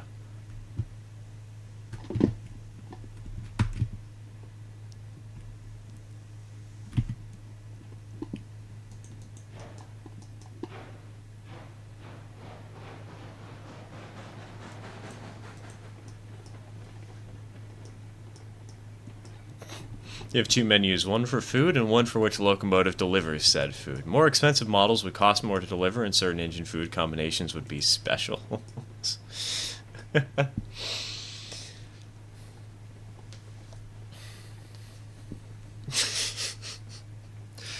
If you want a true special, make it so you have the, I want to make a pun for the Rocky Mountains somehow, but I can't figure it out. Gonna print off a whistle code chart. Honestly, not a bad idea. I should probably make some standardized whistle signals for our line that is somewhat based on realism, but also just, also based on practicality for our own internal usage.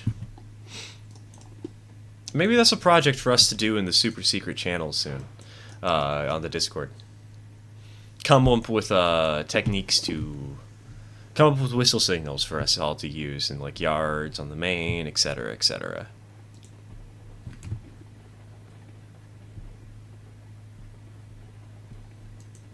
Porters would be used to deliver the kids' menu stuff. Get one of those Bachman little big haulers. That's what you'd use for that.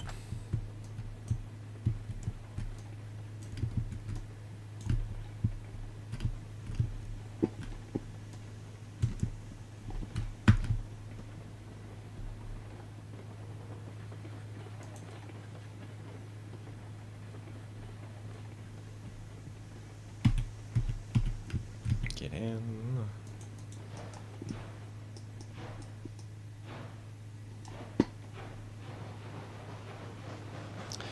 Alright, Dak, I'll be there in a second. Let me just get out of the yard real quick and put this into the loading track.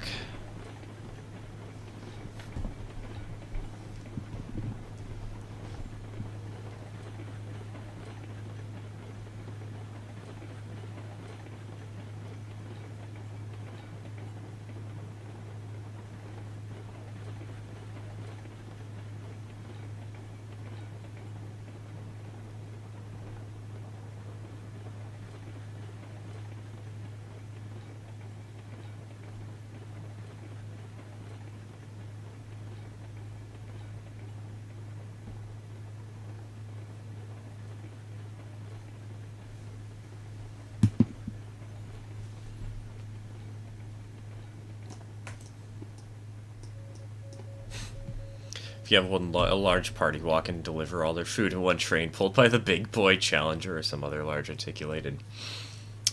See, the way I was thinking of delivering food, the way I was envisioning it, is actually have it so every table has spurs built into them. Multiple tracks where you can individually deliver the cars.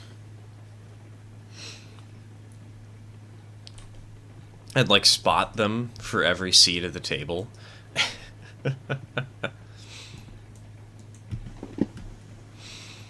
And then you kind of have a show as the train pulls into town and it tries to spot every single car, one by one.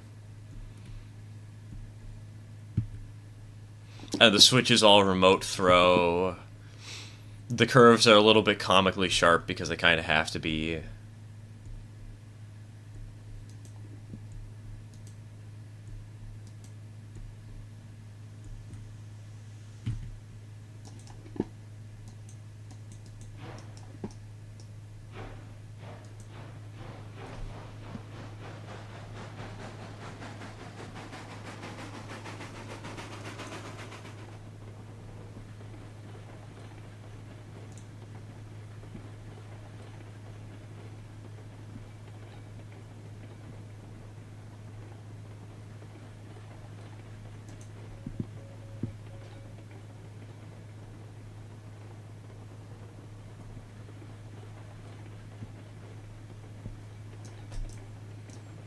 Germany has multiple restaurants. They only deliver by trains, garden-sized trains. Though this is definitely not an original idea. They're all over the U.S. too.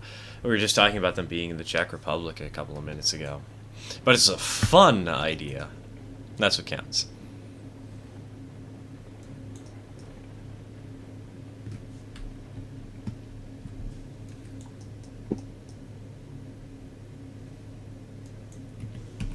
Alright, Dak, I'm coming up to the sawmill.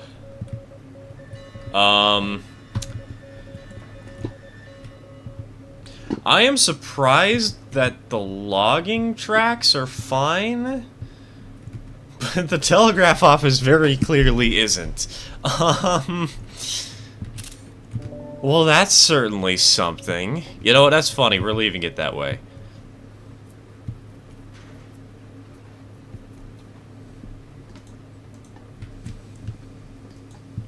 Where's the track issues? Oh, I see. Yeah, that's a little bit of a Polar Express kind of situation, huh?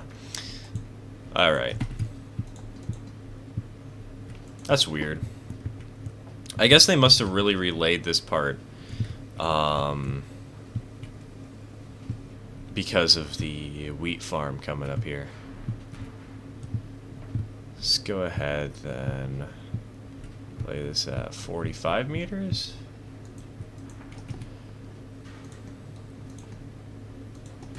Flatten it out.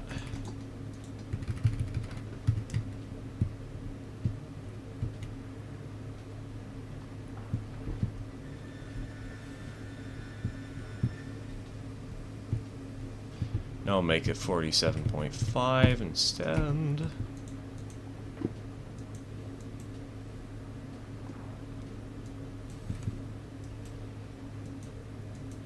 Grass-covered track is to vibe, though, not gonna lie. Well, the problem is this isn't grass-covered track, this is dirt-covered track. That's less of a vibe and more of a derailment.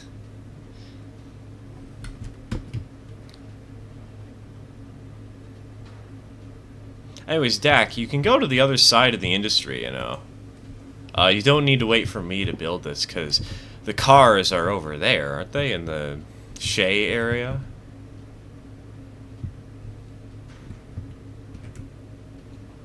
Better than ice frozen over the track. I know you hate looking at channels midstream, but speed, I'm not going to look at the channel.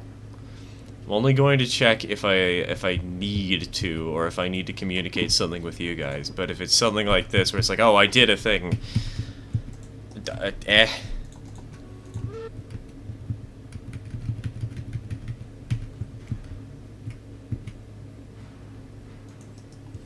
Okay. That's fixed.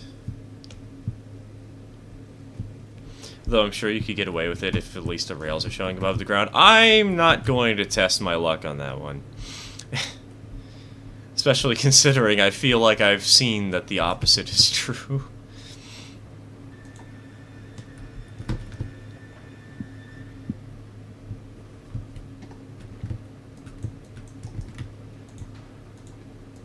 Oh gosh, wait, this means I'm not going to be able to delete the tracks that are underground. We're just going to have some extra splines.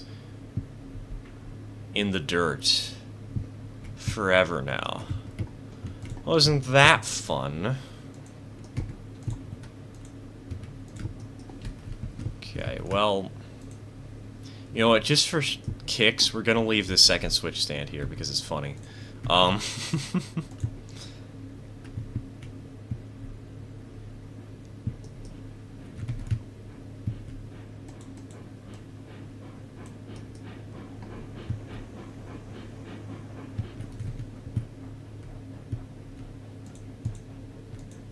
Just want a tramway track, if I'm honest. Tramways were not common in the US, and I know that you are very much a British enthusiast, but this is very much not a British game.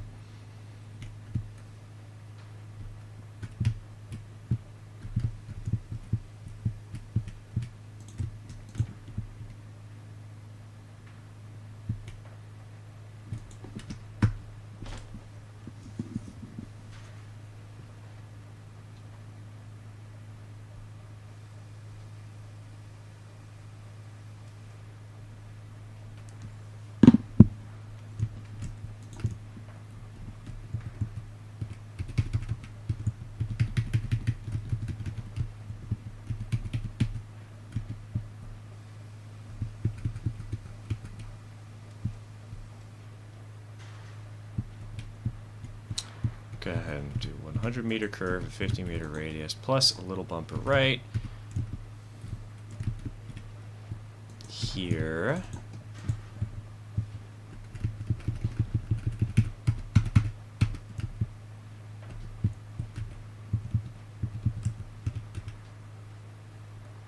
Slight grade down, bam, presto.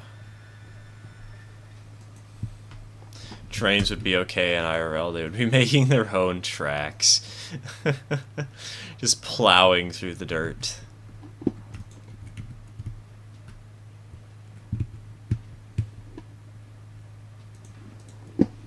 Oh, I'm gonna have to wait for Dak to finish up whatever he's doing over there so that I can actually finish this track, but...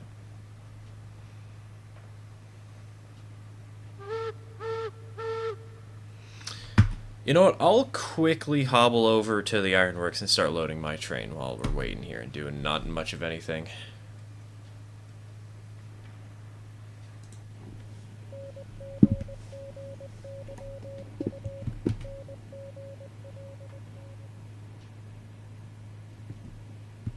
Okay, that side.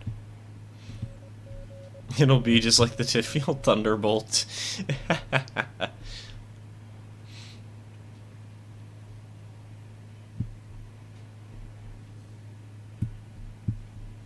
Kind of like what they did in that one Canadian town where they ran the loco straight down the road to get it to where they needed it for powering the town. Didn't they lay, like, really temporary tracks for that job, though?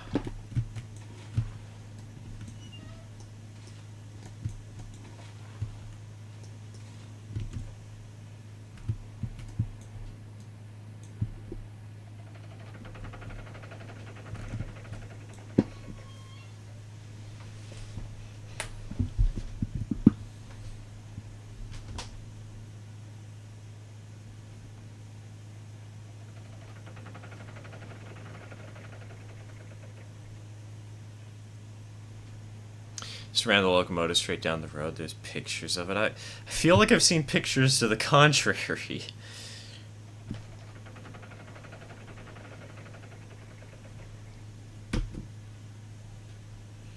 Hold on, you know what? Maybe it's time to go to Google.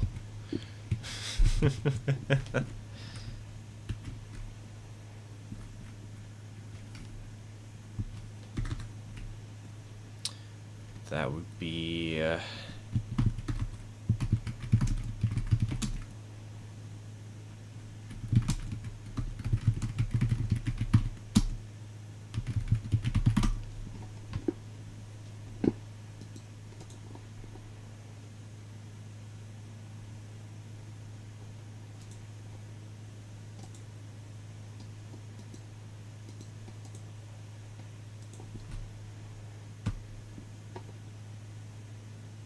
Oh, nope, it seems that my memory is incorrect.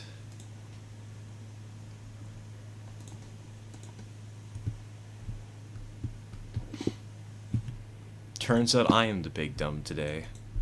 I mean, that's not news. Everybody always knows that, but...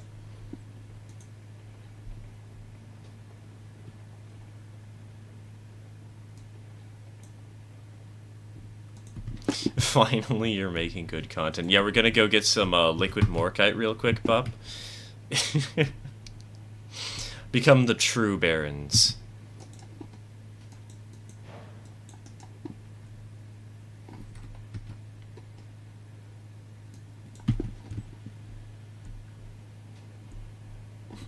We're rich! Followed up with somebody just saying, mushroom. God, I need to play TRG again. It's been forever. I've been too distracted with Splatoon and, like, Railroads Online, and now also, what was it? Overcooked? Overcooked. That's the game.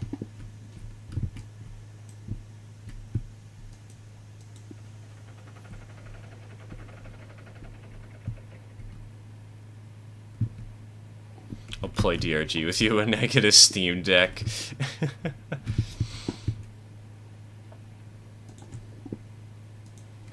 BRB, I know what I'm getting for Christmas for you.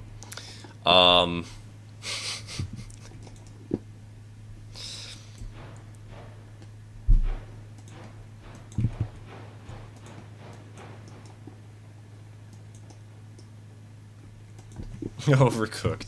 See, but last night I started playing Overcooked again. Some friends from Splatoon invited me to do it, and I'm like, you know what? Well, it's fine. It's only $16, you know, on the Switch. But they're like, just be warned, the game crashes a lot for some reason, and we didn't even get to load a single match and the game crashed. It was great. Ah! It's such a buggy mess on Switch, and I love it. It's also a lot of fun.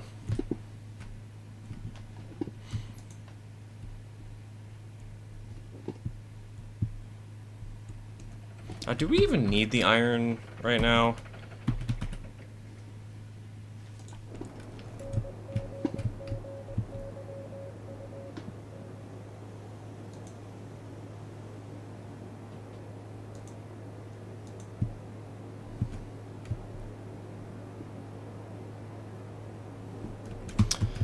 Looked at the preserved lima and noticed the cab doors, and that were red. Shamed that wasn't included in livery. It would be nice to have one engine like that, aside from the Tweetsy. We do have the Tweetsy for that kind of vibe already, but it would be really great on a big industrial locomotive like this one, for sure. Which is why I like doing model railroading, because I can paint that on my own O130 equipment with ease.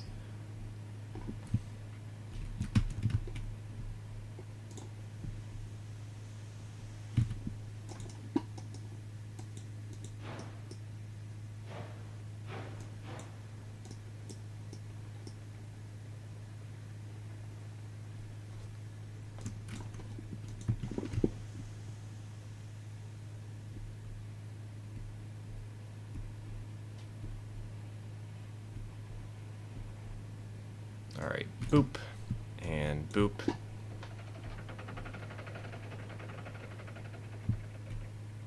I'd paint Smokey Joe on a Betsy. I'd paint Toma or Pastel. If we got the ability to paint on the side of something... Oh, that's right, I still need to make Pastel, don't I? That's a locomotive I haven't finished. I've got plans for. Then again, oh my god, I still need to work on the the 260s. Track's clear? Alright, let me come on up there and fix that for you then. Or fix that for all of us, really, but...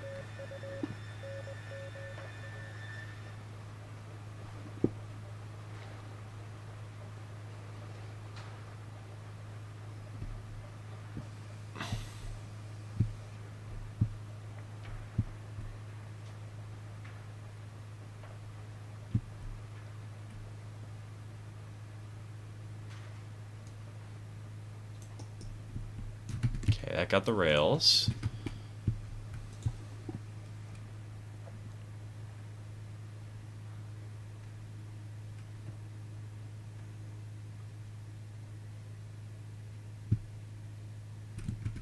Down at 1% seems to be about how steep this is. We can leave this track in the grass as is. That's okay. It's not. It's functional. It works. It gets the job done.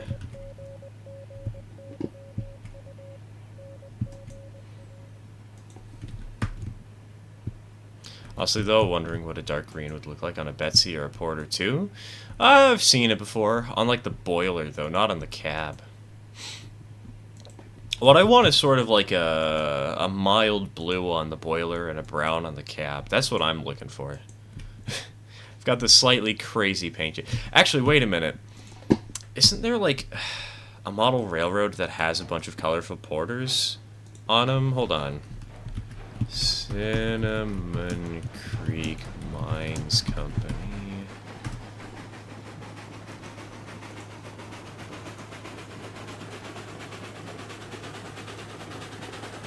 Okay, yeah, Cinnamon Creek Mining Company.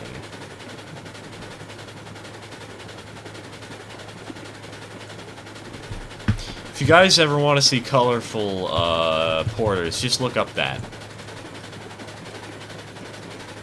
Thunder Mesa has tons of colorful Porters. TK, compared to the Cinnamon Creek, Thunder Mesa has nothing on Cinnamon Creek. Thunder Mesa's Porters are mild and tame.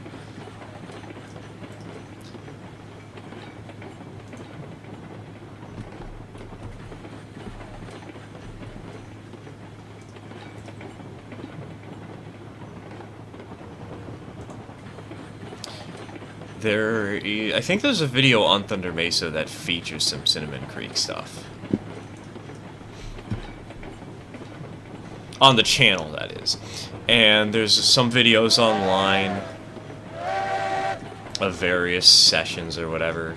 Or not various sessions, of open houses with them in it. Speed, I am going to be going through, but I'll wait for you. I'll wait for you. You can go first.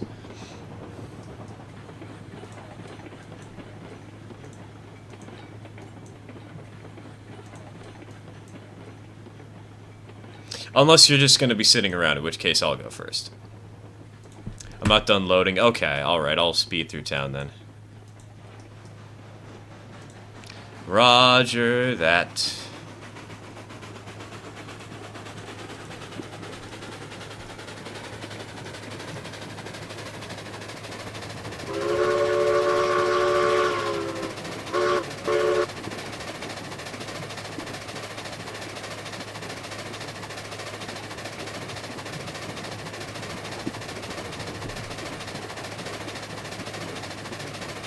Alright, highballing through town.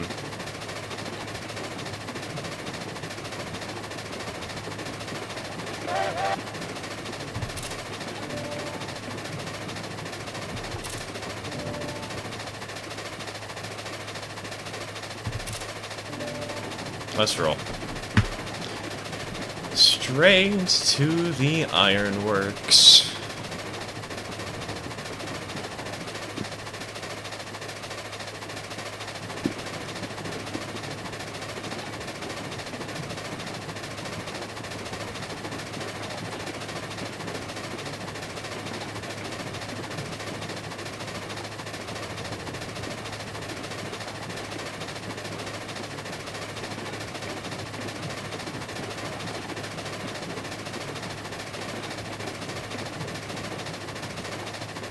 Porter in game seems way too small, like they picked the 2-foot one by accident. Oh no, this is an engine that was made for the 3-foot.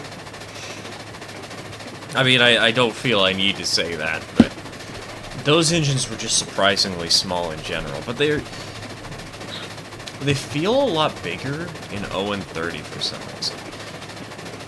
Maybe it's because the bigger engines were scaled down to try and fit the 30-inch gauge a little better? I don't know.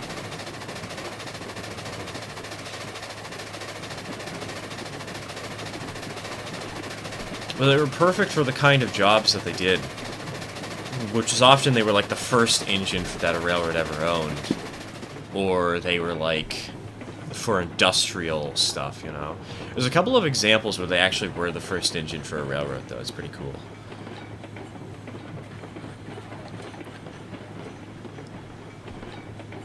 Especially when they had tenders. Dude, I'm thinking of getting a tender for Toma.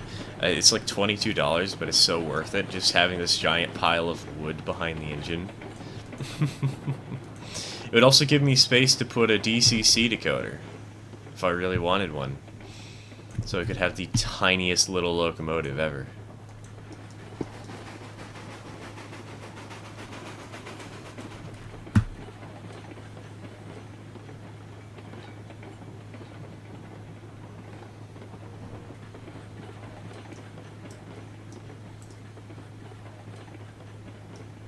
What are you going to be taking?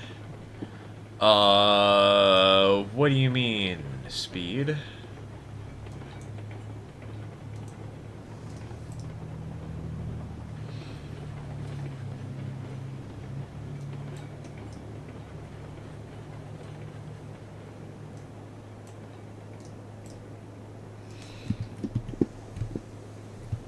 Put a comporter next to a Cook 260 in game and an 0130 to compare. You know, that would be a way to do it.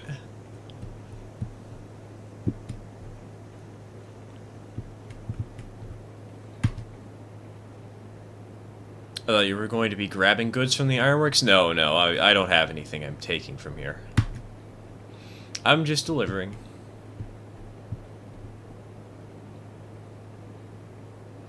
Because we have an ungodly amount of raw iron. Surprised there's no runaround loop on this side of the ironworks, although it's the Y used for turning trains. The Y is used for turning trains, and on basically every save I do, I don't do runaround loops. I'm considering changing that for the next save, having a little more variety and intrigue, but in general, I don't like them. I despise them. No, even if they are pretty obvious and pretty optimal, I really don't like them.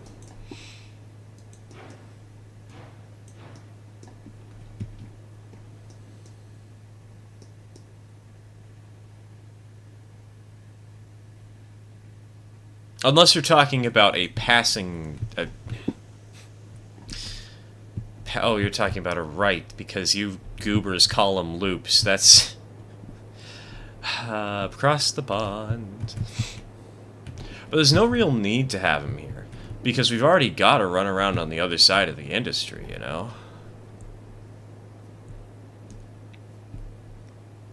It's not like we've got such high capacity that we always need them, and... since we do have the Y. What a pass... what a pass... about a passing sighting? I mean, I'm kind of confused by your question there, Dark Nut.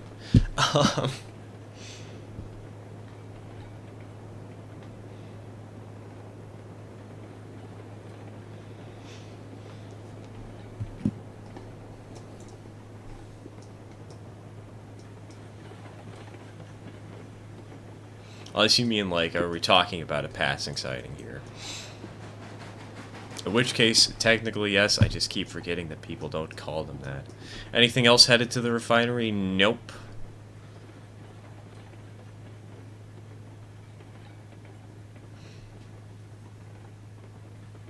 Yeah, passing tracks are a runaround loop. What you call a runaround loop, we call a balloon loop or return loop. A return loop makes sense. Runaround just doesn't to me. Like, I understand where the idea... well, I guess I understand where runaround comes from. I just don't understand loop.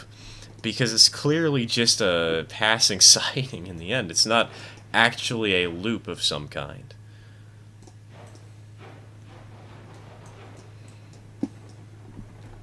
Clear to head up there? Yes, Speed. You are cleared through... let me set some switches for you via extended, just to make sure that everything's set correctly.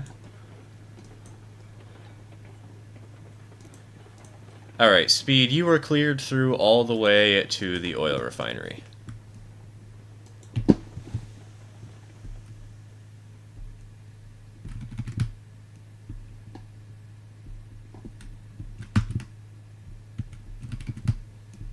It's not a siding because it joins back onto the main track. Well, it's definitely not a loop because it's not an actual, like, oval or balloon or anything. Who the heck calls those loops? I mean, I know that you do in Britain, but, like, I don't understand why. It's not quite what I would expect a loop to be.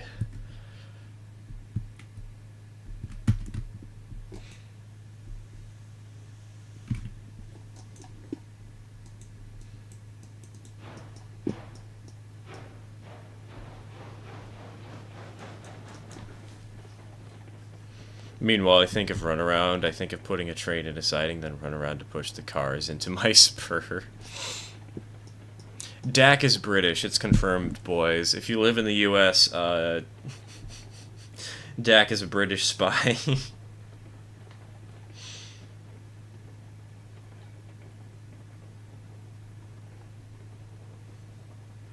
Just putting it out there.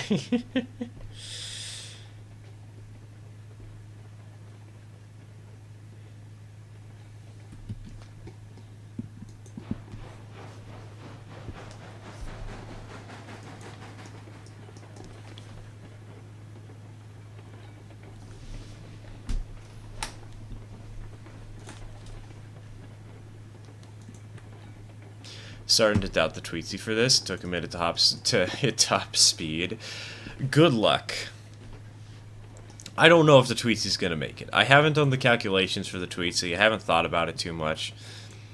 It's just the engine you had on hand at the time. So if you want to drop a car, though, feel free to leave the box car at the oil field, because we really don't need to have it. Going up to the refinery. It just keeps going back and forth between the refinery, even though it's only for the oil field. I can't be British, my teeth are straight. That's what a British spy would want you to think.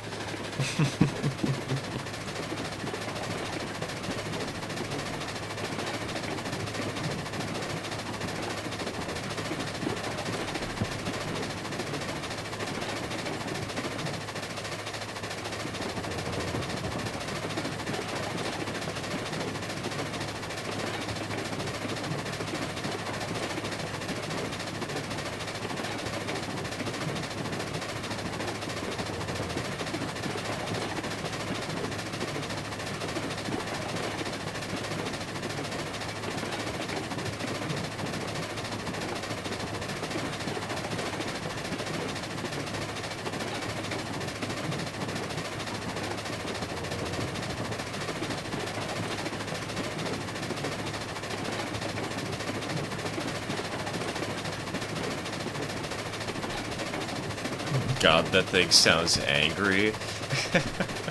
I mean, it is the behemoth, it is the strongest engine in the game.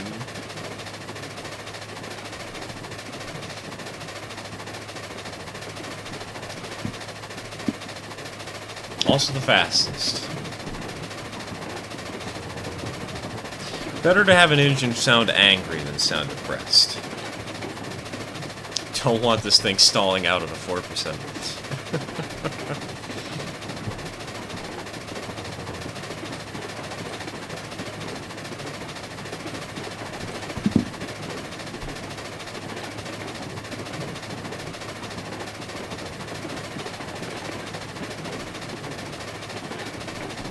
I have stalled? Okay, well, speed. If you've stalled, give me 5 seconds.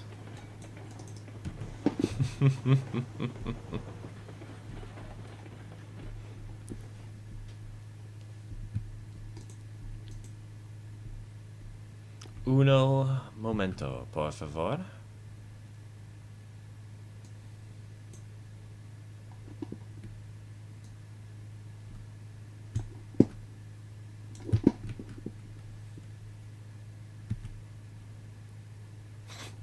I need Wit's End and then I'll be good. I don't think Wit's End is gonna do enough to help with a train like that. I could be wrong, but...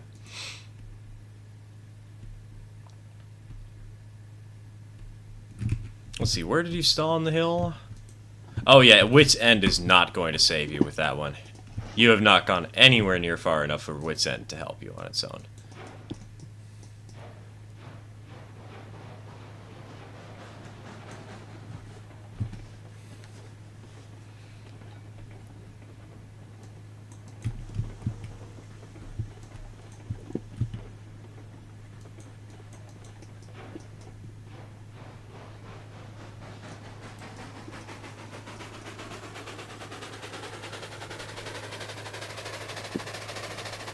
Alright, Speed, I'm coming. I approach. I cannot get the front coupler for some reason. Okay, we got the front coupler. We lost the engine, though. It's easy enough to fix.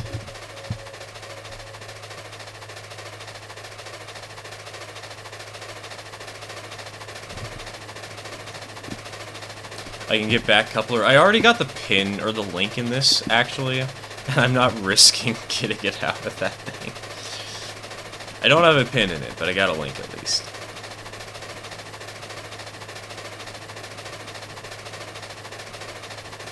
Trying to find out what we call it passing or runaround loop when you call it passing track. Again, the whole passing and runaround stuff makes sense. It's just that loop, I guess, in the context of railroading, actual full-on balloon loops weren't very common, so I guess that's why loop would have been used for such a term.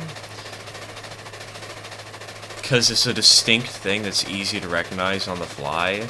If you're acquainted with the subject, that is, but...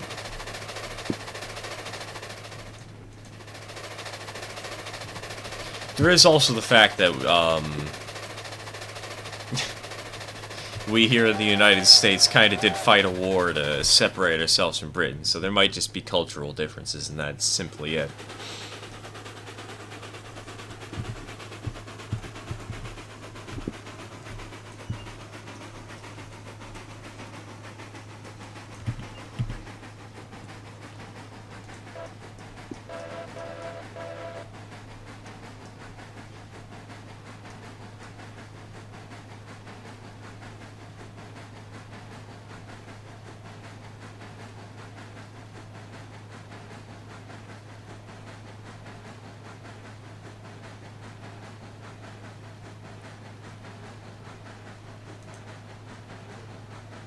I have arrived.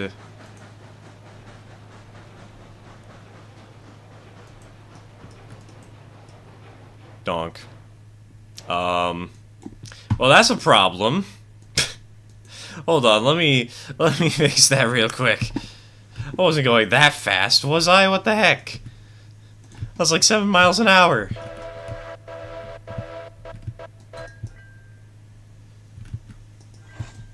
Alright. Caboose is linked, but the boxcar isn't.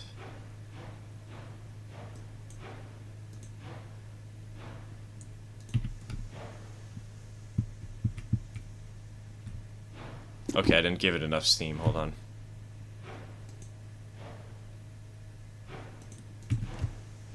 Just hoping to give it just enough steam to hold the...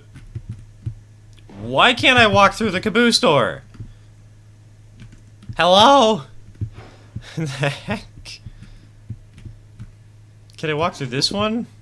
No? What's going on?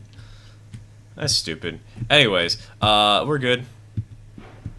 Don't mind that, that's just the computer being stupid.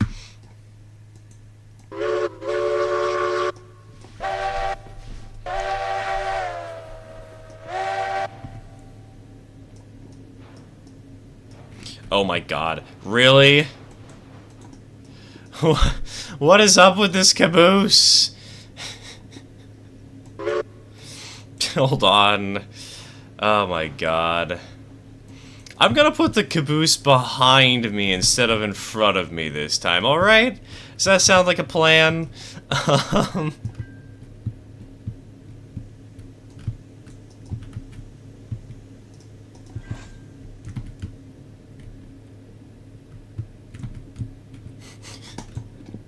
My god. maybe that way it won't derail. Caboose is about to get squished. No, it's already been squished like 3 times. Don't worry, it's been squished so many times that it's turned into the Caboose's kink.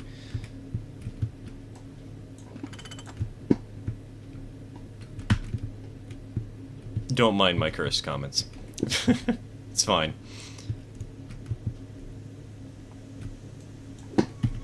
Alright, Speed, you want to sort out the link and pin on these cars real quick? between the boxcar and the tanker.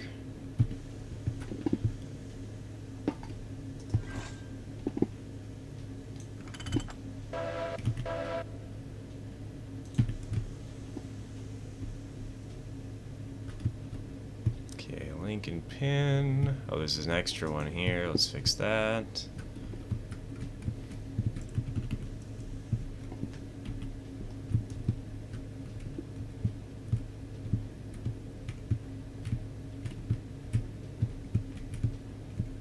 Trying to do hand signaling.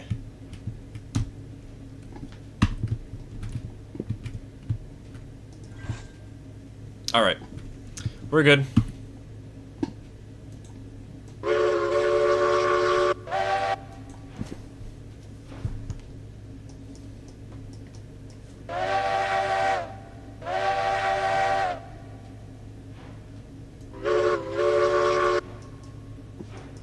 Derail, we're fine, we're good.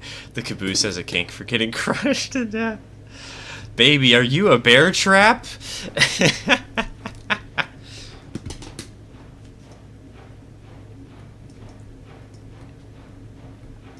Alright, I'm full reg, full reverser. Let's get this sucker up the hill.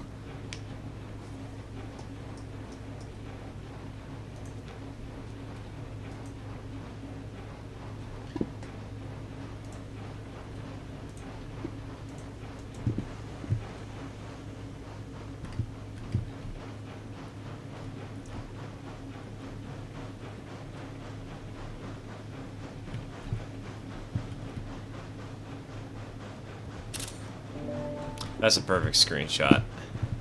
That is top notch. I think that other one was better, the one up here in the cupola was, but that was also a pretty good screenshot.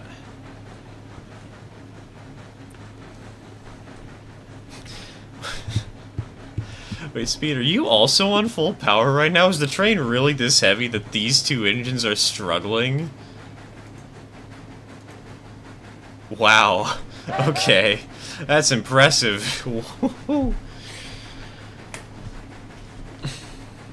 Don't start that again. There's not even any dances coming up, so I don't have an excuse to use that with my friends. I've been full reg this entire time. Damn. Okay, well, maybe we need a dedicated helper engine for this run that's just another one of these Limas, because if you stalled that quickly with this train, geesh. But hey, that's the sign of a fun railroad, when you actually have to get a helper for the grade. Climax, you know, Climax would be a good idea, actually. You're right, you're right. That'd be a good excuse for a Climax.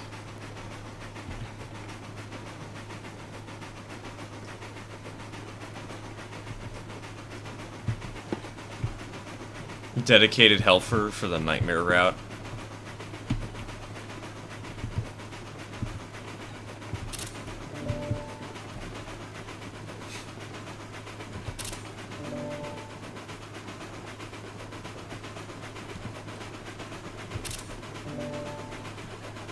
"40 porters." Yes, exactly. We'll be climbing this grade using only porters. All other locomotives are banned permanently.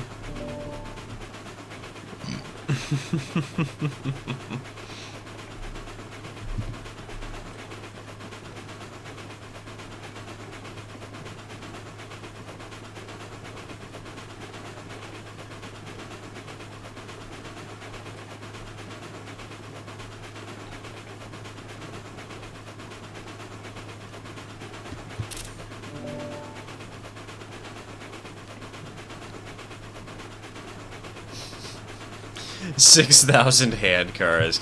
Unfortunately, the hand cars can't even handle a 4% grade. I would love to do that meme just at least once for the hell of it, but sadly, it's physically impossible to do.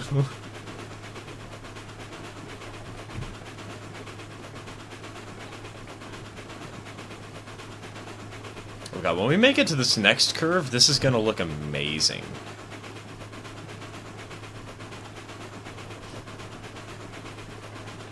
Because we're going to be able to see the whole train from one vantage point. I mean, obviously we've had that before many a time, but this bridge right here, this curved truss, it's a little bit of a sharper curve, and so it allows us to expose more of the train.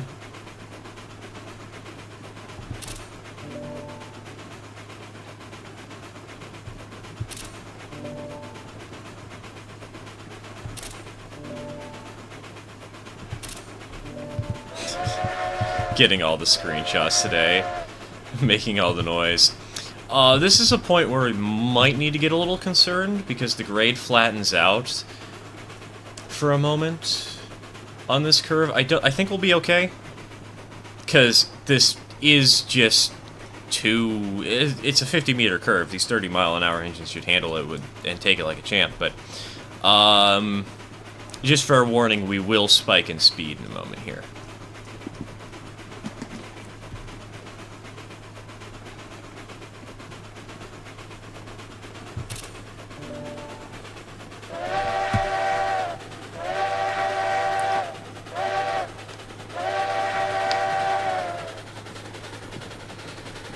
I see somebody's practicing their whistle signals.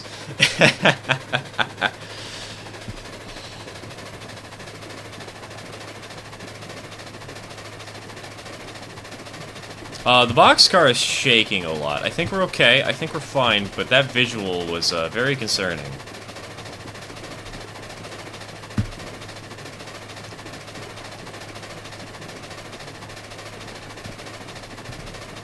Oh, let's go back to the Caboose real quick.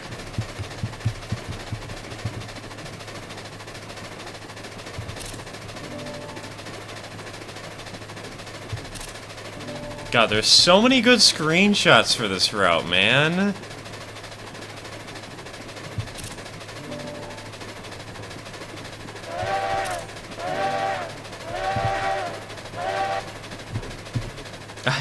I think you did that a little bit out of order.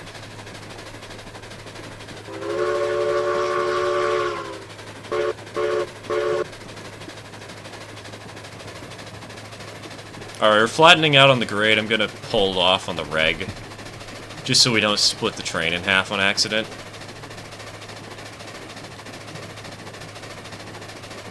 Because we're now on 1% grades. We've made it. Everything's fine.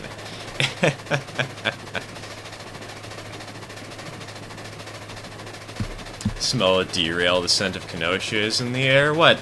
Do you guys seriously not trust us?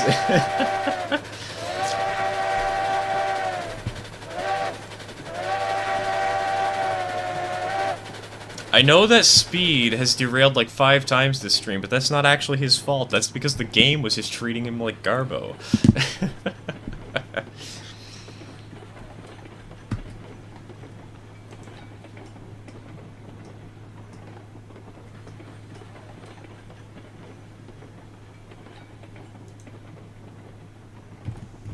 Alright, I'm gonna unhitch from you here, Speed.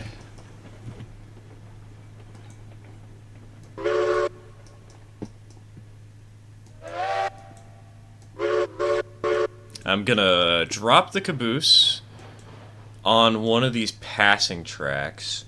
Then I'm gonna use the Y and just hightail it back down to my train.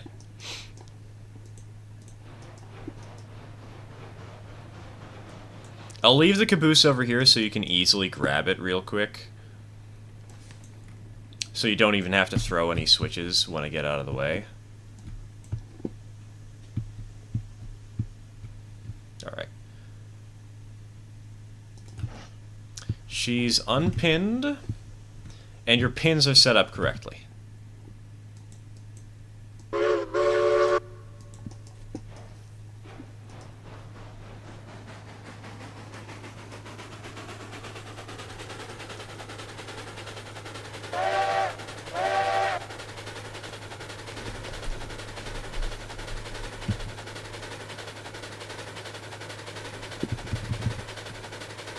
Don't trust that box. Oh man, TK, you know, of all the people I know, I feel like you're the person who would relate to this the most. I have seen some of my friends making minor grammar mistakes so much recently, and I have had such prominent urges to try and correct them. Oh my god. It is such an invasive thought of like, oh yeah, it's not me and my friend, it's my friend and I. Like, come on, man, can't you just say it the right way? Hashtag writers only things.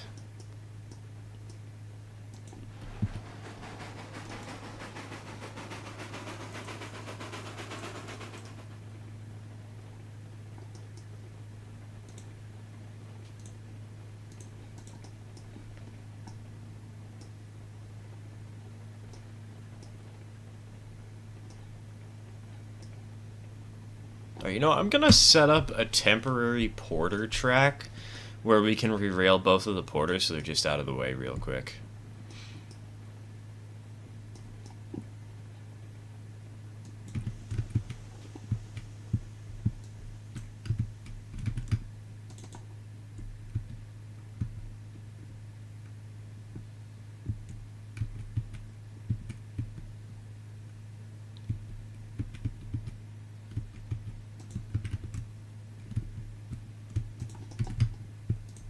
Don't worry, I have a friend whose grammar is so bad it makes me want to deck him more than the halls. Not just in text, but in his actual talking to... I mean, I've seen people with poor grammar in their talking to. God, there was one guy from a few years ago on an old server that I'm no longer a part of due to some weird BS that happened. But there's this dude... called Brony the Reaper, and I just remember that everybody absolutely despised this guy because he would always talk as though he was on Xbox Live. He would always type out his messages in extremely short-form characters that were really hard and really frustrating to read, that nobody could understand half the time, and then act like everybody should understand it immediately. Dude got banned because people got so fed up with him that they just decided to get rid of him completely.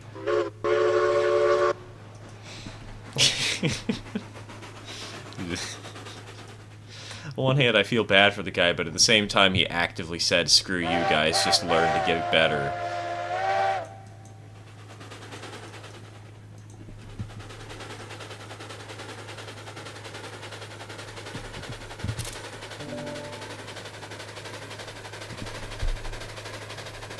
Boxcar reminded me I used to have a ton of geotracks as a kid, and specifically the Caboose would always derail my train.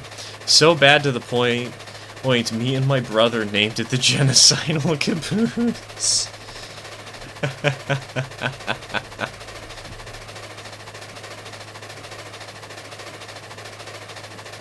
I have a have a good rundown. I hate my typing. Yeah, you'll be fine on the rundown. Just make sure not to overspeed, of course, but... I trust you to get the rest of that job figured out. The Genocidal Caboose.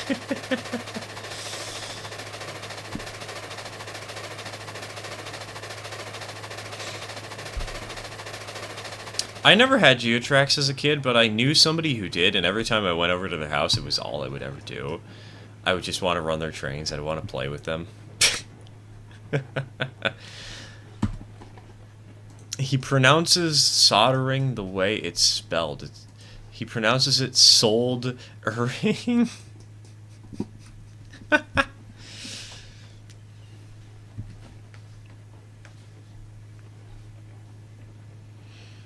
Yes, allow me to sell my my welding capabilities.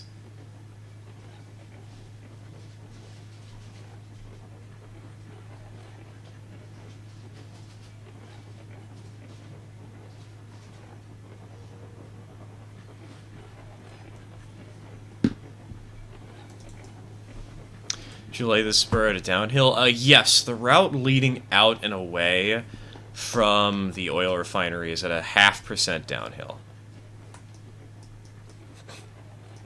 Seeing your engine lift up on the curves makes my heart drop.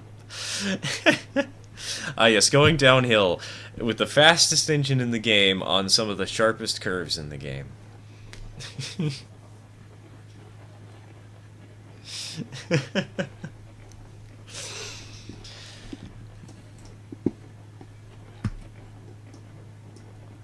These are 50-meter curves, I believe. I'm not too late. No, you aren't. Hello, Pocky. Welcome to the stream. Welcome to the stream. I look up geotracks, and one of the first images I find looks like a windmill of... Oh, no.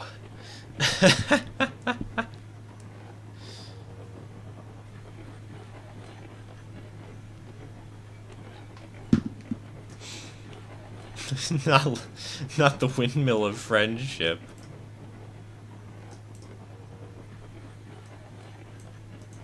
You Americans complain about us with our pronunciations, and then you say soldering like you're half German. Well, I'm gonna complain about your pronunciations anyways, because soldering is how it's pronounced to me, and it's always just quote-unquote normal.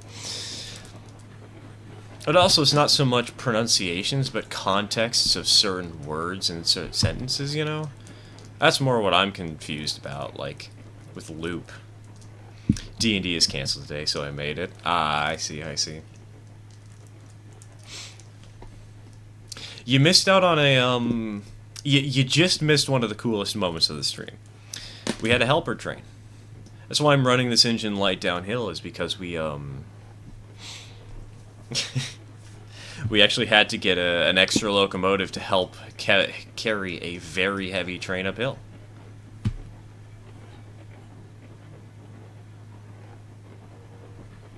He never puts the apostrophe in any word that needs it. I'll becomes ill. He'll capitalize random words in the middle of his sentences for no apparent reason. It's so annoying.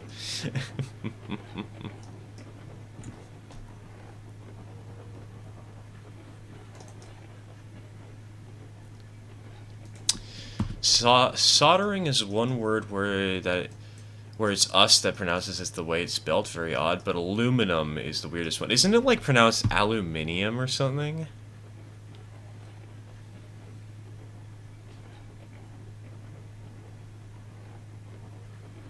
Or am I thinking of two different things here and I'm really stupid? Our DM got the disease that shall not be named. Ah, yes, everybody's favorite disease. Depression in a can, combined with lung commit removal. It's great.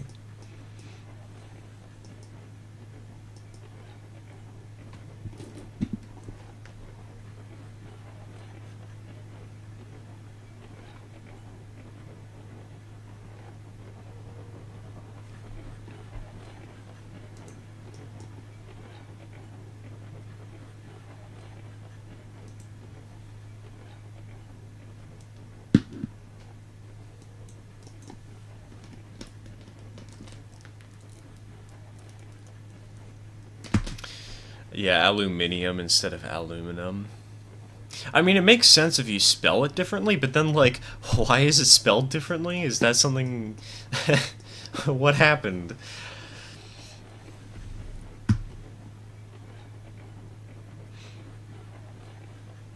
He also never puts punctuation ever. His sentences are all run-ons and never end in periods. He also fancies himself a writer.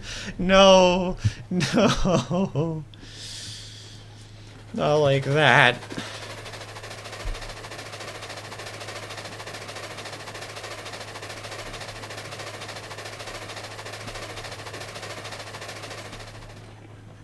Why would he do this? That hurts my soul.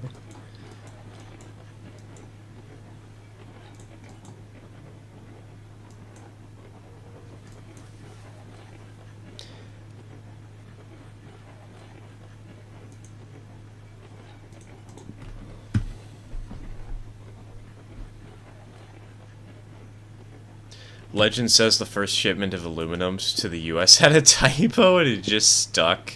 Ah, that's funny.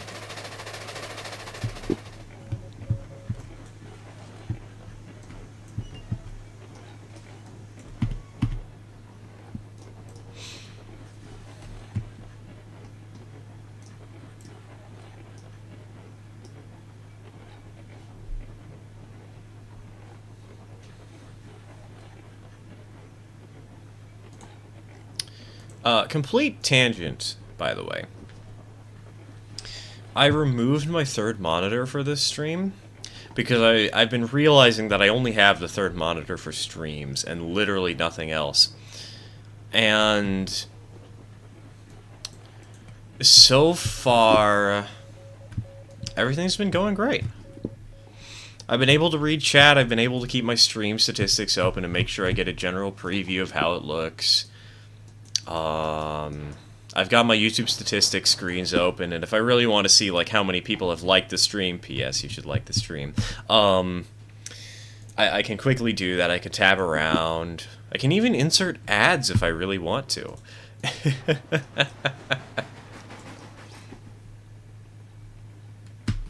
Sometimes forget how pretty this game is. I know, right? When the sun is setting on the horizon, this game is gorgeous.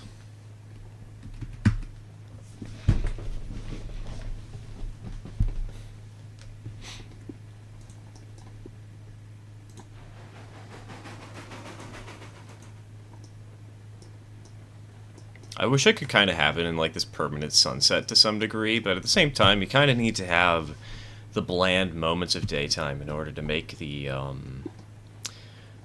not so bland moments of sunset more special, you know?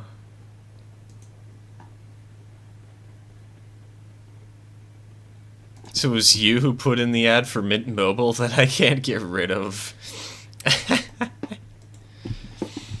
I haven't actually inserted ads into streams ever. I generally just have an advertisement at the start of the stream when people are joining, because I don't want people to be interrupted in the middle of conversations, you know?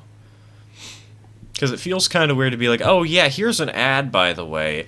We're having this cool, in-depth conversations about how potatoes are the doom of mankind, and all of a sudden, no. You have to learn about Temu and his awesome savings.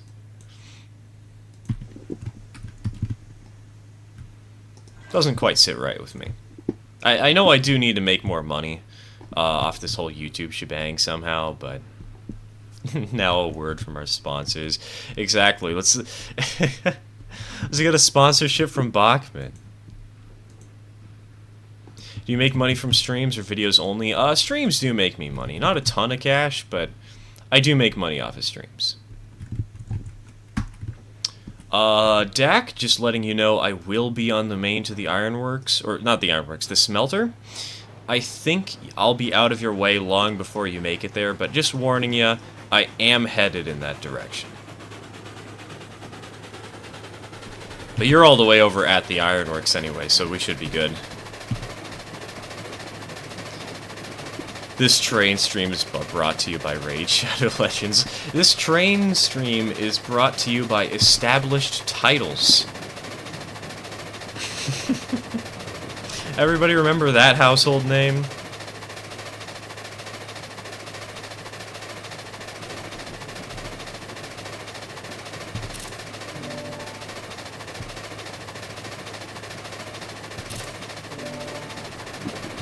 Oh dear Laird. That's a good one, Pocky. That's excellent. Stream is brought to you by Bachman, manufacturer of often shoddy and half-baked model trains.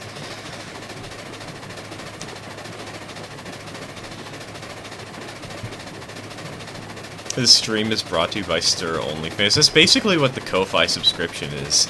You send me money, I give you pictures of trains via Discord.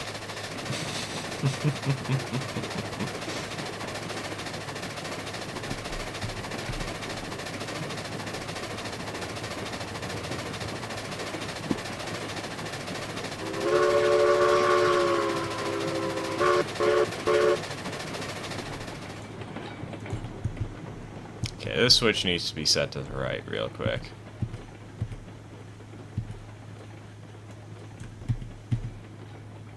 Okay, we're good. Disturb.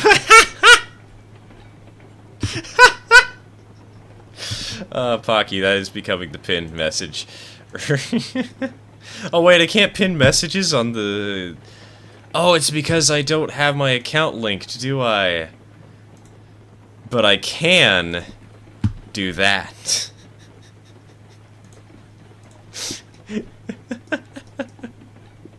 I can go into my browser and pin the message.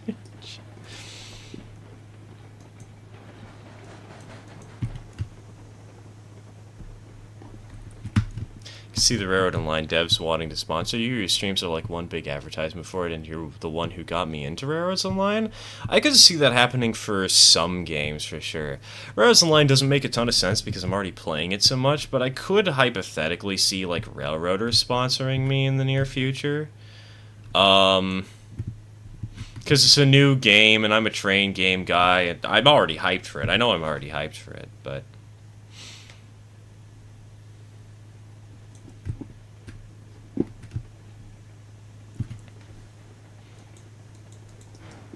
could be a simple way for them to promote, per se. Hey, Railroader team, hit me up. I'm bored. I need a new game to play. Give me early access, you cowards. Been playing War Thunder this entire time. Nice, nice.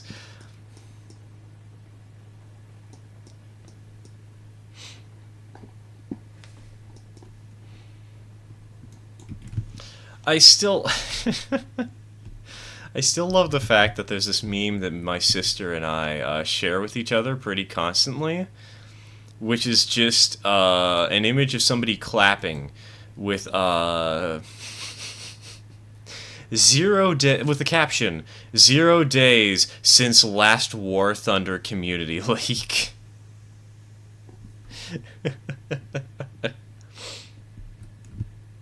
We'll just pass that back and forth like a hot potato on the days where there's been a leak in War Thunder. Of course. What else would we do?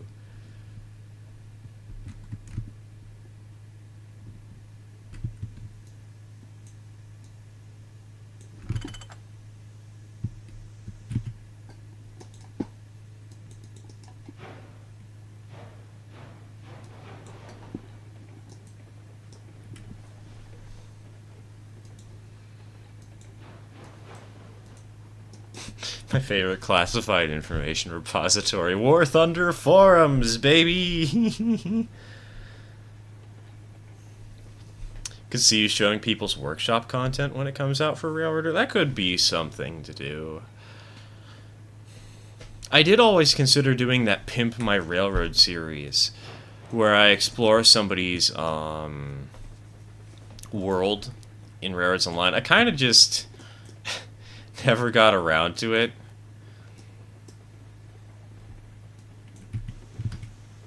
$5 and I'll showcase your models. You know, I'll have to have a train newsletter. I'll have to start my own competitor to Model Railroader, and we'll have like talk about all the cool random things I found in Railroader and in Railroads Online.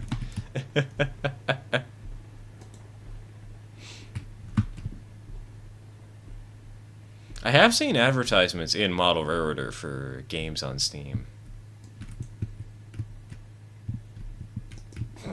I showed you my Railroads Online world. Please respond, oh whoa. Ooh woo. There you go, boys. If you ever want to make a cursed meme involving me, you now have the content to do it.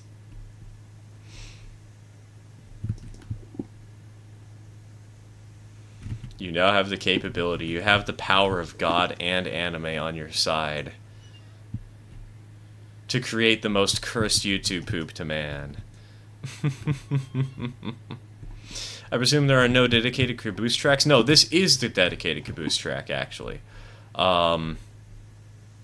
It's just that the Cabooses didn't have handbrakes on strong enough, and so one of them got kicked really far, and the other one got kicked to the edge of the siding, so...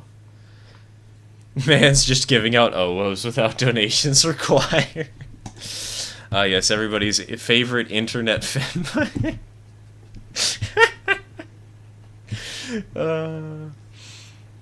Seeing OWO makes me want to vomit. I've seen too much. That is the funniest thing to me, is the people who have been exposed to OWO the least don't understand the true damage that it can do, and it's hilarious. It's glorious. Because then you see a grizzled war vet come back and just cry about what they heard today.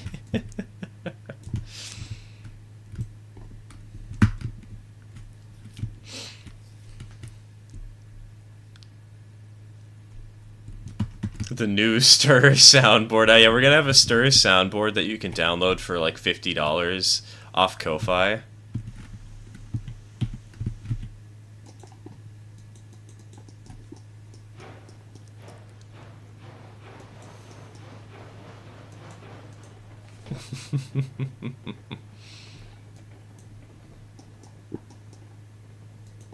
Saw the SFM, I don't need more. The real question is, which SFM? Because there's like 17. Literally, I hear OWO, and my response is just 1,000 yards stare.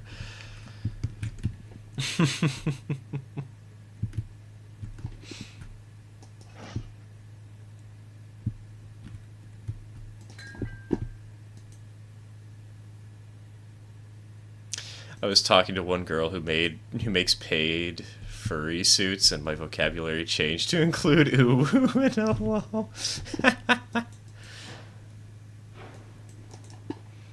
The TF2 one? Oh, you mean the one where Scout is fighting off that one character? That was a classic. That was great. I'm pretty much desensitized to weird stuff on the internet. In the words of Mr. Krabs, I've been in the business a long time, me boy. Me too. I've mostly desensitized to it.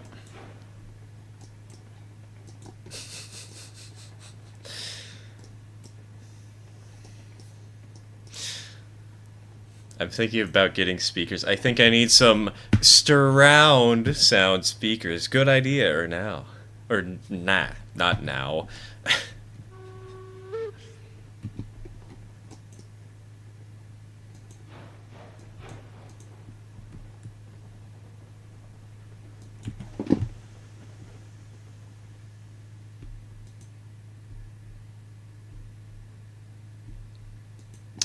Alright, for the record, we have gone for almost 5 hours. Also, hello, Dak. How's it going?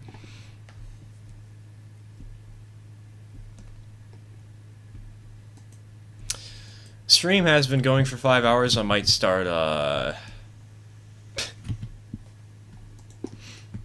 closing it down soon, TM.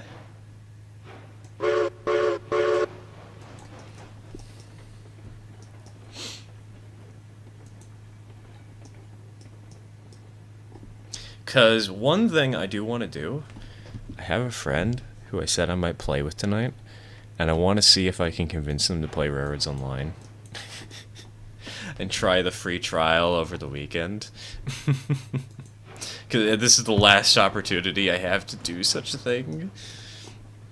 Has anyone here seen Meet the Sandwich? I know I have, but it's been so long that I don't remember it. More like, here's OWO / ooh. It's heresy, then!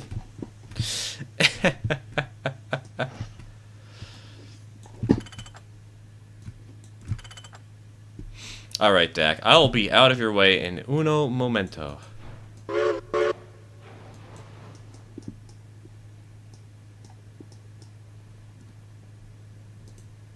Pootis engage 1 and 2.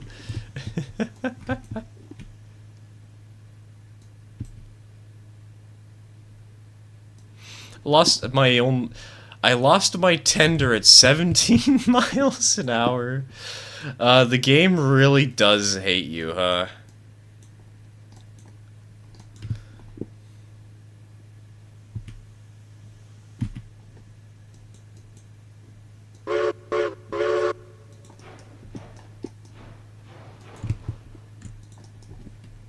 Expiration date is a legit cinematic masterpiece. I know, right? Have you guys seen the fact that the original TF2 voice actor for Spy has now officially voiced the line, Does she know how to make a grilled cheese? Get the faster. Yeah, sure. We're wrapping up stream. I might as well give you some cheats. Hold on. Cut you some slack. There you go. Fast run.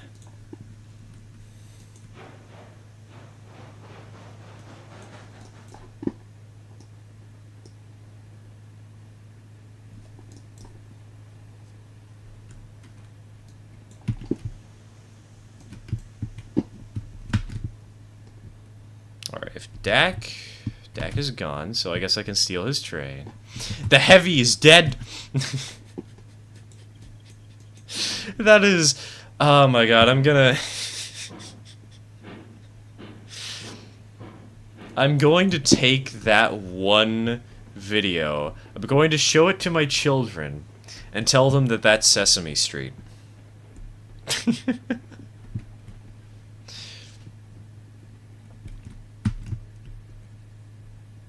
There are so many classic lines in that short. It is so good.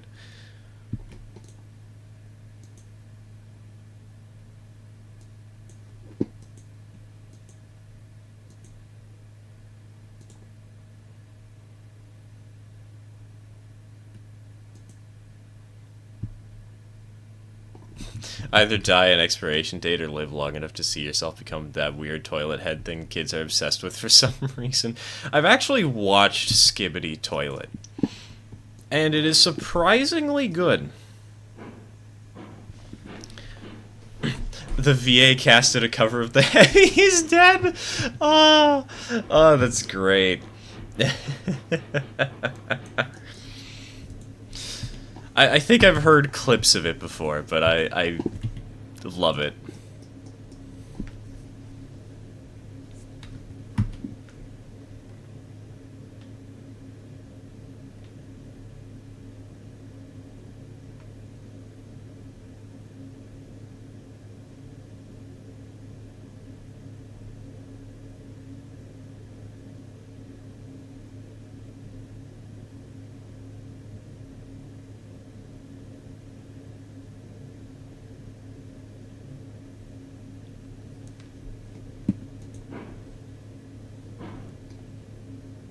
Heresy. I did it like this.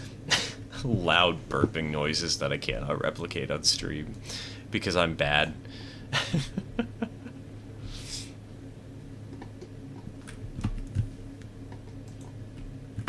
Okay, that switch is set. We're good to back it up. We're good to pack it up.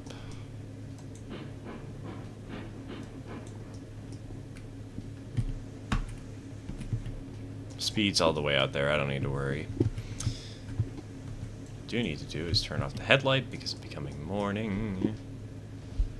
I should probably also unpin the message that Pocky sent.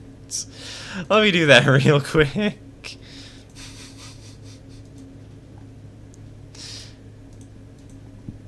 There we go. Better.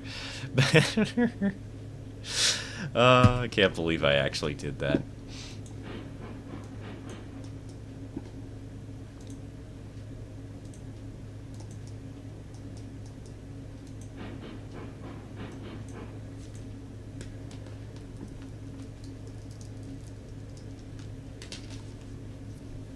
I can't believe it either, to be fair. Have a great Thanksgiving and see you Friday, maybe. Oh God, Thanksgiving is... Oh no. Oh. The worst holiday of the year is almost here. I know that you guys like it. That's okay. I don't. I'm sorry.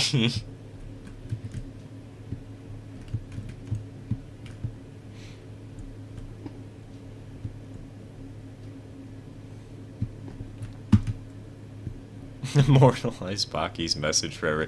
You know, I'll just have to go up, repin it, so that at the end of the stream, if anybody just skips to the very end, they'll see that. As a retail worker, I definitely haven't forgotten Thanksgiving. Thanksgiving isn't for everyone. Yeah, the problem is for me, I just have a bad history with it, considering my family antics. And I always dread it because I always fear that a certain someone will try to overexert something again. Anything that involves food, I love food. I love food too. The turkey is great. The turkey is excellent. Love that stuff to death.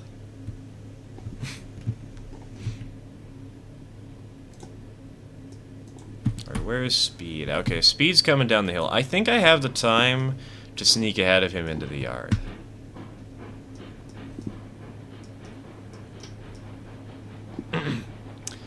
The season's upon us. It's that time of year.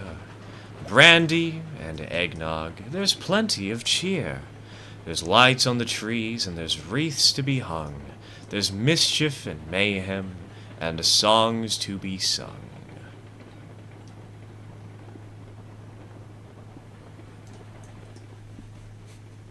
If anyone here knows what song I was referencing, I don't. I'm bad. Stir audiobook what? Look, man, I'm trying. No Home for a Hero is hard to write, man.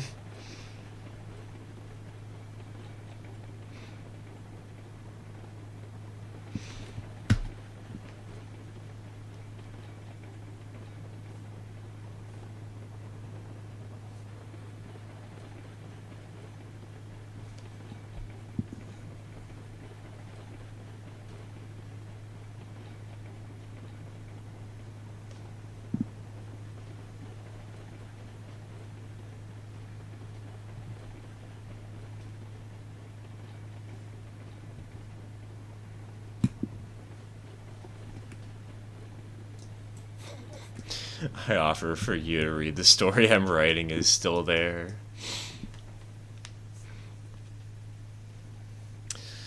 It's also in part I just need to write more. Not just that I need audiobooks or content to do the audiobooks with. I just need to write even more. Bad. Can she make a Thanksgiving grilled cheese?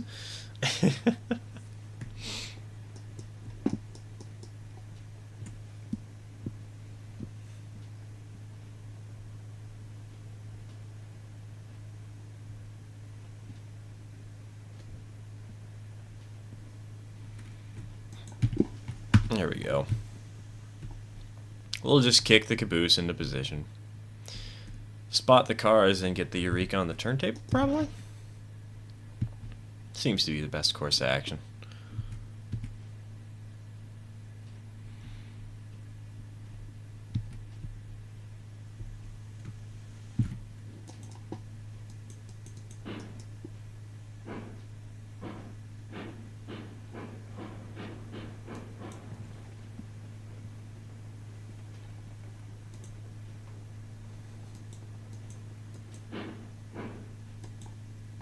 Actually wouldn't mind an audiobook read by you. Your voice sounds really nice. Thank you, thank you.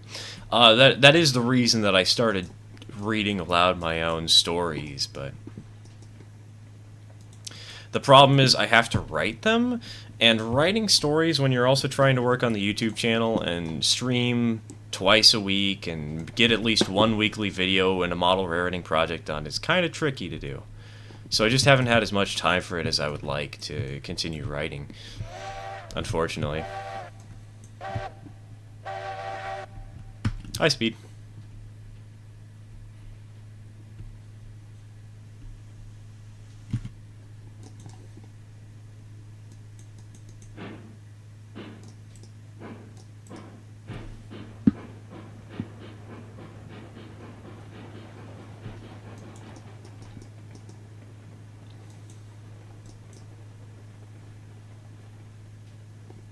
Whoa, wait, how did you go down that track? What the heck?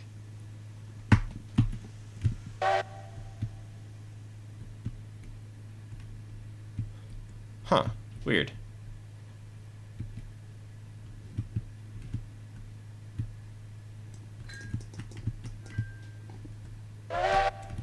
100% serious with that offer. I wouldn't want anything, just credit for writing the story. It would mean we need to come up with a better title, which is something I'm not good at. Don't worry, I suck at titles too. I can come up with catchy titles, but often they become big spoilers for the story. Just look at the tale Headlines Must Roll, for instance.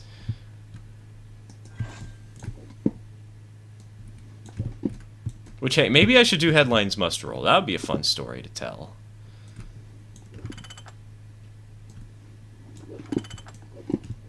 Or Headlines Will. It was will, not must. God. Yard is a mess, no offense. None taken. It's a very simplistic style of Yard, where we just have a couple of tracks where we organize just a few car types in a row. It gets messy quickly.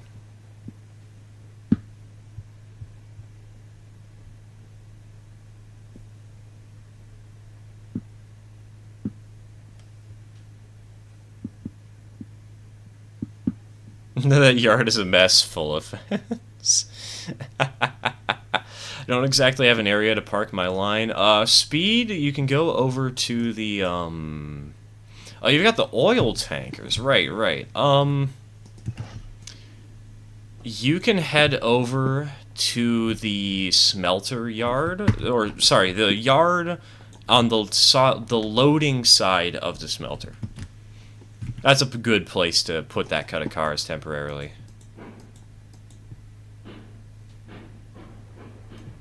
Seeing that John Raritan jumping on into the sunset off in the background made me laugh. I didn't see it.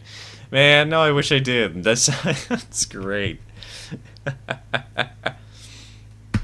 Would signs help, like designate which track is for which type of car? See, the thing is, which track is for which type of car constantly changes. So, you want to protect the shove? I can do that in a second. I just want to get the Eureka parked away first. Let me do that real quick.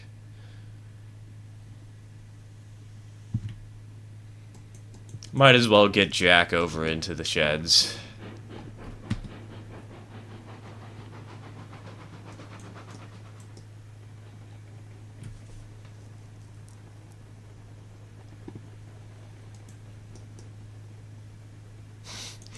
My title skills are worse. I'm sure if you've read the completed story, you would come up with a much better title than my original one. That would, of course, require me to complete the story. See, that's the hardest part of being a writer. Completing things.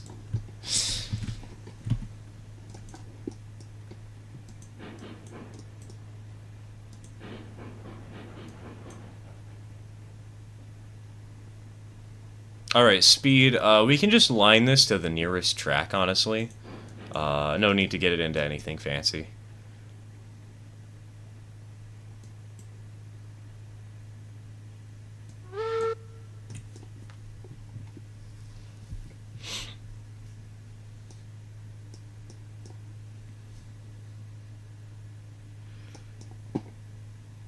Alright, perfect.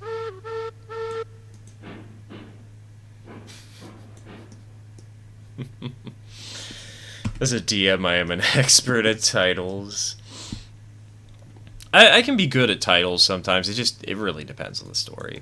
Why was Raritan running off into the distance at Mach speed? I gave Speed a little bit of cheats so that he could get his tender real quick so that we could keep the show going. Because his tender derailed in a nightmare situation, so I just let him cheat.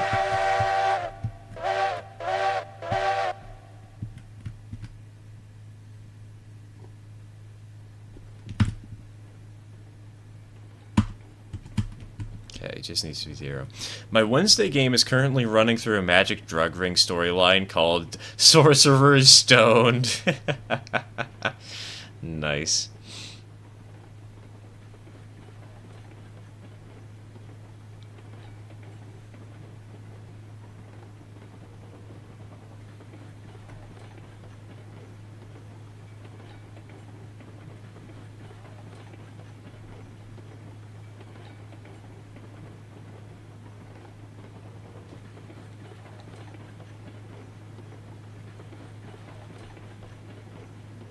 Alright, we're pulling into the loading tracks as we speak.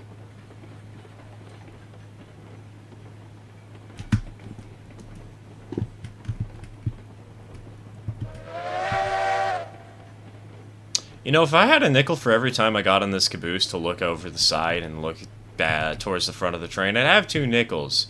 Or specifically on the stream, I should say. I'd have 2 nickels, which is weird that it happened twice. It still isn't a lot, though. I don't think we're going to fit back there, Speed. You might want to bring it to a stop so we can go this way. I think we'll bring it over to this track right here in a second. We'll pull forward. We'll back up the cars and unhook them onto this little siding.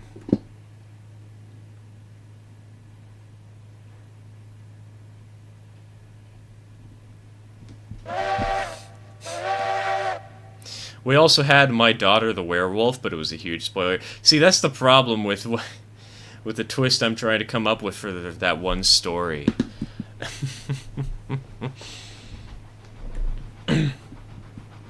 Because the title of it kind of gives away the big plot twist, or at least one of the big plot twists. That's the thing. If you know you're going to spoil the big plot twist, instead you should give your story 2 big plot twists. Easy.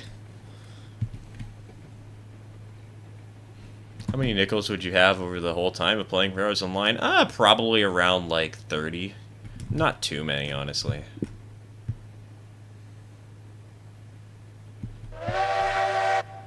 Alright, we are lined, Speed.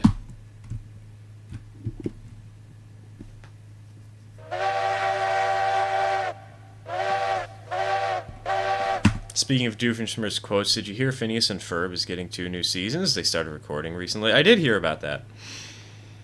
I never watched Phineas and Ferb because I never watched anything as a kid, but it's cool to see. I do. The comedy has aged well, and I like it quite a lot. Plot twist was that the daughter was the murderer. It was a triple fake out.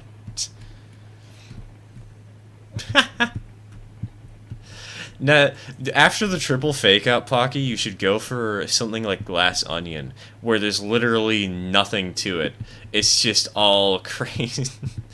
This crazy game of trying to figure out the murderer, and it's nothing. Speed. Let's back it up. Kick the caboose. I'll ride it and make sure to hit a handbrake. And then pull that forward to spot it on the track reasonably well, I think. I think that'll be our plan for now.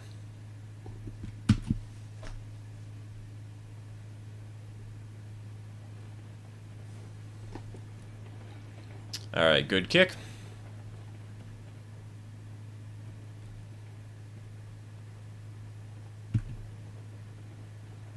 It looks like that entire cut of cars will fit in that yard and we'll be okay.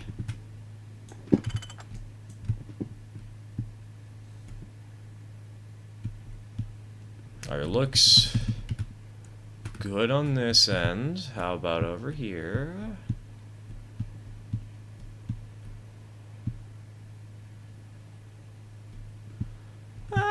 We could probably give it a small shove backwards, a little love tap.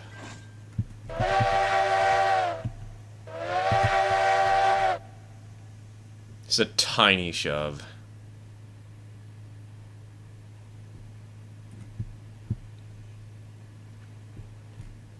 I repinned you. Just so that we could stop it. Make it so the tanker is aligned with John Raritzson. Like the end of the tanker.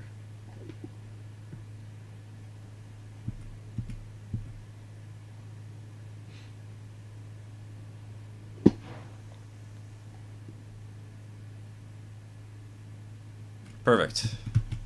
Alright, you're unpinned. Handbrake, handbrake.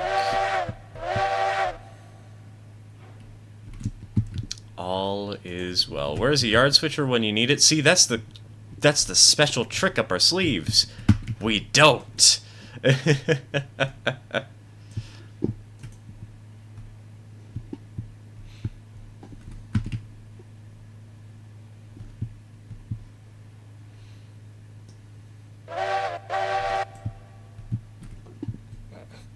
That's the neat part, exactly.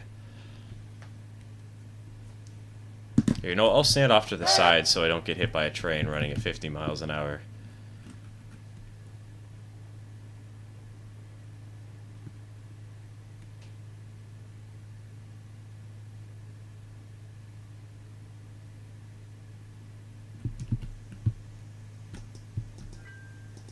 Alright, you're linked. Good to go.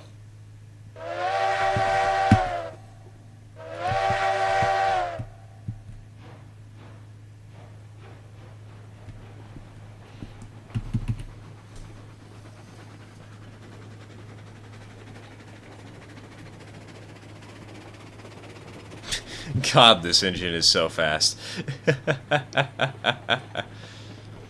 Speaking of yard switches, didn't the Roads and Line devs mention something about a diesel switcher in development? I have not heard anything of such.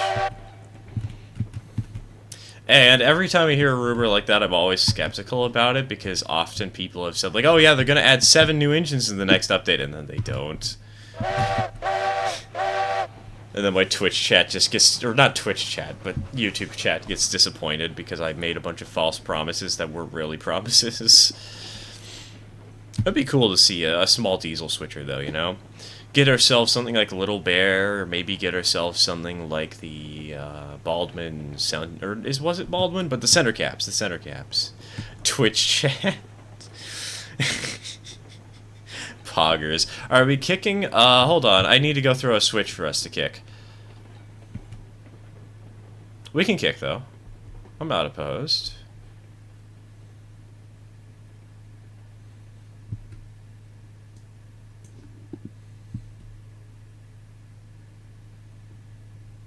Great. For the court record, I now have "My name is Doof and you'll do as I say" stuck in my head. Alright, we're on coupled speed.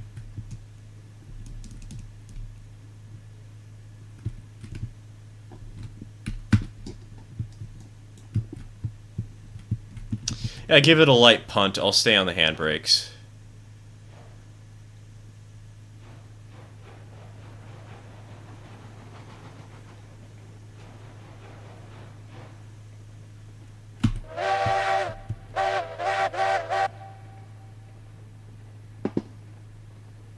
And blink. Fun fact, actually, about this this character.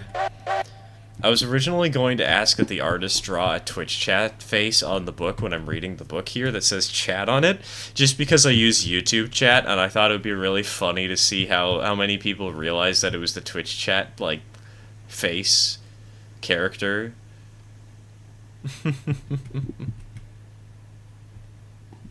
Want to stop it for some water and then we'll end the session?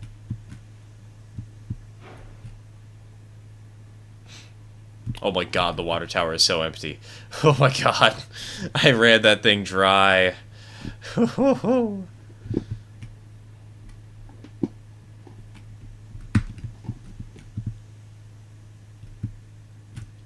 Well, how is it 5:12? What the heck? Where did the time go? Has it really been 30 minutes at this one industry switching out things? Hot diggity.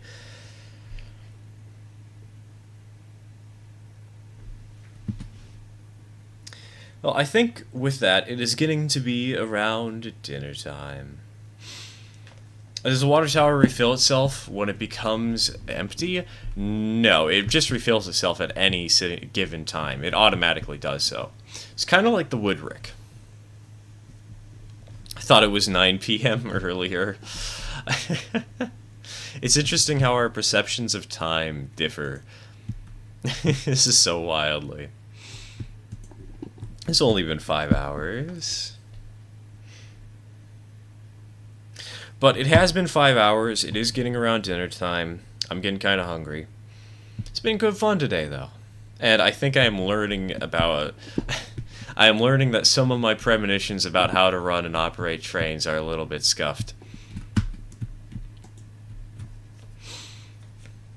So, thank you all for joining. I hope it's been fun watching us goof around, derail. Dak didn't have dementia today. Speed, however, did have derailments left and right because the gods of Railroads Online decided to spite him in particular. I will see you all on Friday. Or maybe tomorrow. I'm not sure if I'm going to be able to get my video out on time. It is a little rough, but hopefully we will. Anyways, cheers, everybody. Have a good night.